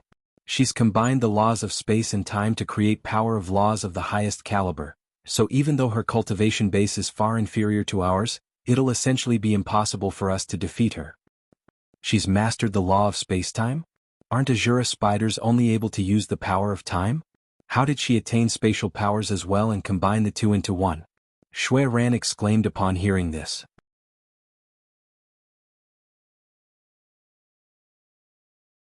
Chapter 2297, Sacred Treasure of the Space Fish Race. "So the two of you know of space-time power as well. In that case, I won't have to explain why I decided to listen to what she has to say," Han Li said. Shui Ran and He Lin exchanged a grim glance, following which the former continued, "If this woman really has mastered space-time power, then our chances of victory are indeed quite slim, so let's listen to her. However, we won't give up on the objective of our trip easily." Han Li turned to Inger and said, "I'm sure you heard my companions, we can give you a chance, but if you can't satisfy us, you may be able to escape, but your brethren will be in dire straits. It sounds like you think us Azura spiders are nothing more than sitting ducks. If the battle had continued, who knows what the outcome would have been." The green-robed woman on the city wall harumphed coldly. "Then why don't we continue and find out?" He Lin replied with a cold smile. Inger raised a hand to put an end to the argument, then turned to Han Li as she said, "Please stop and listen to me. I heard that you ventured into this realm for the cores of my brethren, is that correct? Would you be willing to leave this realm after you obtain the cores?" "That's right. However, we only mature Azura spider cores. Anything else won't be of any use to us. You told me through voice transmission earlier that you could satisfy this request. Could it be that you're willing to hand over your own cores?" Han Li asked as his eyes narrowed slightly, and the expressions of all of the Azura spiders changed slightly upon hearing this. For an Azura spider, losing their core didn't spell instant death, but it could result in a whole host of severe and debilitating aftereffects. That's naturally not possible. However, we do have the cores of some other cores of our past mature brethren in our possession, and we can offer some of those to you, Inger replied with a smile. Absolutely not. Those cores are extremely important to us. The green-robed woman instantly interjected. Inger's brows furrowed slightly as she transmitted her voice toward the green-robed woman. Mother, I've already mastered the power of space-time, and I can bestow this power upon you as well, so we no longer require those cores. Besides, I'm not saying we should give these people the cores free of charge. The green-robed woman's expression changed slightly upon hearing this, as if a thought had suddenly occurred to her. Inger continued, have you forgotten the sacred treasure of the space fish race? We've been unable to secure it due to a lack of manpower. If we can obtain that treasure, then it would be far better than keeping those cores that no longer have any value to us. Don't forget that space-time power is far more important than the individual power of time or space. Are you confident that you'll be able to further your mastery of spatial power once we obtain that treasure? The green-robed woman asked with a hesitant expression. Rest assured, Mother, I'm currently at a bottleneck in my cultivation of space-time power. Once I refine that old man's nascent soul and obtain that sacred treasure, a breakthrough will be virtually assured, Inger replied without any hesitation. In that case, you can go ahead. The green-robed woman finally made her decision. Inger had clearly already predicted her reaction, and she turned back to Han Li and the others, who had naturally already noticed that the two women had been communicating through voice transmission. Thus, as soon as their conversation concluded, Shui Ran asked, how many cores will you be willing to give us? If it's too little, then there's no need to continue this negotiation. How many do you want? Inger asked. There are 4 of us in total, so we'll need at least 40 cores, Shui Ran replied without any hesitation. 40? You sure aren't shy, fellow Taoist. Setting aside the fact that some of the cores in our possession have already been used even in the past, we've never had that many cores, Inger chuckled coldly in response. As opposed to being enraged upon hearing this, Shui Ran asked in a calm manner, all right, then how many can you give us? 8 at most, that should be enough for you to use, Inger replied. Shui Ran's expression darkened slightly upon hearing this. 8 is definitely not good enough for the 4 of us. 8 cores would equate to 2 cores for each person. How is that not enough? I'd advise you not to be too greedy. Also, we won't be handing over those cores for free, you'll have to offer us your assistance in a minor task, Inger replied. Han Li raised an eyebrow upon hearing this and he interjected, what is this minor task? Why don't you tell us about it first? It's very simple, we need your help in securing a treasure. Once we obtain the treasure, I'll be able to hand over the cores right away, Inger replied with a smile. What is this treasure and where is it situated? You're telling me that you've been unable to secure it even with the powers of your Azura spider race? Han Li asked. Shui Ran and He Lin also exchanged a rather bewildered glance upon hearing this. Inger seemed to have identified Shui Ran's concerns and she reassured with a smile, there's no need for you to know what treasure it is. All you need to know is that it's quite important for our race. The treasure is currently submerged within a glacial pond that's too cold even for Grand Ascension stage beings to enter. However, we've already thought of a way to secure the treasure from the pond. This won't endanger you at all, and all you need to do is lend us some of your power. What do you think, fellow Taoists? Han Li asked. After conversing briefly with He Lin through voice transmission, Shui Ran replied, if there's no danger then we can certainly agree to this, but 8 cores still isn't enough. We'll let you take the lead, Brother Han, I'm sure you won't disappoint us. Alright, fellow Taoist Ing, I'm sure you heard our discussion just now. How about this? We'll take 12 cores in exchange for offering our assistance. That's the bare minimum we're willing to take. Also, you have to issue us half of the cores in advance, and if any danger arises during the process to secure the treasure, we'll be escaping right away, but you'll still have to issue the rest of the cores to us after the event. On top of that, we can't linger in this realm for too long, so it's best to do this as soon as possible, Han Li said. Shui Ran and He Lin's expressions changed slightly upon hearing the number of cores being negotiated for, but neither of them interjected. Fine, 12 it is, that's the most that we'll be able to offer anyway. If it's fine with all of you, why don't we all set off to secure the treasure after a short rest? Inger seemed to be even more eager than Han Li and the others to complete this deal. Sure, you can make some preparations and I'll send a message to our last companion, Hanli replied with a nod, then summoned a jade pendant. He pointed a finger at the pendant a few times, and a line of silver text appeared on its surface before vanishing in a flash. Inger also transmitted her voice to the green-robed woman so she could contact the 4 mature Azura spiders. Having lost the magic power support from the brocade-robed man, the purple peacock up above grew smaller and smaller, and in the end, it was devoured by the giant silver fire raven, following which the antiquated azure lamp plummeted out of the sky. Hanli made a grabbing motion without any hesitation to draw the lamp into his sleeve. Everyone else could also see that this lamp was an extremely powerful treasure, but it wasn't in their place to stop Hanli. After that, a peaceful period ensued and both sides were waiting for something.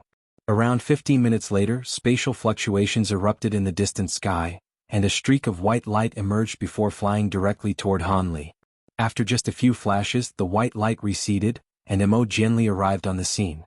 His face was currently quite pale, and the azure suit of armor he was wearing was riddled with cracks. Furthermore, his aura was severely diminished, and he was looking quite disheveled. Fellow Taoist Han, are they really willing to hand over the cores? Why did they suddenly agree? And who's this woman? Emo Jianli asked in an eager manner before faltering slightly at the sight of Inger. They have indeed agreed to give us the cores. I'll tell you about the details later. As for this woman, she's the reason behind this sudden change. By the way, where are those mature Azura spiders? Hanli asked as he peered into the distance. I've trapped those 4 Azura spiders in a formation that I set up earlier. It was still too much for me to handle them on my own. Both of my spirit beasts were severely wounded, and my formation won't be able to trap them for long, Emo Jianli explained. I'm impressed that you managed to trap them in a formation, Hanli replied with a surprised nod.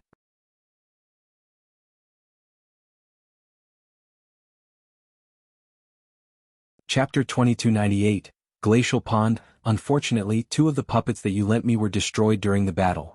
I'll be sure to repay you in the future, Emo Jianli said with an apologetic expression. Those puppets were a gift to you in the first place, so it doesn't matter even if all of them were destroyed, Hanli chuckled in a nonchalant manner. Emo Jianli naturally offered his gratitude in response. After a while, the 4 mature Azura spiders also arrived from the distance as gusts of fierce wind. However, 4 of them had been forced to reveal their giant spider forms, while the other 2 were still in their human forms, but their clothes were in tatters, and they were looking very disheveled. It was clear that even though they had broken out of the formation set up by Emo Jianli, they hadn't done so without a struggle. As soon as they landed in the Stone City, Hanli said, Fellow Taoist Ing, everyone's here so we can set off now. Where are the cores that you promised us? Rest assured, fellow Taoist Han, I'm carrying the cores right now. Here are the first 6, Inger replied with a smile, then flipped a hand over to produce a white jade box that she tossed toward Hanli. Shui Ran and He Lin's expressions changed slightly upon seeing this, but neither of them reached out to grab the box. As for Hanli, his expression remained unchanged as he swept a sleeve through the air to draw the jade box into his grasp. As soon as the lid was opened, several bursts of spiritual sense swept through the contents of the box, and elated looks appeared on everyone's faces. Sure enough, there were 6 thumb-sized crystalline cores that were as fair as snow in the box, and they were giving off a mysterious aura. After a brief moment of contemplation, Hanli swept a hand toward the box, and 3 of the cores were sent flying toward Shui Ran and Hylan, while 2 were directed toward Emo Jianli. After that, Hanli stowed away the final core along with the box into his own storage bracelet. Thank you, fellow Taoist Han.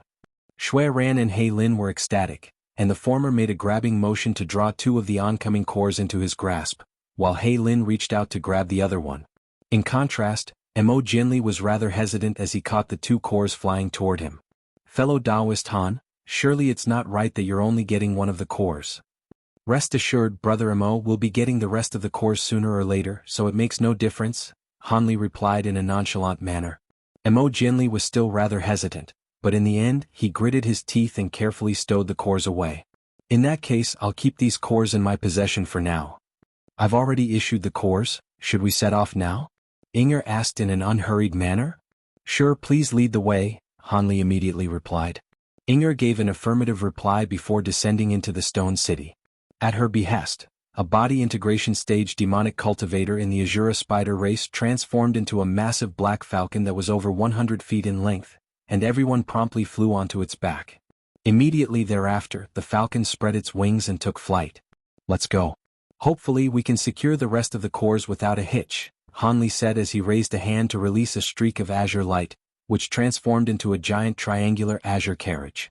He then led the way and flew onto the carriage, followed closely by Emo Genli and the others. Immediately thereafter, Hanli made a hand seal, and the carriage flew away as a ball of azure light in pursuit of the giant black falcon. The two quickly vanished into the distant sky.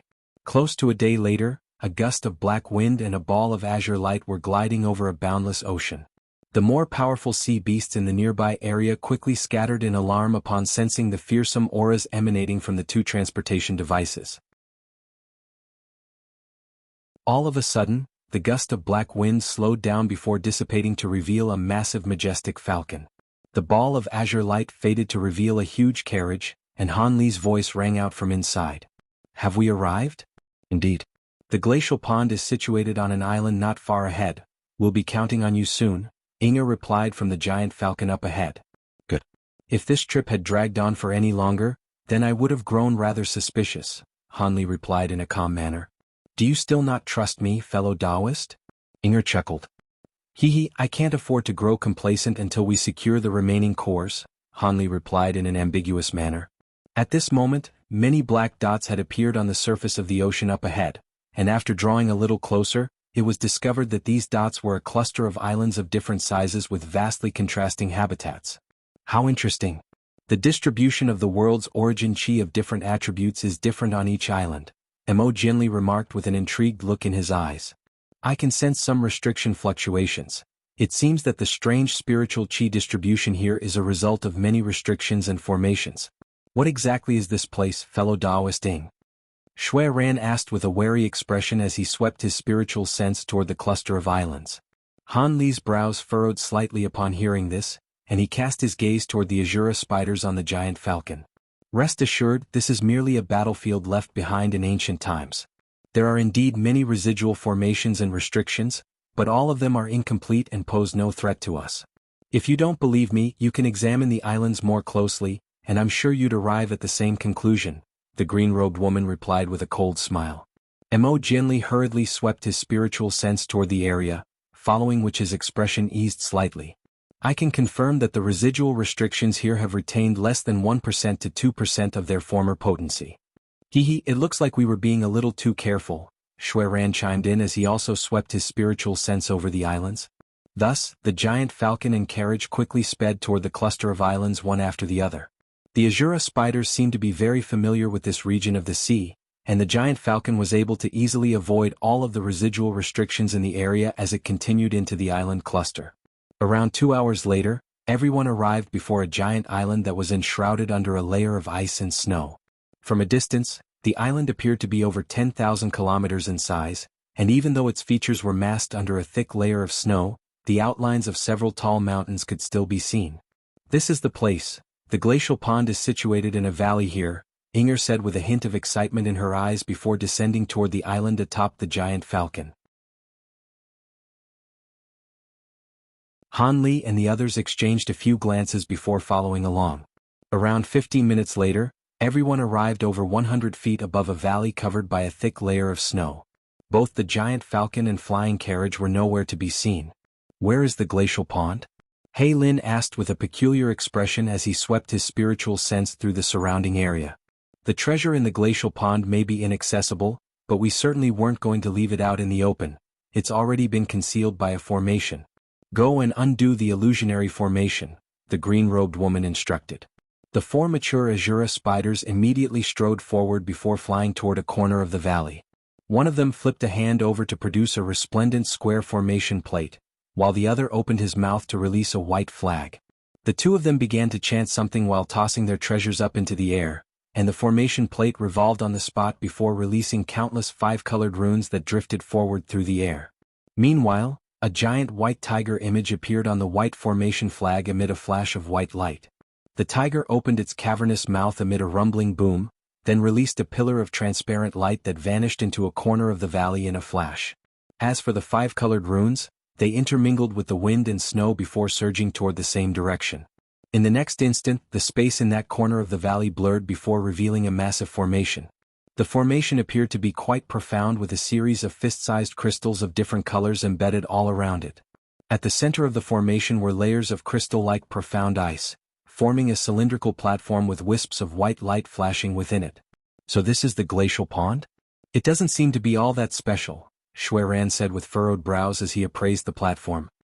If I hadn't used a formation and several pure yang attribute treasures to restrict the glacial qi from this pond, this entire region of the sea would be completely frozen solid in the instant that the seal is undone, the green-robed woman harumphed coldly. Mo Jinli's expression changed slightly upon hearing this. Is this glacial pond really that fearsome? We'll find out soon enough. Fellow Taoist Luo, go ahead and undo the seal, Han Li said with a calm expression.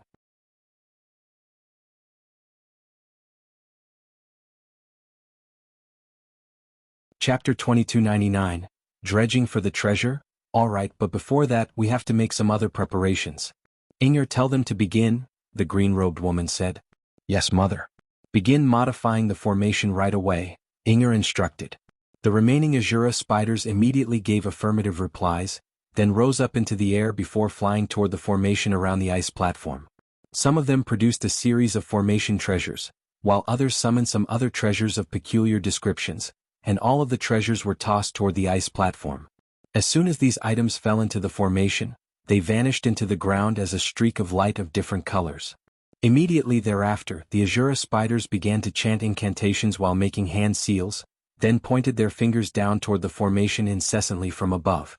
As soon as this formation took shape, white cracks began to appear on the cylindrical ice platform at its center amid a string of crackling sounds. These cracks quickly widened to around the width of human fingers, and following a resounding boom, the entire platform completely shattered, revealing a pond that was around 100 feet in radius. The water in the pond was as clear as a mirror, and as soon as it appeared, a pillar of white light rose up into the air. However, the pillar of light only made it to an altitude of just over 1,000 feet before a faint blue light barrier was released by the formation down below, encompassing everyone as well as close to half of the entire valley. The pillar of light struck the light barrier, and the former instantly shattered into specks of white light, then spread through the surrounding area as white glacial qi. Large sheets of ice appeared in midair in the wake of this glacial qi, and it quickly converged toward Han Li and the others. However, everyone remained completely unfazed as they released layers of protective spiritual light to keep the ice at bay. The glacial qi here doesn't seem to be as fearsome as I imagined, He Lin scoffed as he swept his spiritual sense toward the glacial qi. Is that so? Why don't you take a look at this? The green-robed woman swept a hand toward the pond as she spoke, and several balls of red light immediately appeared around the pond, then rose up into the air, where they were suspended in a completely still manner. The balls of light contained a scepter, a mirror, a crystal ball, and a ring. The four treasures were all giving off scorching auras to eradicate the glacial qi around them. As soon as the four treasures emerged, the pond down below began to bubble, and the pillar of light it was releasing turned a far more substantial shade of white. Immediately thereafter, the glacial qi within the light barrier became over 10 times as potent as it had originally been. In the face of this formidable glacial qi, everyone's protective spiritual light was beginning to flash incessantly, as if they were about to be overwhelmed. Shui Ran and the others were naturally quite alarmed by this, and they hurriedly released a series of treasures to help them keep the glacial qi at bay. Those must be the pure yang attribute treasures you were referring to, right? However, if this is the extent of the glacial qi, then with your powers and treasures, you should be able to venture directly into the pond, Han Li said. He hadn't summoned any treasure to protect himself, but a layer of silver flames had appeared around him, eradicating all of the glacial qi within a radius of several tens of feet around his body. Unfortunately, the glacial qi within the pond becomes more potent with every 10 feet of depth, so even up until now, I still don't know exactly how deep this pond is. As such, it's impossible to secure the treasure within the pond through conventional means. Otherwise, we wouldn't have been stumped for so long, the green-robed woman replied as she cast a slightly wary gaze toward Han Li. The brocade-robed man was no less powerful than the green-robed woman, yet Han Li had been able to destroy him with ease, so it naturally wouldn't be too difficult for him to do the same to this woman. I see. How can we assist you here? Han Li asked. Simple. This formation is one that was created by the formation masters of our race over a span of several centuries, and it can dredge the treasure directly out of the pond, but it requires an injection of magic power from 6 Grand Ascension Stage beings at once. Our race doesn't have that many Grand Ascension Stage beings, which is why we've been unable to use the formation. However, with your assistance this will be an easy task, Inger explained. Han Li raised an eyebrow upon hearing this. If I'm not mistaken, there seem to only be 5 Grand Ascension Stage beings present. Rest assured, Brother Han, I have a secret technique that can temporarily elevate my cultivation base to the Grand Ascension Stage, Inger replied. Han Li's heart stirred slightly upon hearing this. Oh? Is this secret technique related to your spacetime powers as well? Inger faltered slightly upon hearing this before taking a meaningful glance at Han Li. You seem to have a thorough understanding of spacetime laws. Indeed, this technique can only be unleashed with spacetime power as a foundation. Han Li merely smiled and offered no explanation. In that case, let's begin. I don't want to stay here any longer than I have to, He Lin urged in an impatient manner. That suits us just fine. Let's all adopt our positions in the formation now. All of you are very adept in the art of formations, so I'm sure you've already identified that this formation poses no threat to you, the green-robed woman replied as she made a hand seal before pointing a finger at the 4 pure yang attribute treasures above the glacial pond. The treasures immediately transformed into 4 scorching fireballs at her behest, then swelled drastically to form 4 massive scorching suns in the sky, sending waves of flames surging in all directions. All of the ice and snow within the light barrier was quickly melted away, and at the same time, 6 stone pillars slowly emerged from the formation around the glacial pond amid a burst of rumbling. The stone pillars were riddled with all types of spirit patterns and had spiritual light revolving all around them. Furthermore, each pillar had a small silver formation at the top. All you need to do is stand on the pillars, then inject your magic power into them when I give the instruction, and we'll take care of the rest. Inger, you go first, the green-robed woman said. She was asking Ingi to go first to demonstrate to everyone that the formation was indeed safe. Inger did as she was told with a faint smile, following which Shui Ran and He Lin replicated her actions after exchanging a quick glance. Mo Jianli hesitated momentarily before also occupying one of the stone pillars, while Han Li made a hand seal and abruptly vanished on the spot. In the next instant, spatial fluctuations erupted atop one of the stone pillars, and Han Li reappeared. Seeing as everyone else had already entered the formation, the green-robed woman flew onto the final stone pillar, then issued an instruction to her brethren outside. Begin right away, failure is not an option. One of the 4 mature Azura spiders gave an affirmative response, and all 4 of them quickly scattered around the edge of the formation, then sat down with their legs crossed and began to chant incantations. Runes of different colors began to fly out of the spirit patterns all over the entire formation, and they slowly rose up into the air to form an indistinct ball of runes. At the same time, the Azura spiders began to inject their magic power into the formation either directly or through their formation treasures. A loud buzzing sound rang out from the formation, and the spirit patterns began to take on a translucent appearance, while the number of runes being released increased significantly. A short while later, the ball of runes above the glacial pond swelled to around 10 feet in size, then became clearer and clearer as if it had taken on a substantial form. The green-robed woman looked on with an unblinking gaze, and only after the ball of runes reached a size where it could no longer expand any further did she declare, "Please begin injecting your magic power into the stone pillars now." As soon as her voice trailed off, she led by example, sending her magic power surging into the stone pillar below her in a frenzy. Everyone else naturally followed suit, and with the influx of magic power, the 6 stone pillars began to flash violently while also releasing countless runes that surged high up into the sky. With the new influx of runes, the ball of runes began to quickly expand in size again. After a short while, it swelled to around the size of a pavilion, encompassing the entire pond down below. An elated look appeared on the green-robed woman's face upon seeing this, and she pointed a finger upward while opening her mouth to release a net of azure threads.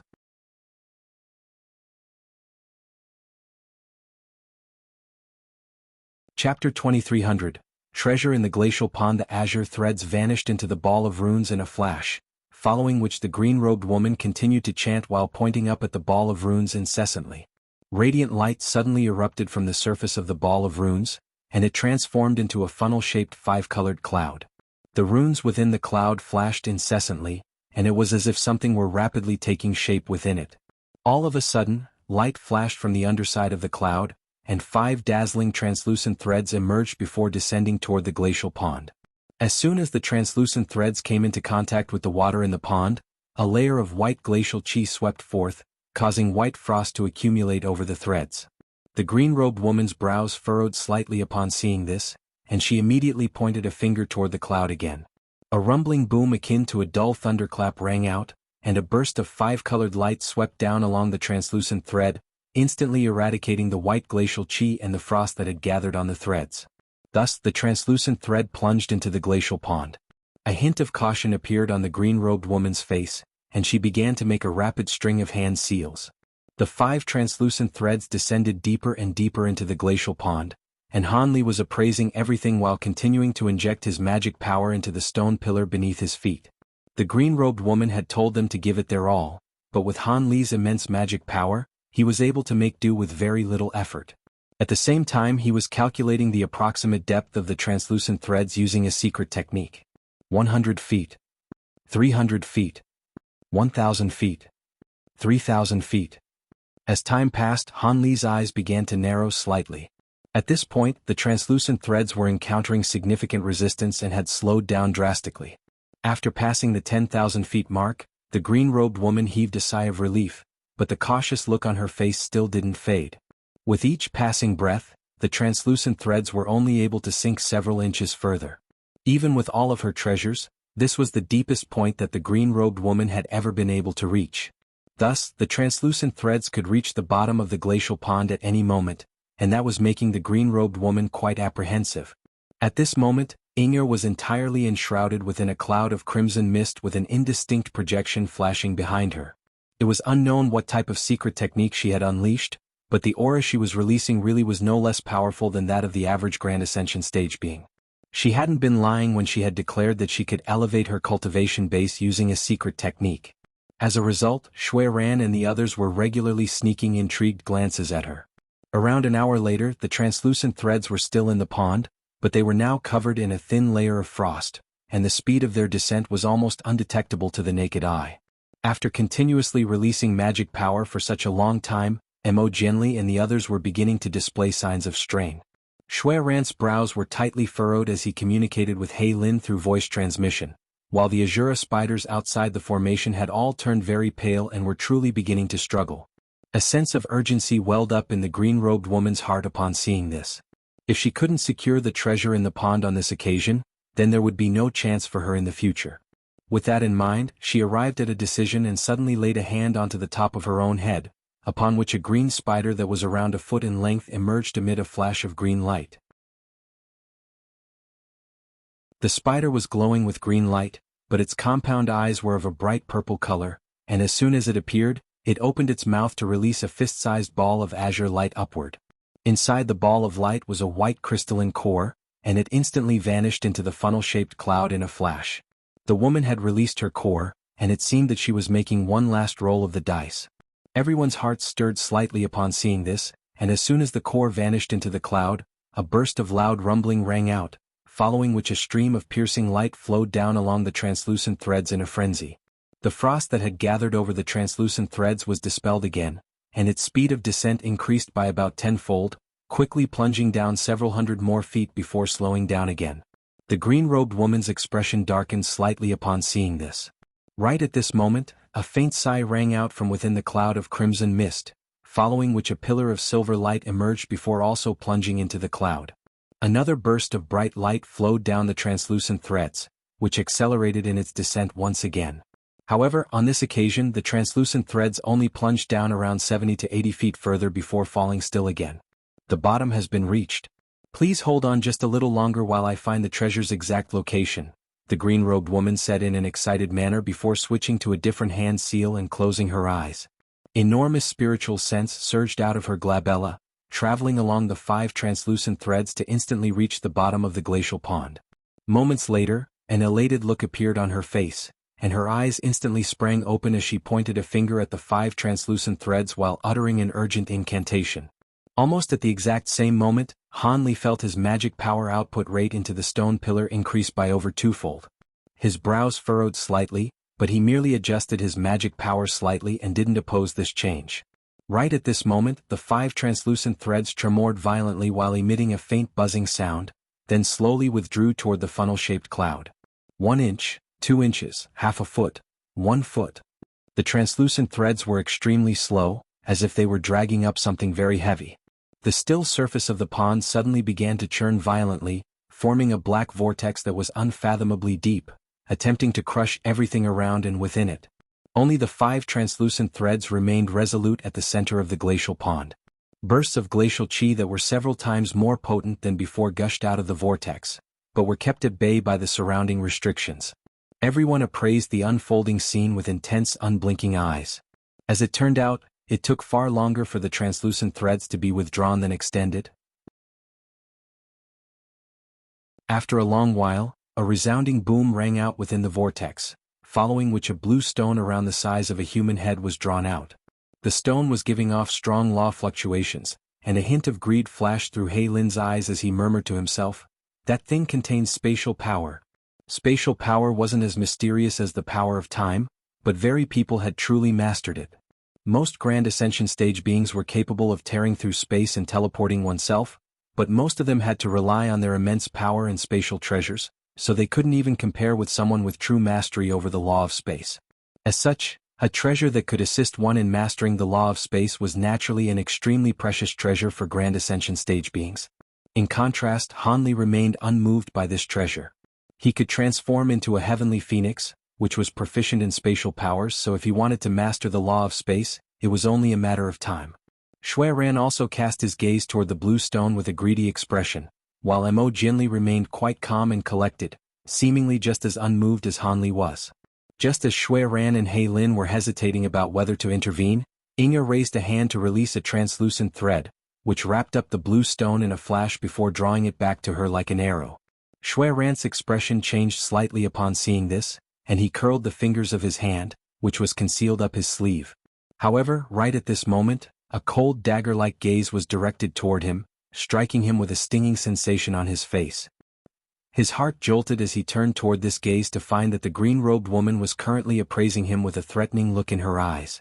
Shui Ran hurriedly turned to Han Li and Mo Jianli, only to find that neither of them was displaying any reactions, so he could only give up on what he was doing and force a smile onto his own face. Hei Lin was still rather unwilling to give up, but he had no choice but to look on as the blue stone vanished into the cloud of crimson mist. "Thank you for your assistance, everyone. The treasure has finally been obtained." The crimson mist faded, revealing a smiling Inger holding the blue stone in her hand. "We've fulfilled our end of the deal. Where are the remaining cores?" Han Li asked as he slowly withdrew his magic power. "Rest assured, fellow Taoist, I won't go back on my word," Inger replied with a smile before stowing the blue stone away amid a flash of blue light, then produced a white jade box that she tossed toward Han Li. Shui Ran and the others immediately directed their attention toward the box. Han Li's expression remained unchanged as he drew the jade box into his grasp before removing the lid. After examining the contents of the box, a faint smile appeared on Han Li's face. "You really did keep your promise. Fellow Taoist Shui, let's split these cores among us." "Sure. Now that we've obtained the cores, we've completed the objective for our trip." Shui Ran chuckled as he rubbed his hands together. It was clear that compared to that blue stone, the Sanqing lightning talismans were more important to him. Hei Lin and Mo Jianli were also very excited to see the remaining cores. Han Li smiled as he swept a sleeve over the box, upon which 4 cores were immediately sent flying toward Mo Jianli and the others.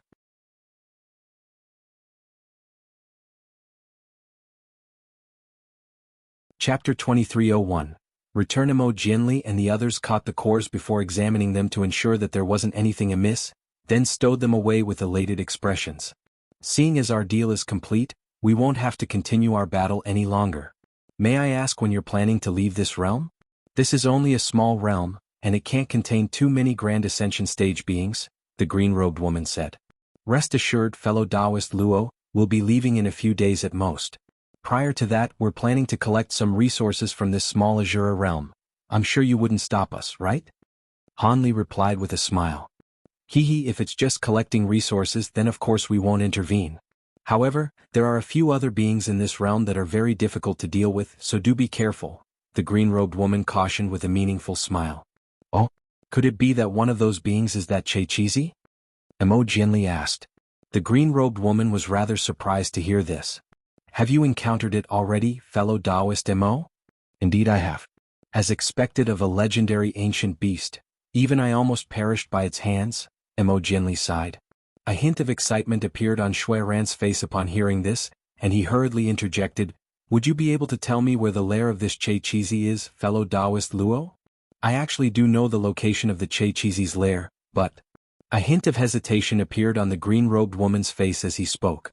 Shui Ran realized that he had been overly eager upon seeing this, and he reverted back to a calm expression as he said, "Rest assured, I won't ask you to disclose this information to me free of charge." Immediately thereafter, he flipped a hand over to produce a small leather pouch before tossing it toward the woman. The green-robed woman drew the pouch into her grasp before injecting her spiritual sense into it, upon which a pleased look appeared on her face. "I have a map with an annotation of the Che Chizi lair's exact location." As soon as her voice trailed off, she raised a hand to release a white jade slip. Shui Ran drew the jade slip into his grasp, then pressed it against his own forehead with a serious expression. He Lin was also appraising the jade slip with a hint of excitement in his eyes. At this moment Inger suddenly smiled and said, "I'm sure all of you must be extremely renowned beings of your respective realms, and you must be carrying many precious treasures. Our race has also collected some resources that can't be found in any other realms, so how about we arrange some trades before you go and seek out other resources? I'm sure that would save all of you a lot of time."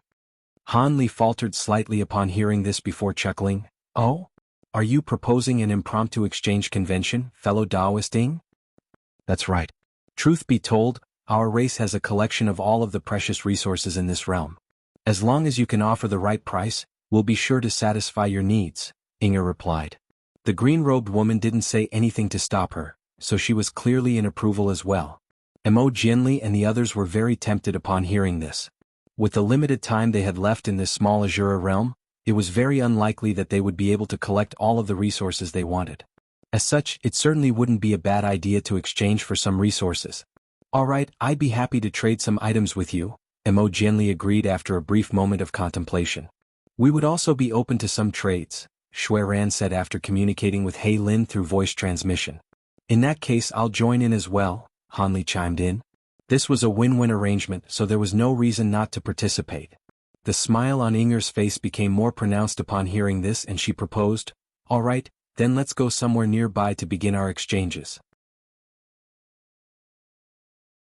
Han Li and the others all agreed, but prior to their departure, everyone failed to notice that Han Li had cast a seemingly nonchalant glance toward the glacial pond.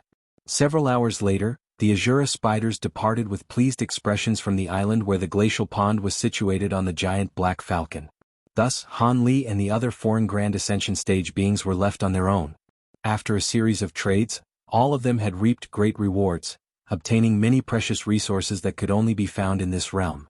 They had expended a heavy price for those resources, but they were still very pleased. "Are you really just going to let these Azura spiders go, Brother Han? It's still not too late to change your mind," Shui Ran suddenly said. "Why would I change my mind? If they were that easy to kill, then I would have already done so rather than stoop to trading with them," Han Li replied with a calm expression. "The resources brought out by those Azura spiders are most likely only a very small portion of their collection. On top of that, aren't you interested in that blue stone? The potency of the spatial power contained within that stone is something that I've never seen before. If we can obtain that item, we can employ a shared ownership system, and perhaps all of us would be able to truly master the law of space over time," Shui Ran proposed. Even Mo Jianli was slightly tempted upon hearing this. In contrast, Han Li chuckled in a nonchalant manner. "Hee, unfortunately, I'm not interested in the power of space, so I have no intention of taking the risk. If you're interested in that stone, you can negotiate with the Azura spiders yourselves. Perhaps they'll be willing to give it to you if you offer them sufficient compensation." Shui Ran's expression changed slightly upon hearing this, but he quickly chuckled in response. "Surely you jest, fellow Taoist. The Azura spiders clearly hold that stone in very high regard, so they most likely won't accept a trade even if we were to hand over everything in our possession. Seeing as you're unwilling to get involved, then just pretend like I never said anything. We still have some matters that we need to attend to, so we'll be taking our leave now." Shui Ran cupped his fist in a parting salute as he spoke, and He Lin also followed suit. Han Li returned the salute and said, "Look after yourselves, fellow Taoists." Mo Jianli also offered some parting words. Thus, Shui Ran and He Lin departed as two streaks of light, quickly vanishing into the distance. Do you plan to search for some more precious resources, Brother Han? Mo Jianli asked with a smile after Shui Ran and He Lin had disappeared into the distant sky. I do. We still have a few days until we have to leave. Perhaps I'll encounter some opportunities during that time. What are your plans, Brother Mo? Han Li asked. I'm already extremely fortunate to have obtained these 3 cores, so I don't plan to take any more risks. I'm going to find a secluded place to rest and meditate until the day we leave. Your powers are far beyond mine, but I still have to advise you to be careful in case the Azura spiders decide to seek vengeance on us, Mo Jinli said with a serious expression. That sounds like a good plan. As for those Azura spiders, I may not be able to kill them on my own, but they won't be able to do anything to me either, Han Li replied with a confident smile. In that case, there's nothing for me to worry about. I'll be taking my leave as well. See you back in the spirit realm in a few days, Mo Jinli said with a smile as he extended a parting salute. Han Li also bade him farewell, and he released a small boat that he got onto, then quickly sped away as a streak of light. Only after a long while did Han Li withdraw his gaze from the distance, then turned toward the giant island where the glacial pond was situated with a peculiar look in his eyes. He then swept a sleeve through the air, transforming into a ball of azure light that flew directly toward the island. A short while later, Han Li reappeared above the same valley from before. He hovered in midair as he looked down at the glacial pond from above. At this point, the glacial chi within the valley seemed to have abated significantly. However, the space around the glacial pond had still been completely frozen into a massive chunk of ice, completely sealing the entrance to the pond again. Han Li looked down at the massive block of ice for a while, then suddenly opened his mouth to release a silver fireball, which transformed into a silver fire raven. After that, he chanted something and made a hand seal before pointing a finger toward the fire raven, which swelled drastically in size at his behest. In the blink of an eye, the silver fire raven swelled to over 100 feet in size with scorching silver flames burning all over its body, but it was clearly looking rather fatigued, having just endured a grueling battle against that purple peacock. Han Li's brows furrowed slightly upon seeing this, and he opened his mouth to release several azure balls of magic power, which vanished into the fire raven's body in a flash.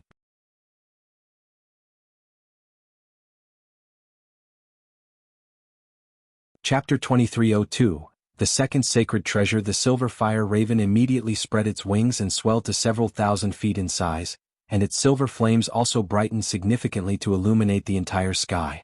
Han Li immediately uttered the word absorb upon seeing this, and the spirit-engulfing fire raven instantly lowered its head before opening its beak to release a vast expanse of silver flames, inundating all of the ice around the glacial pond.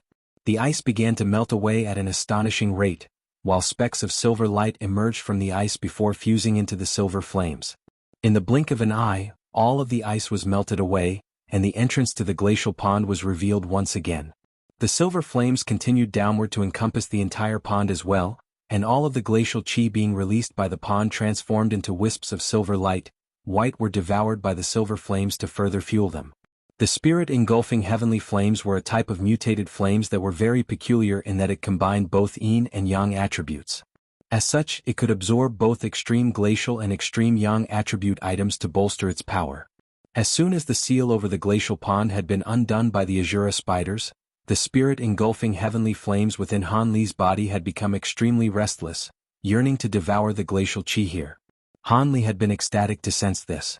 Never had the spirit-engulfing heavenly flames displayed such a strong reaction before. He had explored several glacial regions of the spirit realm in the past, discovering some glacial chi that could be absorbed by the spirit-engulfing heavenly flames, but none of those had been as attractive to the flames. The Azura spiders were powerless to counter the glacial chi here, but Han Li was able to do so with ease with these flames. However, he didn't want to reveal to anyone the ability of his spirit-engulfing heavenly flames to devour glacial chi, so he had hidden this fact and assisted them in using their formation to dredge up that treasure. Currently, Han Li was hovering in the air above the valley with an expectant look on his face. As time passed, the glacial chi flowing out of the pond gradually became more feeble, and it seemed that almost all of it had been devoured by the spirit-engulfing heavenly flames. Han Li's brows furrowed upon seeing this. He pointed a finger at the spirit-engulfing fire raven, and it quickly shrank down to around only 10 feet in size before plunging down as a silver fireball. As soon as the fire raven plunged into the silver flames down below, all of it vanished into the fire raven's body in a flash, following which the fire raven plunged into the pond. A string of rumbling booms rang out within the pond while silver light flashed incessantly. Meanwhile, Hanli closed his eyes, but he was still maintaining a hand seal as he uttered an incantation in a barely audible voice. The glacial chi emanating from the pond began to vanish at an even faster rate, and 2 hours later, the silver fire raven re-emerged from the pond. At this point, all of the glacial chi was already gone, and the pond had become nothing more than an ordinary pond. Hanli opened his eyes, and a hint of elation appeared on his face as he appraised the spirit-engulfing fire raven. The fire raven still had silver flames burning all over its body, but beneath those flames was a translucent body, indicating that it had attained a substantial form. It was clear that the fire raven had undergone another evolution after absorbing all of the glacial chi within the pond. Of course, this transformation was only just beginning. The fact that the pond posed a threat even to a grand ascension stage being was sufficient testament to just how potent its glacial chi was.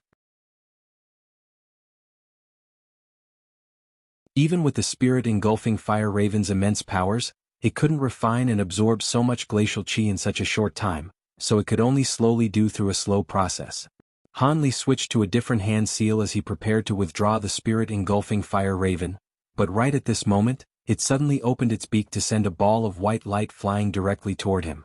Hanli faltered slightly before reflexively reaching out to catch the ball of light, upon which it was revealed that this was an egg-sized translucent ball that was giving off a glacial aura.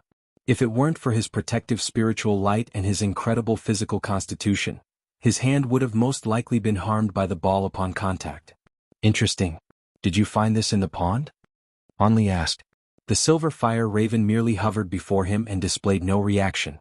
Han faltered slightly before bursting into laughter. Silly me, with your limited spiritual nature, there's no way you'd be capable of answering questions.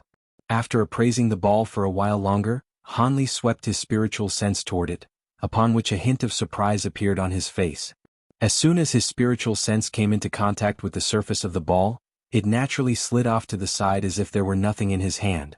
After a brief moment of contemplation, Hanli pointed a finger at his own glabella, releasing a translucent spiritual sense thread that vanished into the ball in a flash. I see. On this occasion, an enlightened look appeared on Hanli's face, and after a brief hesitation he tossed the ball up into the air before pointing a finger at it. A bolt of golden lightning immediately erupted out of his fingertip to strike the translucent ball, which flashed violently before finally shattering amid the golden lightning. A burst of astonishing glacial chi swept forth in all directions, following which a blue object was revealed. It turned out that the translucent ball contained a thumb-sized bead, which was giving off powerful spatial fluctuations. Hanli quickly assessed the situation and soon made sense of the situation. This glacial pond didn't just contain one sacred treasure of the space fish race, there were two instead. The larger one was the blue rock taken by the Azura spiders, while the smaller one was this translucent bead. Despite the size discrepancy, the spatial fluctuations emanating from the two treasures were quite comparable. However, the bead had been intentionally disguised by another treasure, allowing it to escape the detection of even Grand Ascension stage spiritual sense, so it was clear that this one was more important in the eyes of the space fish race than the blue stone. As for its exact purpose, that was most likely something that only the space fish race would know. After a brief moment of hesitation, Hanli flipped a hand over to release a jade box before placing the bead into it and closing the lid, then quickly plastered several restriction talismans to the box's surface. Thus, the spatial fluctuations emanating from the box were completely cut off. After that, he stowed the jade box away before making a hand seal, and the spirit-engulfing fire raven rapidly shrank down into a silver fireball before vanishing up his sleeve in a flash. He then stomped a foot onto the ground, rising up and departing from the island as a streak of azure light. Judging from the direction he was traveling toward, it seemed that he was going to the lava lake where the space fish beings were situated. At the same time, the Azura spiders were on their way back to the stone city, and the green-robed woman wore a concerned expression as she said, "Inger, will it really be alright leaving those air fish beings where they are? The secret of their existence has already been leaked, and we've just secured their secret treasure. What if they read between the lines and figure out what we're doing? Haven't you already sent some subordinates to keep an eye on them? Just leave them where they are. Even though spatial power can be extracted from their cores, this branch has no future. Even the fully mature ones among them are only at the spatial tempering stage, so there's no way we can extract true spatial laws from them. Besides, we only required their cores as we were hoping to be able to control spatial power by devouring the power within those cores. However, during my seclusion, I discovered that this method is largely ineffective. I was only able to master the law of space using a different method. Otherwise, I would most likely still be stuck at square one even now, Inga replied in a nonchalant manner. You used another method? The green-robed woman was quite surprised to hear this. That's right. With the sacred treasure of the space fish race in our grasp, we no longer require their cores as we already have enough, so there's no need to risk another conflict with those outsiders over something like this. Once we get back, I'll refine that man's nascent soul to further my mastery of the law of spacetime. Once I come out of seclusion, I'll be able to produce a spacetime seed for you, and when that time comes, both of us will be able to attain the law of spacetime. We'll be unstoppable across all realms. Inga replied with a smile. With your current powers, you can already contend with the average Grand Ascension stage being. Once you reach the Grand Ascension stage, you'll most likely be comparable in power to those top-grade true spirit beings. Aside from true dragons and heavenly phoenixes, nothing will be able to stand in your way, the green-robed woman said with an elated expression. Inga merely chuckled in response, but judging from her expression, she clearly agreed with this assessment. A burst of yellow light subsided above the underground lava lake, and Han Li emerged before inspecting his surroundings, upon which his brows immediately furrowed slightly.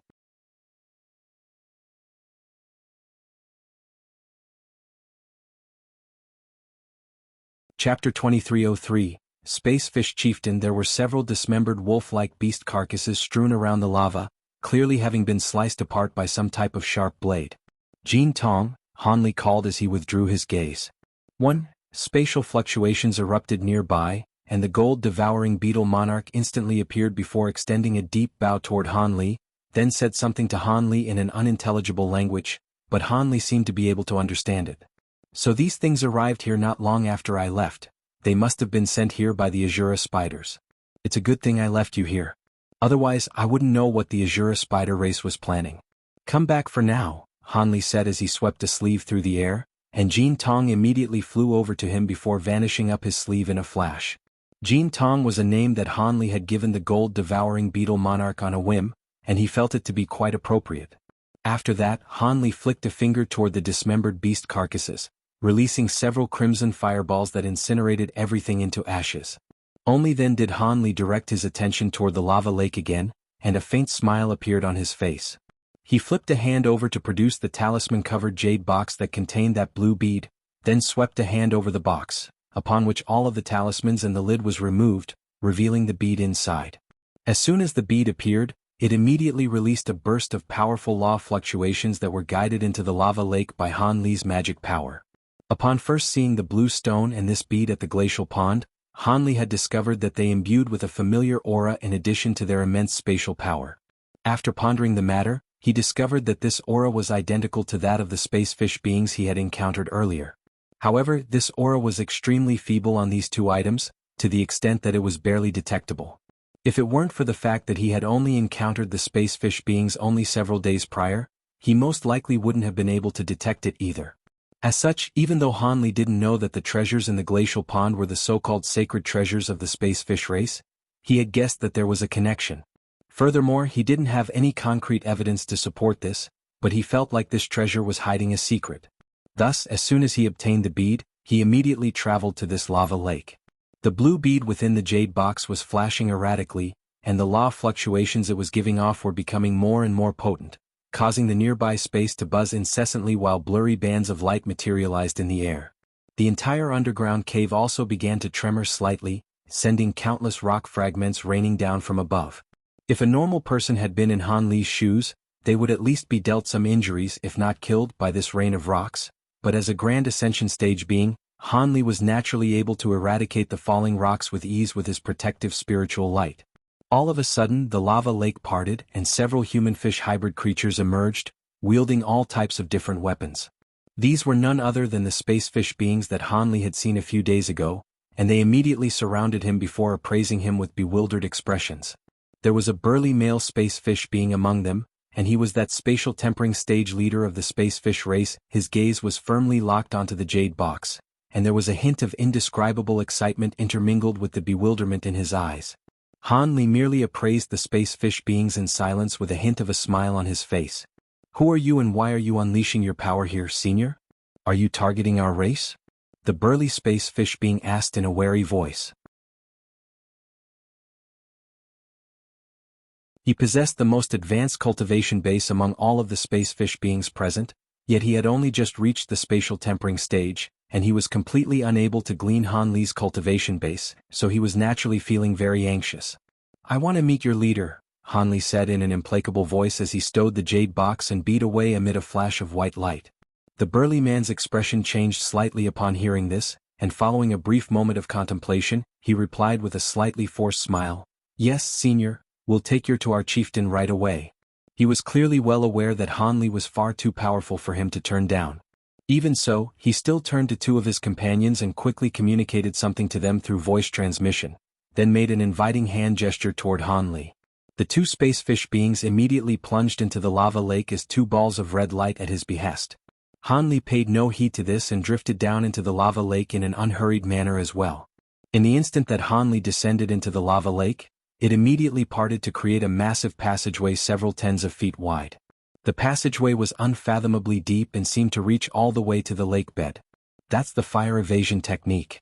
The burly man was quite stunned to see this.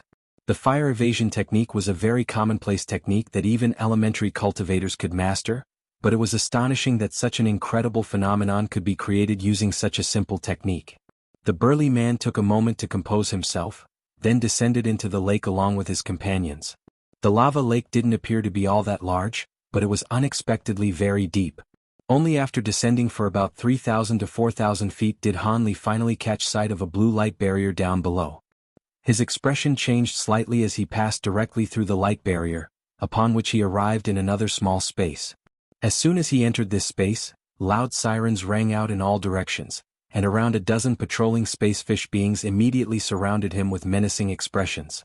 Han Li raised an eyebrow upon seeing this, and just as he was considering whether he should teach these space fish beings a lesson, the burly man also rushed into the light barrier before hurriedly yelling, "Get back! This senior is an esteemed guest of our race, and he's here to see our chieftain." All of the guards were rather hesitant upon hearing this. What?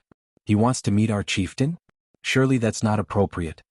Right at this moment, a ball of red light shot forth from another direction, then faded to reveal a female space fish being holding a badge aloft in her hand. The chieftain wishes to meet the esteemed guest in the heavenly domain hall. No one is to stop him. The space fish guards were still rather bewildered by the situation, but they all backed down as instructed. In that case, please go on ahead. Only then did Han Li carefully inspect his surroundings with a faint smile on his face. This area only had a radius of less than 10 kilometers, and there were hundreds of triangular buildings of different heights constructed here. The surfaces of these buildings were all etched with extremely primitive-looking squiggly text, but upon closer inspection, one would discover that the text seemed to contain some type of profound meaning. Han Li didn't know how many space fish beings were living in those buildings, but there were less than 300 outside the buildings, and the vast majority of them were elderly, women, or children. It seemed that even if all of the space fish beings were to vacate the buildings, there would only be around 500 to 600 of them at most, so this definitely wasn't a prosperous community. The burly man was growing rather uneasy at the sight of Han Li inspecting the surrounding area, and he volunteered, "Please come with me, senior." "All right, lead the way," Han Li replied in a nonchalant manner. The burly man extended a bow before rising up into the air and flying toward a certain direction. As for Han Li, he took a step forward and immediately appeared over 100 feet away, following along behind the burly man in an unhurried manner. After just a few flashes, the two of them arrived in front of an ordinary-looking building. There were no guards stationed at the entrance of the building, and the burly man stopped here before turning to Han Li with a respectful salute. "Our chieftain is inside, senior. I can't come in with you, so I'll be waiting outside." Han Li nodded in response before making his way into the building. After passing through the entrance, he arrived in a hall that was around 100 feet in size with only some simple tables and chairs in the room. On the chair at the end of the hall sat a thin gray-haired elderly man with a completely human body as opposed to a human-fish hybrid body. Han Li swept his spiritual sense toward the elderly man to find that he was only at the early body integration stage. "Are you the space fish chieftain?" Han Li asked in a calm manner.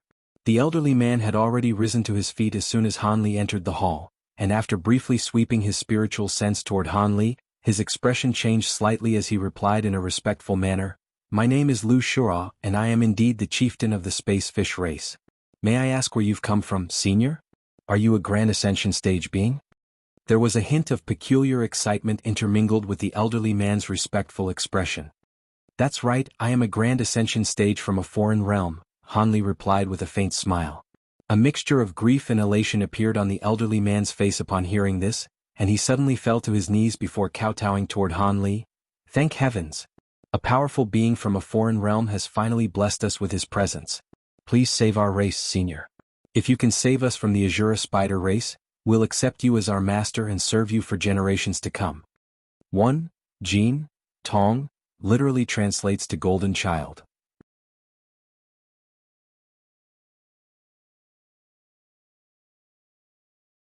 Chapter 2304, Domain B. Despite Han Li's steadfast demeanor, he was quite taken aback to hear this and he chuckled, "You want to accept me as your master? Is that supposed to be a joke? You've only just met me and know nothing about my personality. What if I were to treat you even worse than the Azura spider race? Were you the one who eradicated those Azura spider race spies outside, senior?" The elderly man asked. "I didn't take care of them in person, but I was involved," Han Li replied in an ambiguous manner. "In that case, you must be aware of the current situation our race is facing, right, senior?" The elderly man asked in a grim manner. "I do. However, there are countless similar cases across all of the realms out there. That's not a reason for me to intervene. I don't see any benefit in accepting you, so why would I do that when I could risk offending other powerful beings of the same caliber as myself?" Han Li asked.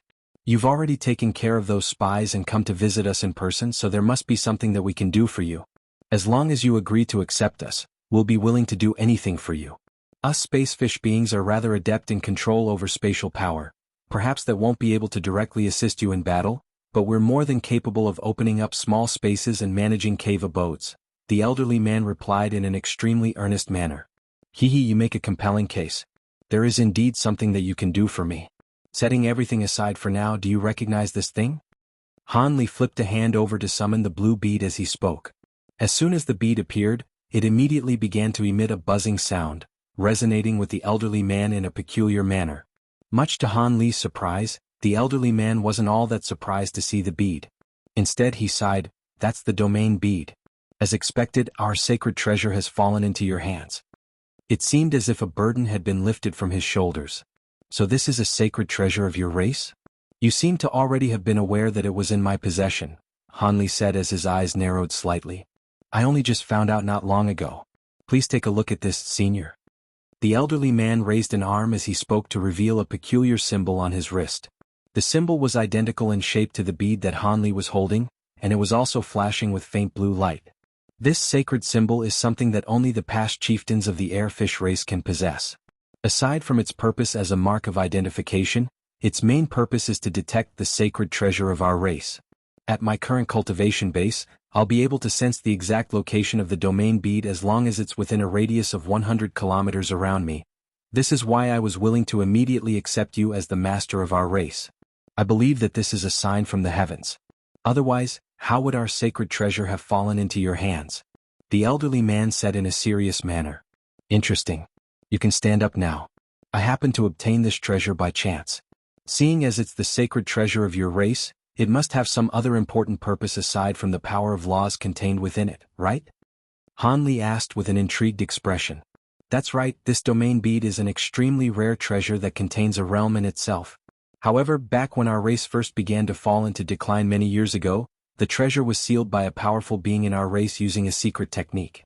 As such, I've only ever heard legends of the treasure's abilities," the elderly man replied in a respectful manner as he rose to his feet. A hint of surprise appeared on Han Li's face upon hearing this. "Oh, that does make it an extremely precious spatial treasure. Did you know that this treasure was sealed in that glacial pond?" "I did. The forefathers of our race intentionally stored the domain bead in that glacial pond so that other powerful beings wouldn't hunt us down over the treasures. After all, we didn't have sufficient power to protect it, so it would have only spelled trouble for us. As such, it was mandated that the sacred treasure could only be retrieved once our race became powerful enough to protect it. Unfortunately, we never managed to make a resurgence. Instead, we've been falling further and further into decline, to the extent that we're almost unable to even pass down our bloodline anymore. Thus, the sacred treasure became completely pointless to us, the elderly man explained in a resigned manner. It seems that your forefathers made a very wise decision. Otherwise, the Azura spider race would have taken the treasure from you long ago. Speaking of which, I saw them retrieve another rock that was also imbued with the law of space in that glacial pond. What was that thing? Only asked. That is another sacred treasure of our race known as the engraved spirit stone. It serves no other purpose than to help powerful beings master the power of space. I see. Hanli looked down at the bead in his hand with a contemplative expression. The elderly man gritted his teeth with a hesitant expression before continuing, Senior, if you're willing to accept our race, then we'd be willing to offer our blood essence to erase the mark left on the domain bead by our forefathers so that you can refine it for yourself. This sacred treasure has been refined by the powerful beings of our race in the past, and ownership cannot be transferred through normal refinement methods. I also know a cultivation art that will allow you to easily control this treasure. Of course, the prerequisite for all of this is that you have to be quite powerful even among Grand Ascension stage beings. Otherwise, it'll be very difficult for you to repress the backlash from this bead. As for the Azura spider race, they can't leave this realm easily due to some special reasons, so you don't have to worry about offending them. I am indeed very interested in this treasure, but I'm afraid it'll be very difficult for me to take all of you with me as I entered this realm through a special method. Unless I make all of you my spirit beasts and store you in my spirit beast bracelet, I won't be able to take you with me when I depart from this realm. As for those Azura spiders, they pose no threat to me, so even if they do come after me, I'll be capable of opposing them, Hanli said. If that's your only concern, then there's a very simple solution. After you refine the domain bead, we'll be able to enter the realm within the bead and leave this realm with you, the elderly man replied in an ecstatic manner. That's a viable option, but can the realm within the domain bead really contain all of you? And how long will it take for me to refine the treasure? I only have a few more days left in this realm, Hanli said. Rest assured, Senior, the area of the realm within the domain bead definitely ranks among the top treasures of its kind. As for the time it'll require to refine the bead, with the assistance of our entire race, it'll only take around 2 to 3 days for you to successfully refine it, the elderly man immediately replied. Hanli contemplated the situation for a moment before nodding in response. Oh, I didn't think that the realm inside the treasure would be so vast. I can afford to wait 2 or 3 days. In that case, it's decided. As long as I can refine this domain bead, I'll protect your space fish race for as long as I live. It wasn't a difficult task for him to integrate such a weak branch of beings into the human race. The elderly man was ecstatic to hear this, and he immediately fell to his knees before kowtowing again. Thank you, Senior. I'll begin the preparations right away, please wait for me. He didn't know how Hanli was going to treat them, but it was surely going to be better than living under the rule of the Azura spiders, which were slaughtering them as they pleased, placing them at constant risk of ending their bloodline inheritance. Go on, I'll stay here and study this treasure in the meantime, Hanli instructed with a wave of his hand. Yes, I'll be taking my leave now, Senior. Only then did the elderly man rise to his feet before departing in a respectful manner. Several hours later, a shimmering silver formation was slowly taking shape on a plot of empty land situated between around a dozen triangular buildings. Countless spacefish beings were busy constructing the formation, while another group of spacefish beings were walking onto a tall platform that had just been constructed on the edge of the formation. They then slit their wrists using sharp blades, allowing their blood to flow into a giant azure cauldron that was around half as tall as a grown man. Close to half of the cauldron had already been filled, and a translucent blue bead that was flashing with faint spiritual light was floating at the center of the pool of blood. At this moment, Hanli was hovering in the air above the giant formation, appraising the unfolding scene with his arms crossed. The spacefish beings were very efficient, completing a series of very complex preparatory steps in a short time. It seemed that it wouldn't even take the full 3 days for him to refine the domain bead. He was naturally very eager to truly attain such a powerful spatial treasure, and he really wanted to know what the realm inside the treasure was like. On the blood sky continent of the spirit realm, a resounding boom suddenly rang out from a certain ancient altar that was embedded into the ground, following which a burst of energy fluctuations was released, forcibly scattering all of the earth around the altar. Immediately thereafter, a 5-colored light formation appeared in mid-air, and a translucent figure emerged. I finally completed my descent. As expected, The spiritual chi is far less abundant here than in the true immortal realm, the figure sighed to himself as he inspected his surroundings.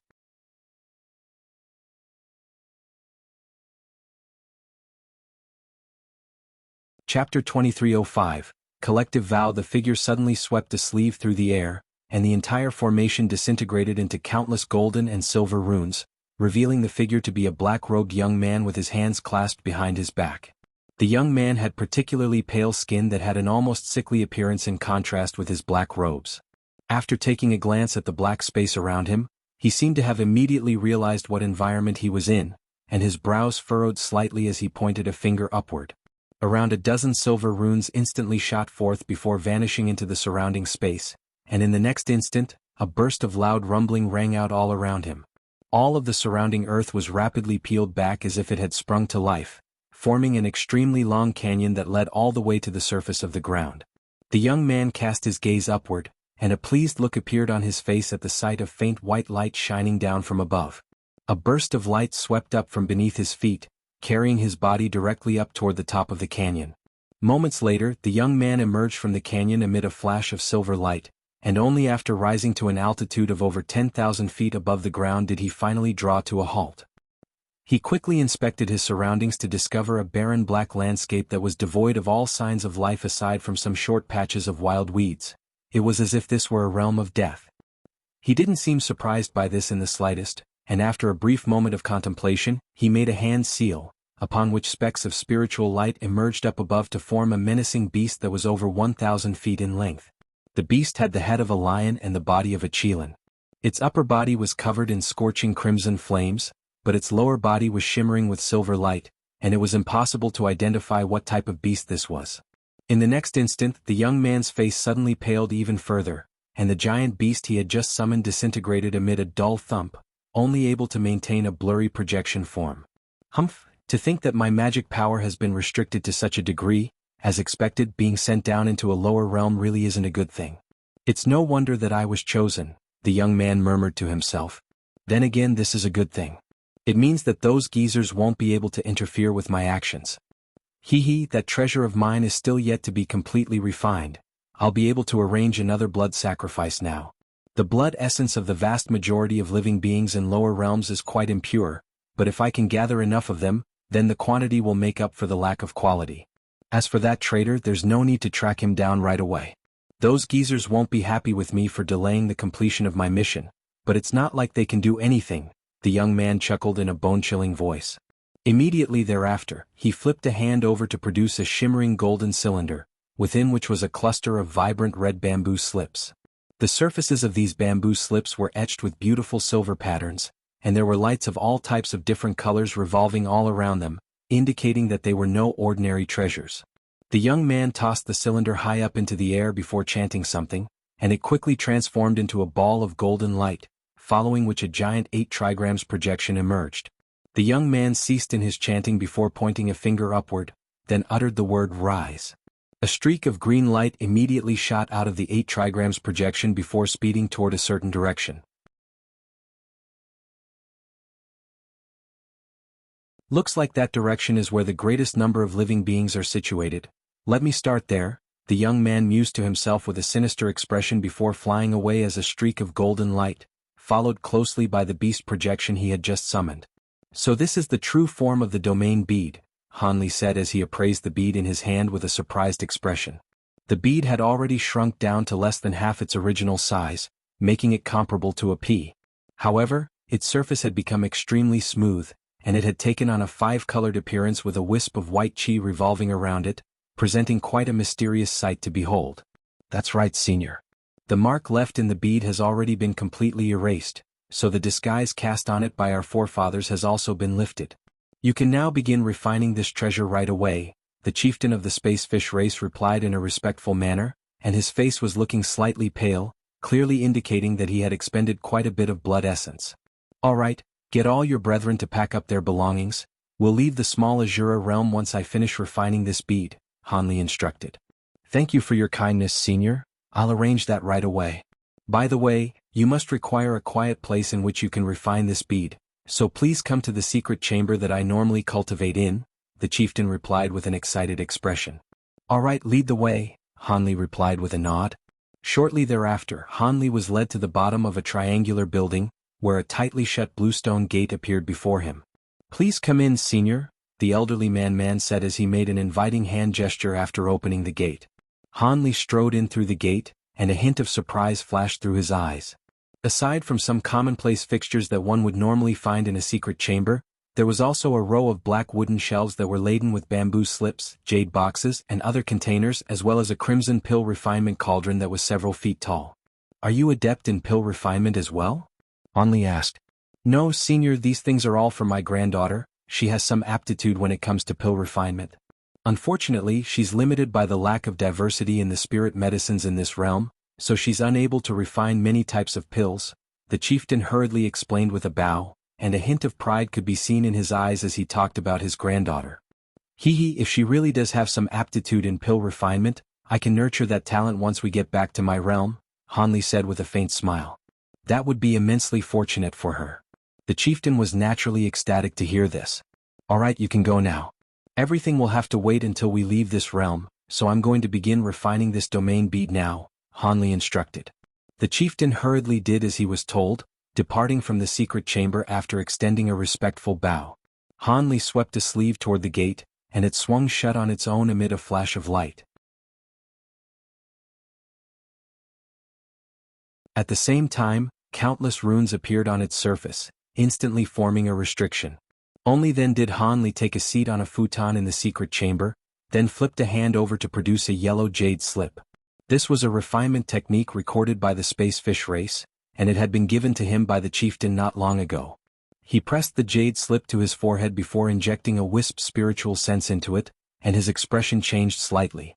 Sure enough, this refinement method was different from all of the ones he had learned in the past, indicating that it had most likely been created specifically for this domain bead. With his current level of power, he was able to master the secret technique after only reading through it a few times. Thus, he stowed the jade slip away before flipping a hand over to summon the domain bead. A burst of invisible power surged forth, suspending the bead in midair. Immediately thereafter, Hanli took a deep breath before opening his mouth to expel several balls of spiritual chi onto the bead, then made a hand seal to summon his Providence True Devil projection amid a flash of golden light. At the same time, black light flashed from his glabella, and his law destruction eye also slowly opened. Countless spiritual sense threads immediately came surging out of the demonic eyes, and the entire secret chamber was filled with all types of energy fluctuations. 2 days and 2 nights quickly passed by, and just as the spacefish chieftain was beginning to grow rather anxious, the stone gate was finally opened once again, following which Hanli emerged with a hint of exhaustion in his eyes. A hint of elation coupled with anxiety surfaced in the elderly man's eyes as he asked, "Senior, have you already?" "Rest assured, I've already successfully refined the domain bead. Gather all of your brethren as quickly as possible.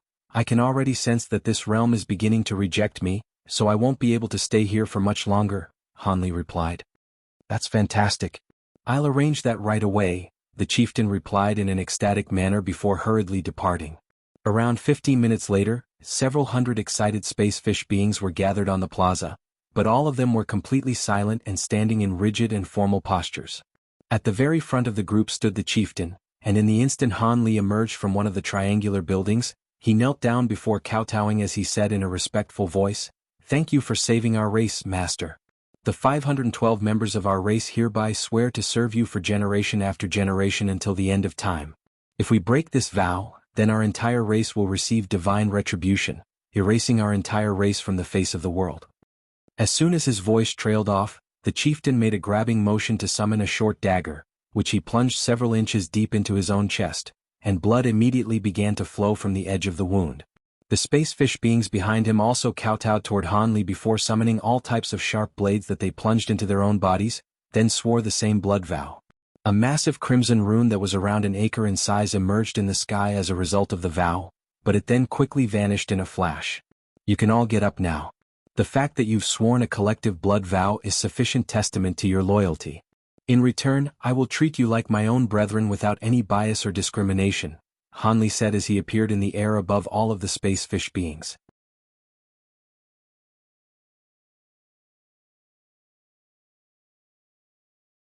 Chapter 2306, Meeting the spirit monarch chapter again as soon as his voice trailed off, he opened his mouth to release the domain bead without waiting for a reply from the space fish beings.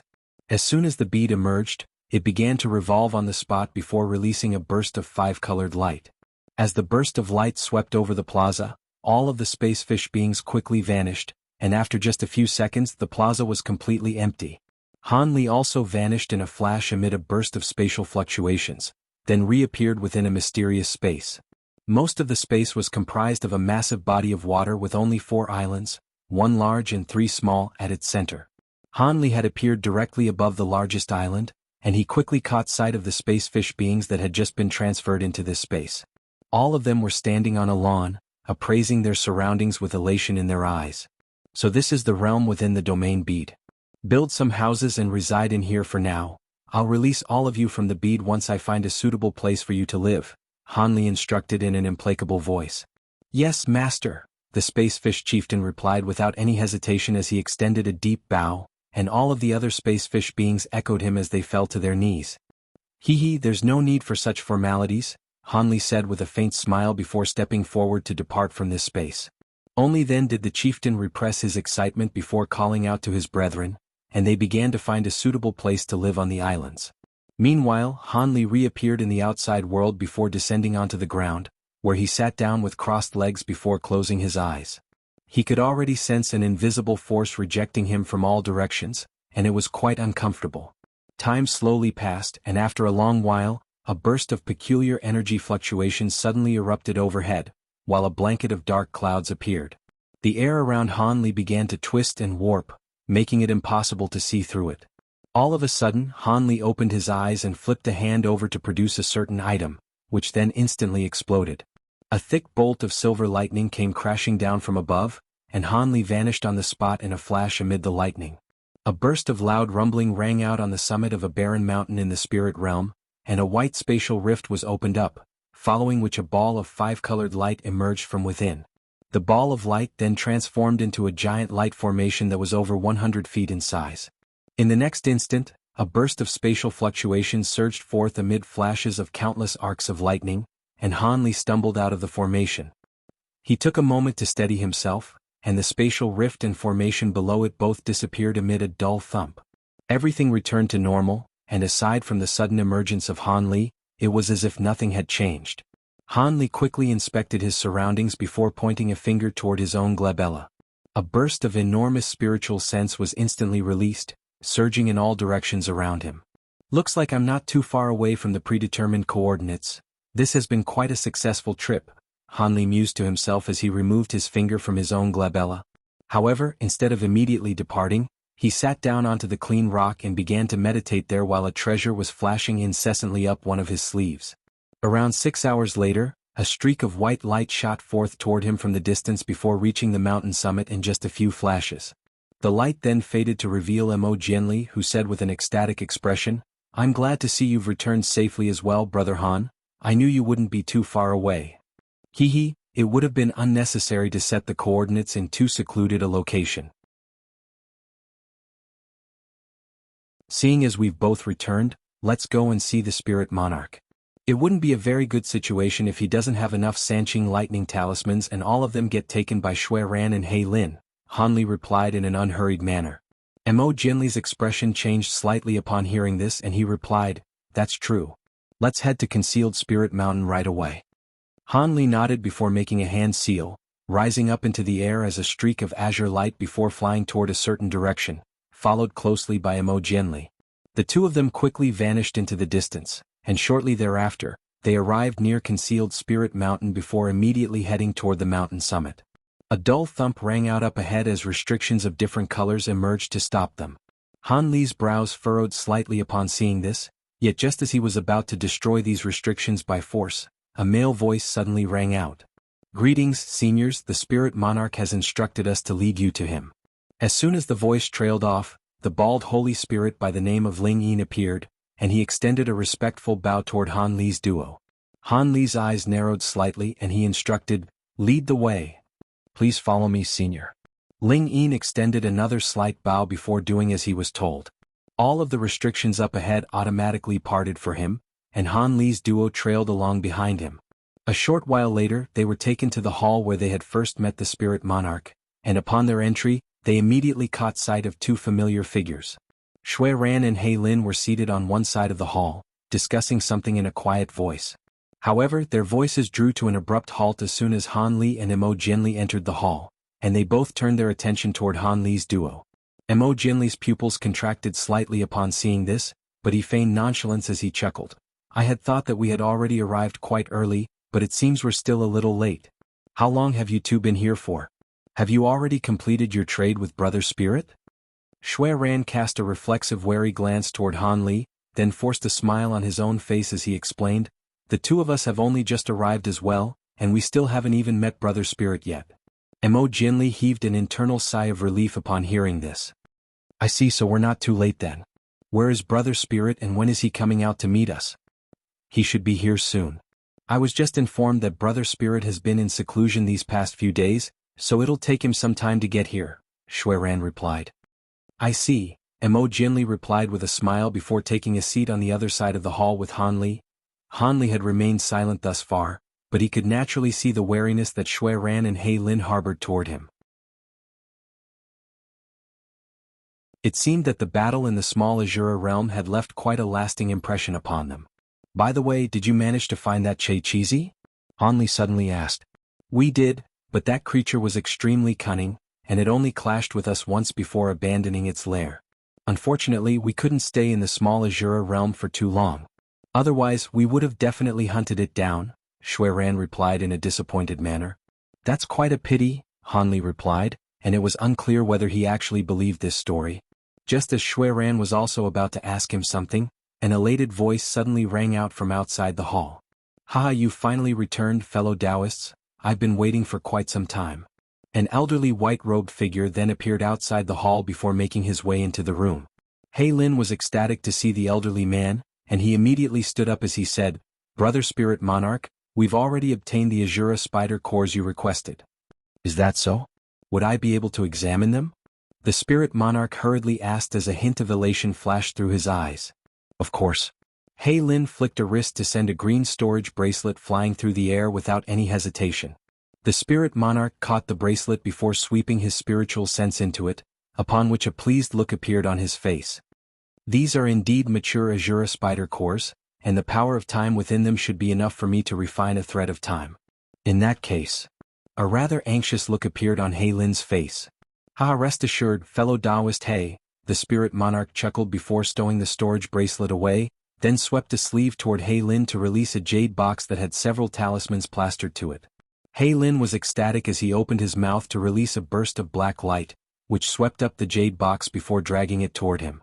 Meanwhile, Shui Ran had his gaze fixed firmly on Mo Jinli and Han Li with a nervous look in his eyes.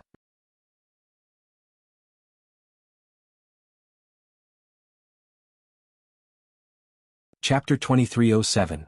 Origin Soul Lamp. Mo Jinli's expression changed slightly as he turned to appraise the jade box with an intent gaze, while Han Li looked on in an indifferent manner. Shui Ran heaved an internal sigh of relief upon seeing this. At this point, He Lin had already drawn the jade box into his own grasp.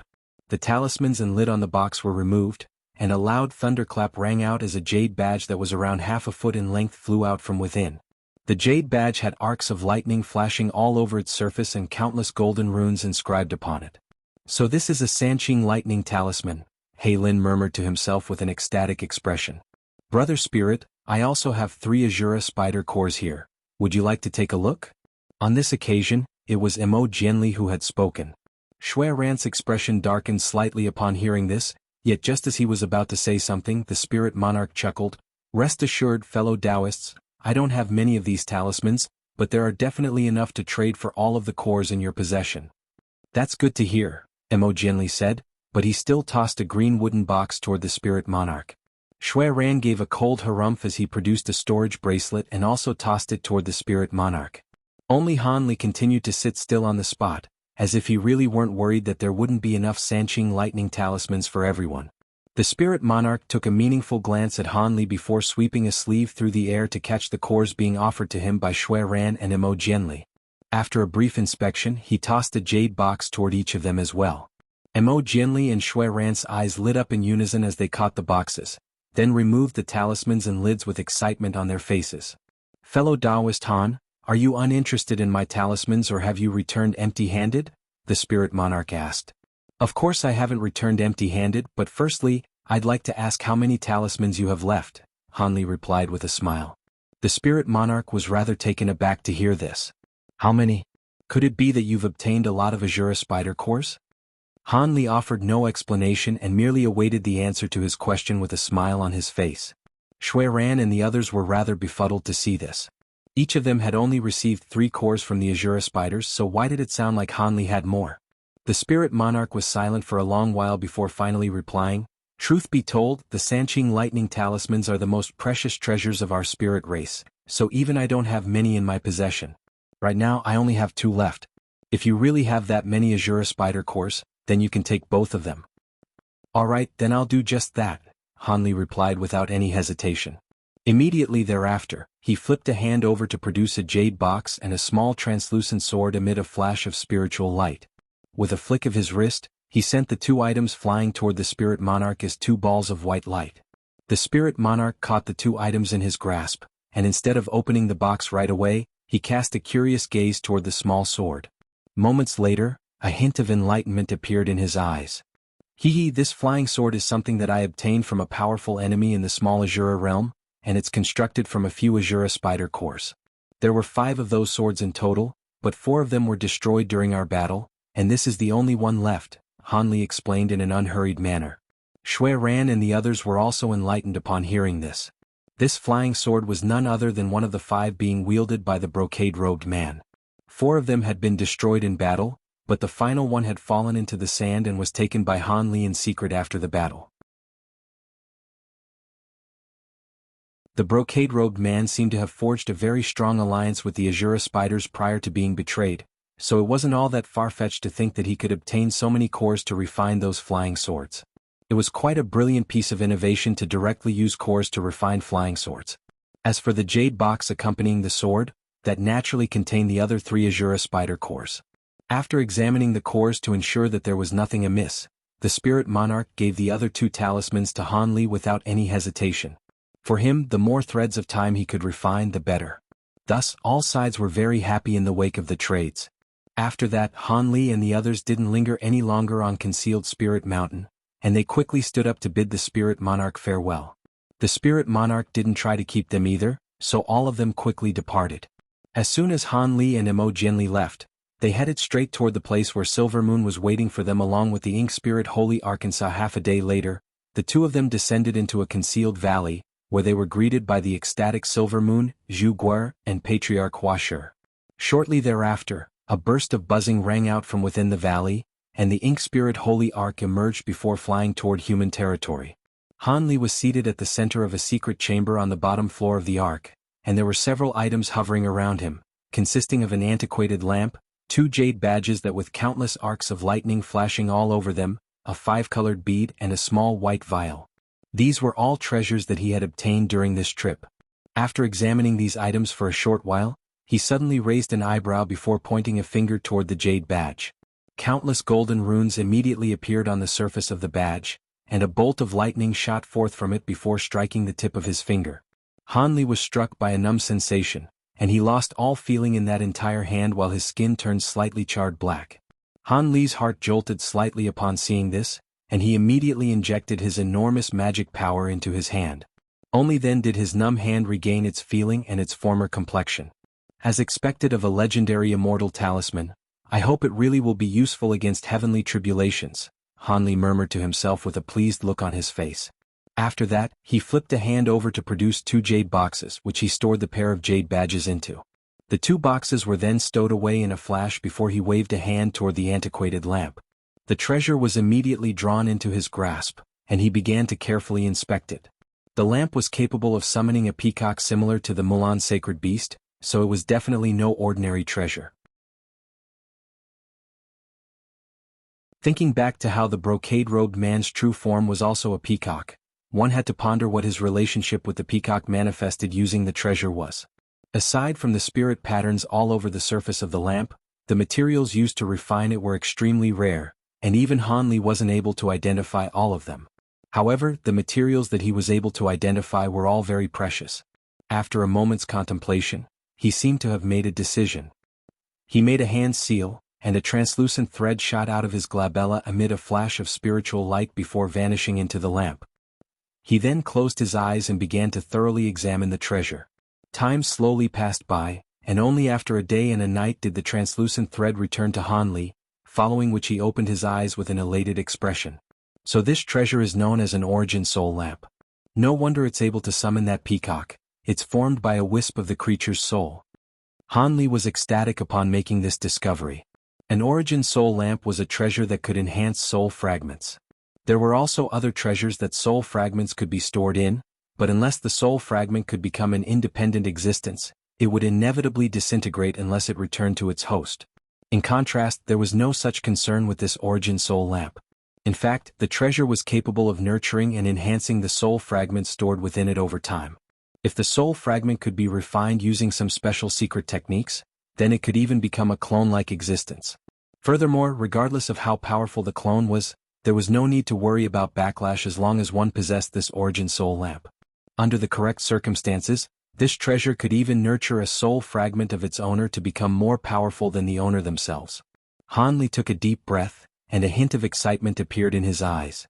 Ever since the disappearance of his second nascent soul, he had intended to nurture a clone, and this treasure was perfect for that purpose. He carefully examined the lamp several more times to ensure that it could indeed nurture soul fragments, and after ensuring that nothing was amiss, he immediately planted a soul fragment into the lamp. Once this soul fragment became powerful enough, he would have to think about exactly how he wanted to develop it.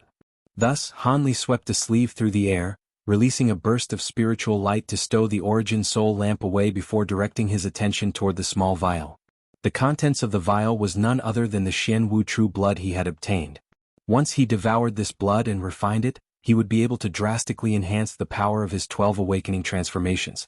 Ironically, he had thought that there was no way that anyone would be able to collect all 12 types of true blood and master all 12 transformations, yet he had already collected half of that, consisting of the true dragon, heavenly phoenix, Kuan Peng, 5-colored peacock, and giant mountain ape. If he could master the Xian Wu transformation as well, then he would be over the halfway mark. If he could attain all 12 transformations, then the true spirit forms that he could transform into would undoubtedly become unfathomably powerful. After all, with each new transformation that was attained, the overall power of the 12 awakening transformations would be enhanced to an incredible degree. With that in mind, Hanli grabbed the small vial before removing the lid and devouring its contents.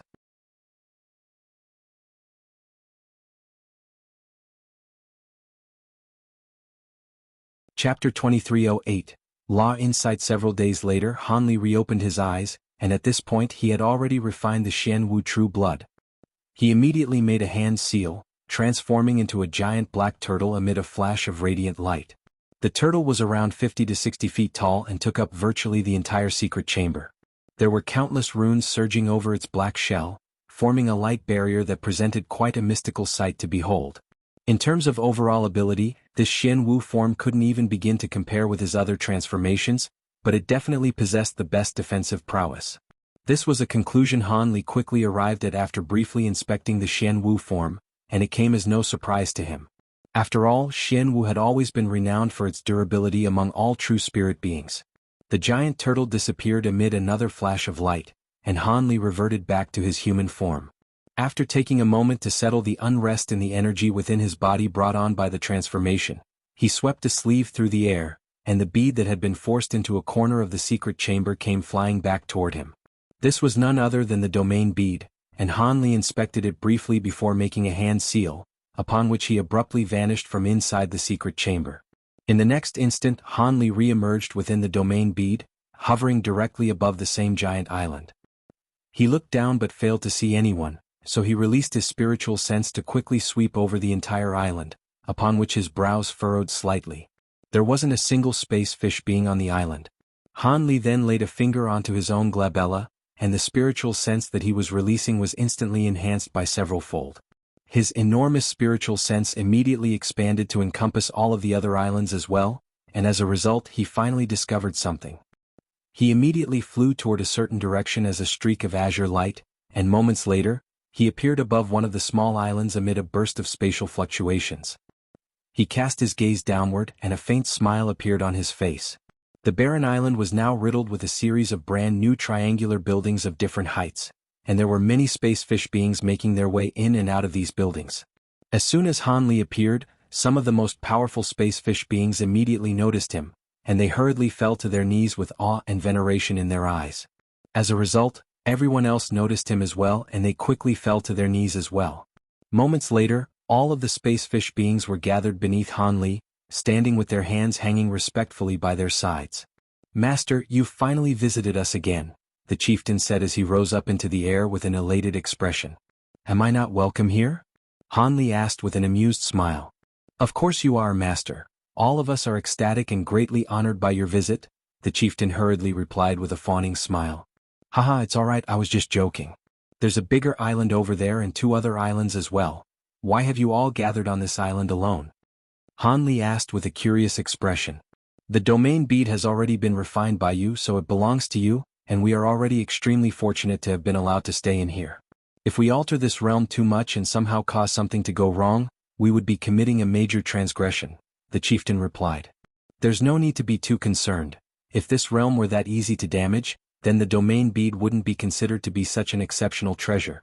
Aside from the biggest island, you can roam the other smaller islands freely," Han Li said. The chieftain immediately offered his gratitude in an elated manner. "Thank you for your kindness, Master. We have some skills when it comes to planting spirit medicines. How about we organize a few medicine fields for you in here?" "Medicine fields? Sure, go ahead and organize one first. By the way, you said you had a granddaughter who's quite adept in pill refinement. Can I meet her?" Han Li asked. "Lan Yao, come and meet our master," the chieftain immediately called out upon hearing this. An elegant female space fish being down below faltered slightly upon hearing this before immediately rising up into the air, then extended a respectful curtsy toward Han Li. "Lan Yao pays her respects to her master. I heard from your grandfather that you have some aptitude in pill refinement, is that true?" Han Li asked as he appraised the young woman.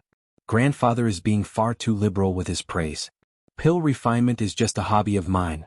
I wouldn't dare to claim that I have any aptitude in it," the young woman replied in a shy manner, and it seemed that she very rarely spoke to strangers. "Hee, there's no need to be so modest. I've seen your pill refinement cauldron and materials.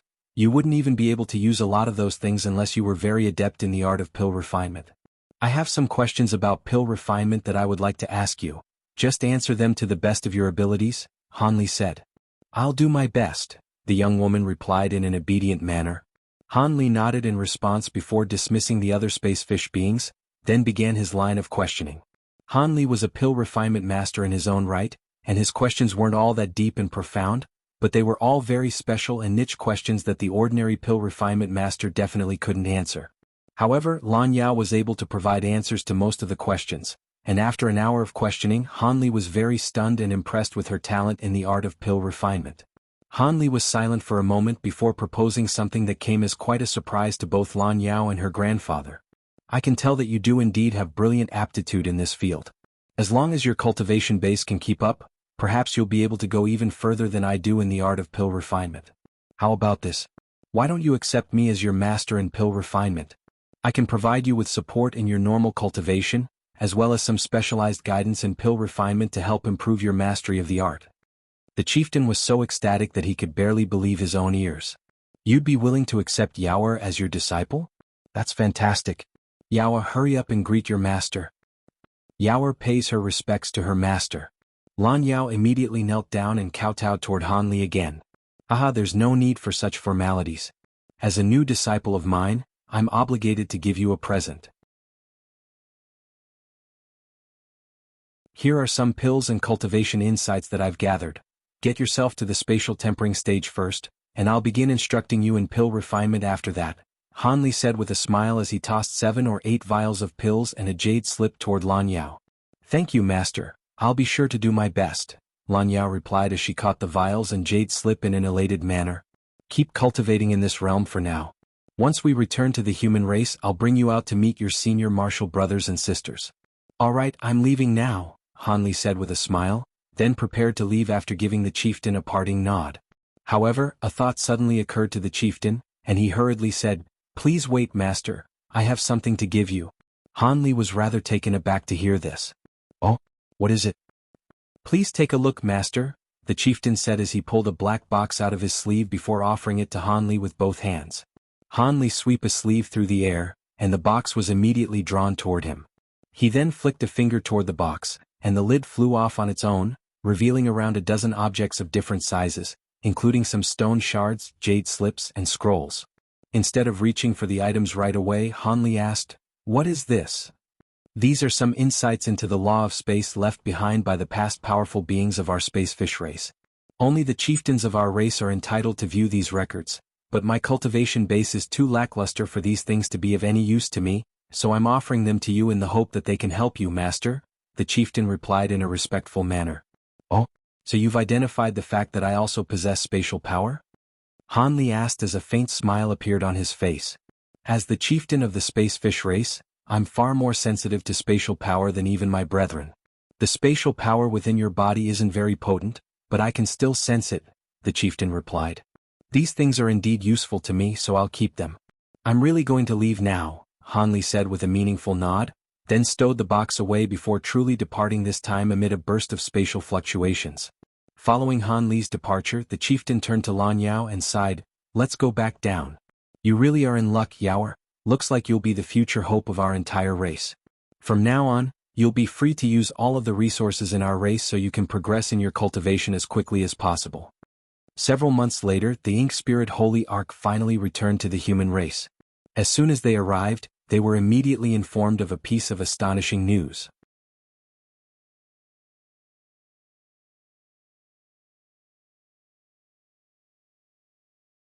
Chapter 2309, Fall of Ao Shao. "What?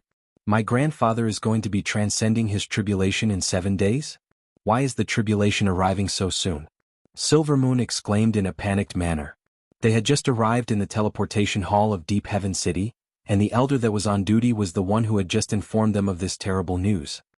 There seemed to have been some type of mishap during Senior Ao Zhao's seclusion, so he's forced to transcend his tribulation in advance, and no further delay is possible. For this purpose, the Holy Island had borrowed some treasures from our city. Otherwise, we wouldn't even have heard about this, the elder replied with a wry smile, then cast a respectful gaze toward Han Li and Mo Jianli. "Even if we use all of the teleportation formations available to us, there's no way we'll be able to deliver a Sanqing lightning talisman to him in 7 days.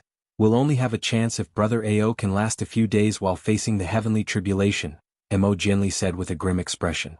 "Let's get back to the Holy Island right away then. Perhaps we'll be able to make it in time. Teleport us to the nearest city to the Holy Island," Han Li instructed. The elder's heart jolted slightly upon hearing this, and he immediately bowed as he replied, "Yes, Senior." He then instructed the guards in the hall to undo the restrictions on a certain teleportation formation before quickly planting some spirit stones onto it. Once the preparations were complete, Silver Moon immediately rushed into the formation, while Han Li and the others followed closely behind her.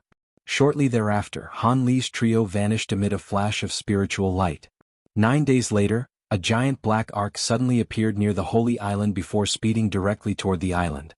The patrolling guards hurriedly flew toward the ark, but upon seeing the large ancient rune engraved on the front of the ark, all of them immediately drew to a halt before extending respectful bows toward the flying treasure. Before the ark had even reached them, an urgent voice rang out from inside. "Is Ao Shao transcending his tribulation on the island?" Immediately thereafter, Mo Jianli emerged from the ark. "We pay our respects to Senior Mo. Senior Ao Shao currently isn't on the Holy Island. Instead, he's transcending his tribulation in the Red Cloud Valley around 50,000 kilometers away. All of the elders of the Holy Island have gone to assist him as well," Spatial Tempering Stage Guard hurriedly replied. "Red Cloud Valley?" Mo Jianli murmured to himself before immediately getting back onto the ark, which sped toward another direction at an incredible speed, leaving the guards to look on with befuddled expressions. Close to an hour later, the giant black ark was still speeding through the air with Han Li, Mo Jianli, and Silver Moon all standing at the front. The three of them looked on with grim expressions, and Silver Moon was feeling extremely anxious. Han Li had obtained 2 Sanqing lightning talismans from the Spirit Monarch, and he had informed her that he was willing to give one to Patriarch Ao Shao in order to assist him in his tribulation transcendence. She had been ecstatic to hear this, but never did she think that such a crisis would suddenly arise as soon as they returned to the human race. All of a sudden, A dull thump rang out from within Silvermoon's body, as if something had suddenly shattered. Silvermoon's face immediately turned completely pale upon hearing this. What happened, Yuer? Han Li immediately noticed the change in her complexion, and a sense of foreboding welled up in his heart. Tears began to well up in Silvermoon's eyes, and instead of replying to Han Li, she opened her mouth to release a bright red jade badge. The badge was only around the size of a palm, but there was an extremely lifelike male portrait etched on its surface. Han Li immediately identified the portrait to be one of Patriarch Ao Shao. At this moment there were cracks all over the jade badge, and the number of cracks was only increasing. After the span of just a few breaths, the entire jade badge crumbled away into powder that began to slip through her fingers, while she looked on with a disoriented expression. It was quite apparent to Han Li what had happened, and he heaved a faint sigh before falling silent, standing by Silvermoon's side to offer her comfort. Mo Jinli also fell silent as he looked up into the sky in a forlorn manner. As for Zhu Guer and Patriarch Hua Shi, the two of them exchanged a nervous glance and didn't dare to make a sound. The Ink Spirit Holy Ark was still speeding along, and after close to another hour, around a dozen streaks of light suddenly came flying toward it. Han Li's brows furrowed slightly upon seeing this, and the flying ark drew to a halt at his behest. The streaks of light gathered around the ark, then faded to reveal the elders of the Holy Island. The elders were elated to see Han Li and Mo Jianli, but their expressions immediately transitioned into one of grief as they extended respectful bows toward the ark. We pay our respects to Senior Han and Senior Mo. Did Ao Shao fail to transcend his tribulation? Mo Jinli asked with a dark expression. Indeed, Senior Ao had just perished to his heavenly tribulation not long ago, leaving behind 2 damaged protective treasures and a spirit core, an elderly man replied in a respectful manner. Who has my grandfather's spirit core? Give it to me, Silvermoon said in a cold voice. Of course, fellow Taoist Ling Long. According to Senior Ao's final wishes, his core should go to you anyway, the elderly man replied, then flipped a hand over to produce a yellow wooden box before flying onto the ark and offering the box to Silvermoon with both hands. Silvermoon was trembling slightly, but she still gritted her teeth and opened the wooden box to reveal a fist-sized white core that was giving off a familiar aura. Beside the core sat half of a white sword and a small yellow bell that was missing a significant chunk. Silvermoon gently stroked the core as she said in a calm voice, I want some peace and quiet, please don't disrupt me during this time. After that, she turned and drifted toward the cabin of the ark. Han Li looked on at her departing figure and didn't say anything to stop her. Only after she had entered the cabin did he turn back to the Holy Island elders and instructed, You can all get on the ark as well. Tell us about Senior Ao's tribulation transcendence and don't skip any details. Yes, Senior, we'll be sure to provide as comprehensive a recount as possible, the elderly man replied without any hesitation. Han Li nodded in response, and the Holy Island elders all boarded the giant ark. Half a year later, Han Li was standing with his hands clasped behind his back under a green spirit pine tree on the summit of a small mountain on the Holy Island. He was peering into a small valley that was enshrouded in white mist in the distance, pondering something in an expressionless manner. All of a sudden, spatial fluctuations erupted behind him, and a yellow figure emerged before extending a bow toward Han Li, then stood off to the side in a respectful manner. How is the new cave abode coming along, Yuetian? Han Li asked without even turning his head. I've acted according to your instructions and examined most of the territory of the 2 races in person. As a result, I finally managed to find a place that fits all of the requirements, and we can move there at any time, Yuetian replied in a respectful voice. Han Li's expression changed slightly upon hearing this, and he finally turned around. Oh? So where is the site of this new cave abode? It's situated on an island in the boundless sea. The location is very secluded, but the spiritual qi there is extremely abundant, and it's naturally enshrouded under a yin-yang magnetic force field, which can be utilized to easily create a powerful protective restriction for the cave abode, Yuetian replied. I see, that does sound like a suitable place. Go and pack up your belongings, we'll leave the Holy Island in a few days, Han Li instructed. Yes, master. How is Senior Silvermoon? Has she still not come out of seclusion? Yuetian asked after a brief moment of hesitation. She still hasn't come out of seclusion yet, but I have a feeling she'll be coming out in the next few days, Han Li replied as he turned toward the valley in the distance again. I see. In that case, I'll instruct my disciples to begin preparations for the move. Yuetian naturally had no reason to doubt Han Li's words, and he extended another respectful bow before departing from the small mountain, leaving Han Li to continue peering into the misty valley. A long while later, the mist within the valley up ahead suddenly began to churn, and a streak of white light shot out before appearing above Han Li. "I'm fine now, Brother Han, let's leave together," a silver-robed woman said with a smile as soon as she emerged. "Alright, let's go. I've already found a good site for our cave abode where we can stay for a while," Han Li replied with a warm smile. "You're saying we now have a cave abode all to ourselves? That's fantastic. I really want to see it," Silver Moon said with bright eyes. 1. The Chinese character for moon is pronounced yu, hence Yuer is an affectionate pet name for Silver Moon.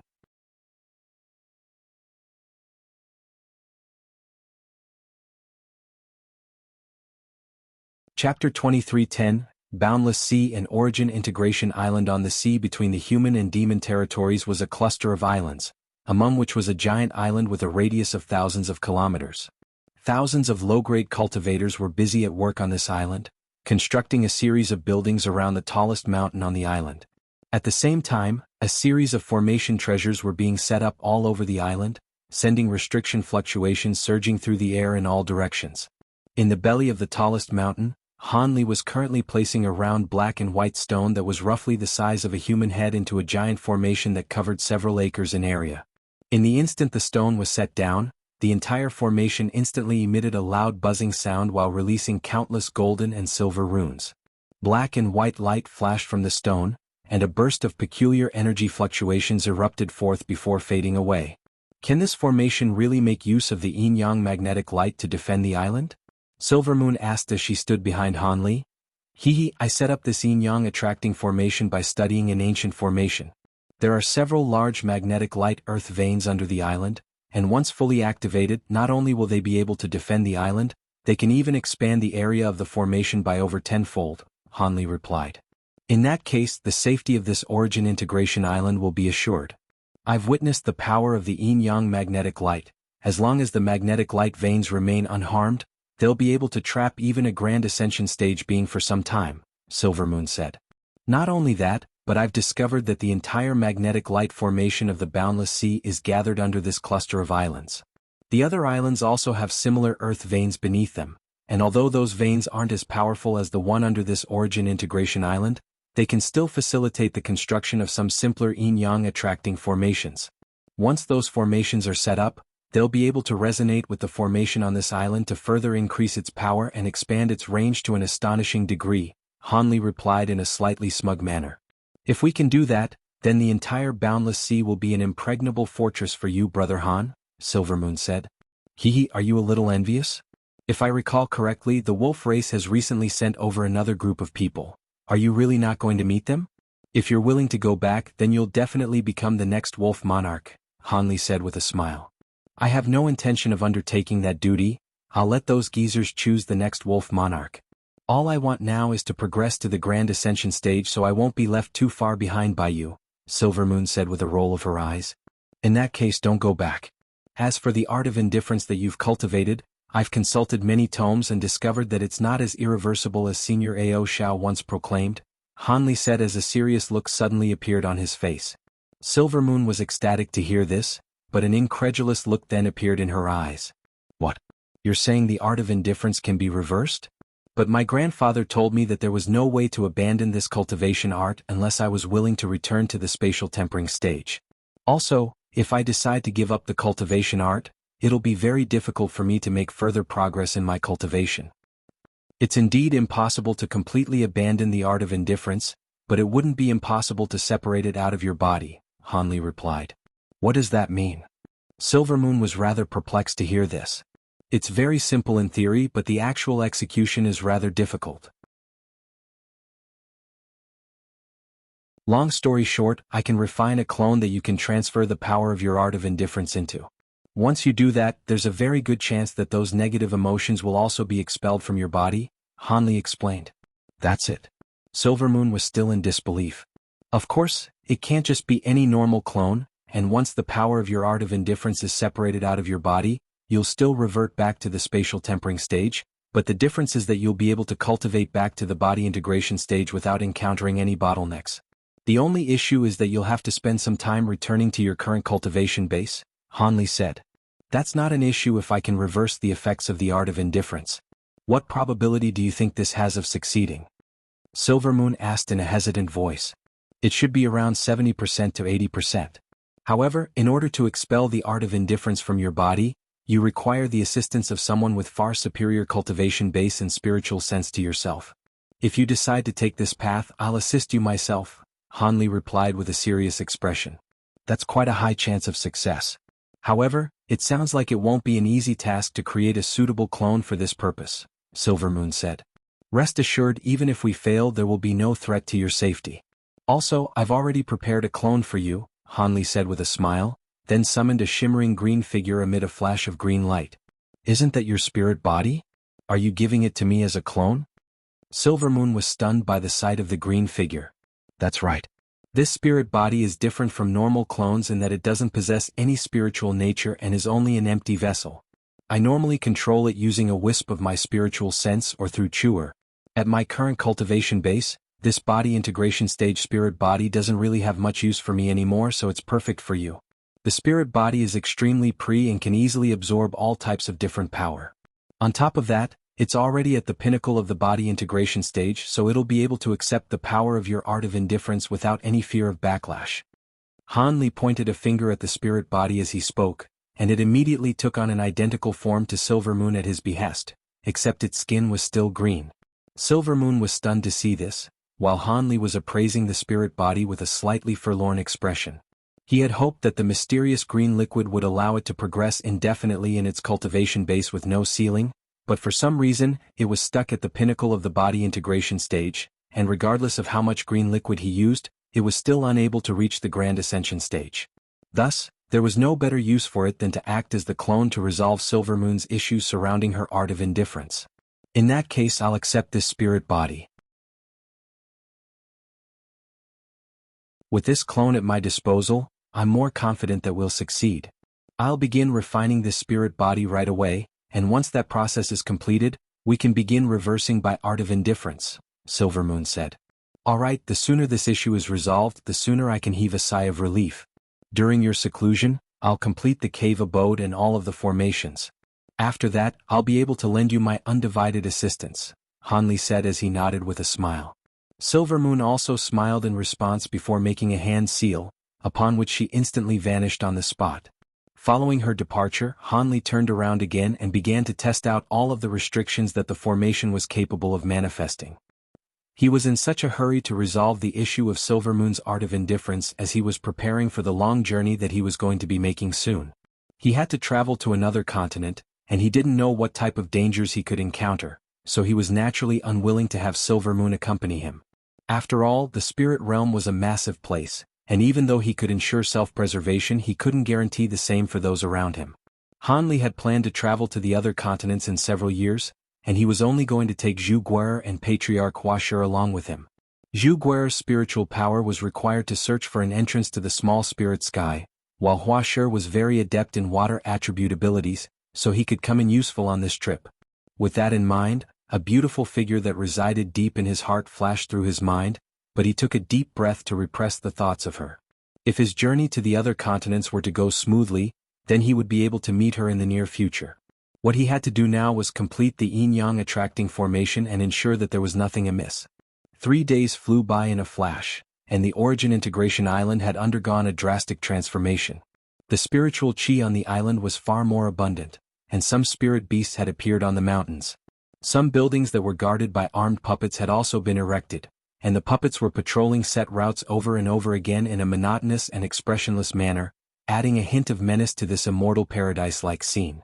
All of a sudden, a few melodious bell chimes rang out from the tallest mountain on the island, and countless streaks of light immediately rose up into the air from the buildings on the other mountains before converging toward the tallest mountain.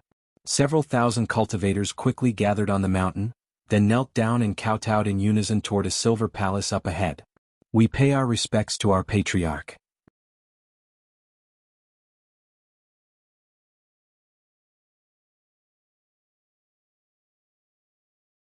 Chapter 23:11. Huang Yuanzi. Most of these cultivators were disciples of Qi Lingzi, while the rest were new disciples that Hai Yuetian had recruited from the human and demon territories during the past 3 years. According to Han Li's plan, there would be a new batch of disciples taken in once every 10 years or so. With that arrangement in place, the number of disciples would reach the same level as that of a normal major sect in a few centuries. After a few thousand years of nurturing, there would be countless deity transformation and spatial tempering stage disciples on the island, and some of the disciples with exceptional potential could even reach the body integration stage at that point. Han Li had named the palace that he was residing in the Azure Origin Palace, and the name of this palace as well as the Origin Integration Island would undoubtedly be renowned across the entire Tianyuan continent soon. Under the scrutiny of thousands of disciples, Hai Yuetian emerged from the Silver Palace with Silver Moon, Zhu Guer, and his direct disciples. You can all get up now.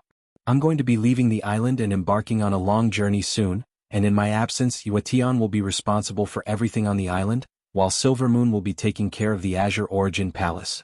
Are there any objections? Han Li asked. Not at all, Master, Hai Yuetian and all of the other disciples replied with respectful bows. Are you really not going to take me with you? My cultivation base may have dropped to the spatial tempering stage, but I still have all of my abilities in that body integration stage spirit body clone, so I can look after myself even against the average Grand Ascension stage being, Silver Moon said. I can't let you take the risk. You've only just transferred your power into the spirit body clone, and it'll require around 10 years of consolidation to truly complete the process. During this time, you must stay in the Azure Origin Palace, Han Li replied without any hesitation. In that case I won't insist on this matter. Make sure to look after yourself, Silver Moon sighed. Rest assured if everything goes smoothly, perhaps I'll be back in less than 200 years. Huasher Zhu Guer, let's set off now, Han Li said with a smile. In the next instant spatial fluctuations erupted above the Silver Palace, and the massive ink spirit holy ark emerged. Han Li flew onto the front of the ark in a flash, while Zhu Guer and Huasher gave affirmative replies in a respectful manner before also flying onto the ark. Moments later, all of the cultivators on the mountain knelt down again as a gesture of farewell to Han Li. After just a few flashes, the giant ark completely vanished into the distance. On a lush green grassland, tens of thousands of cow-horse hybrid beasts were galloping along as if their lives depended on it. Most of them were normal wild beasts that hadn't even attained any intelligence, and only a very small proportion of them were low-grade demon beasts.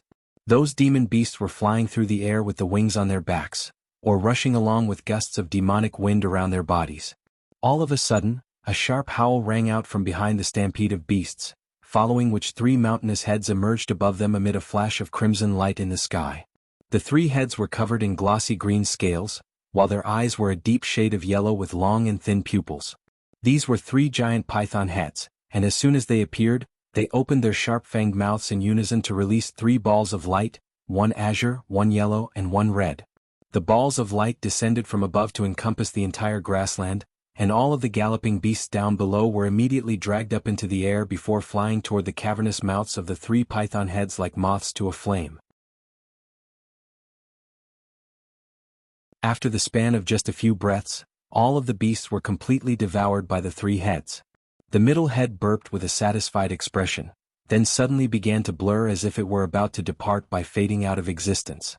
However, right at this moment, a cold look appeared in the eyes of one of the side heads, and it let loose a menacing hiss before speaking in a rumbling voice. Who is it that has come to bless this small grassland of mine with their presence? The other 2 python heads were quite alarmed to hear this, and they immediately directed their attention toward the same direction with fierce looks in their eyes. An unfamiliar voice suddenly rang out in that direction. Hee, there's no need to be alarmed, fellow Taoist San Quan. I trust you've been well since we last met. As soon as the voice trailed off, an extremely thin yellow-robed man appeared amid a flash of spiritual light before appraising the 3 giant heads with a faint smile on his face. The middle python head's expression eased slightly at the sight of the man, and it said in a cold voice, "Ah, so it's fellow Taoist Huang Yuanzi. No wonder you were able to disregard the restrictions I set up and enter this place so easily. I'm afraid you're mistaken there, fellow Taoist San Quan. The restrictions you set up are truly quite powerful, and even I wouldn't be able to undo them in a short time. This is the reason why I was able to bypass the restrictions so easily." Huang Yuanzi chuckled as he flipped a hand over to summon a ball of white light, within which contained an intricately crafted miniature door that was only several inches in size. That's the 9 illusion fortune door. Old devil Jiu Huan values that treasure as much as his own life. How did it end up in your hands? The middle python's head exclaimed. It's very simple, I spoke to him and convinced him to lend it to me, Huang Yuanzi replied. Do you think I'm a 3-year-old child?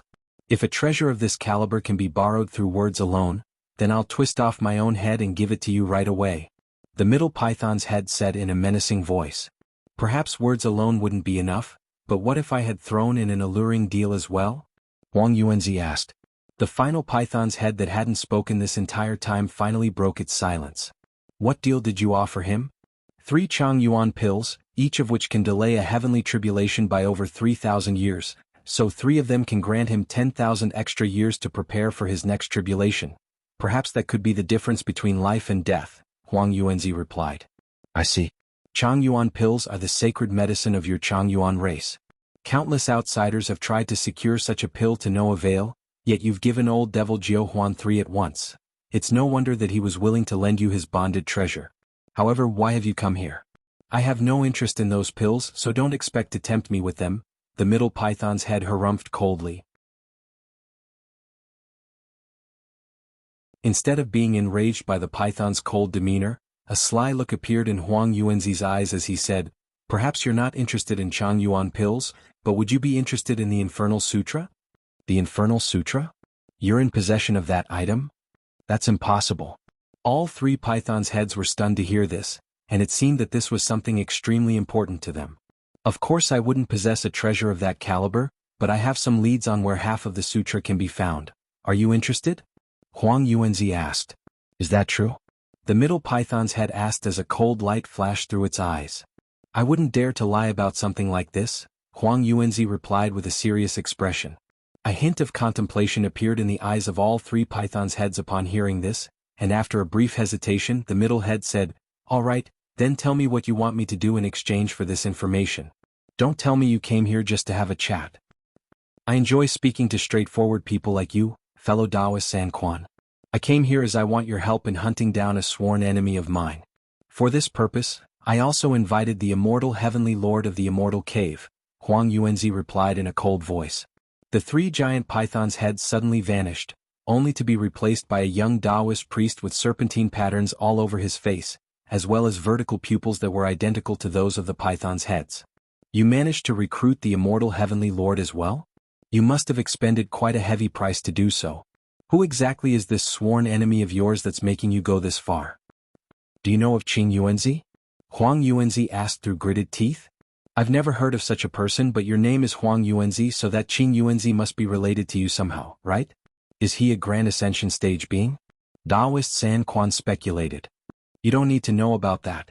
All you have to know is that we're sworn enemies, and only after we kill him can you receive the information you want. Also, not only is he a Grand Ascension stage being, he's quite powerful even among those of the Grand Ascension stage. At the very least, I'm no match for him in a one-on-one battle, Huang Yuanzi said with a dark expression. That sounds like a very troublesome target. The 3 of us should be able to defeat him with no issues, but killing him would be rather implausible, would it not? Couldn't he just escape? Taoist San Quan asked with furrowed brows. I expended such a heavy price to prepare for this, so I'm naturally confident that we'll be able to succeed. He's going to be enduring a major heavenly tribulation soon, setting aside whether he'll be able to transcend it or not. At the very least, it'll be a fantastic opportunity to strike him down, Huang Yuanzi replied in a confident manner. You're tuning in to the Sword Dance in the Vast Sky YouTube channel. Don't forget to subscribe and join us on this journey to catch the most captivating stories.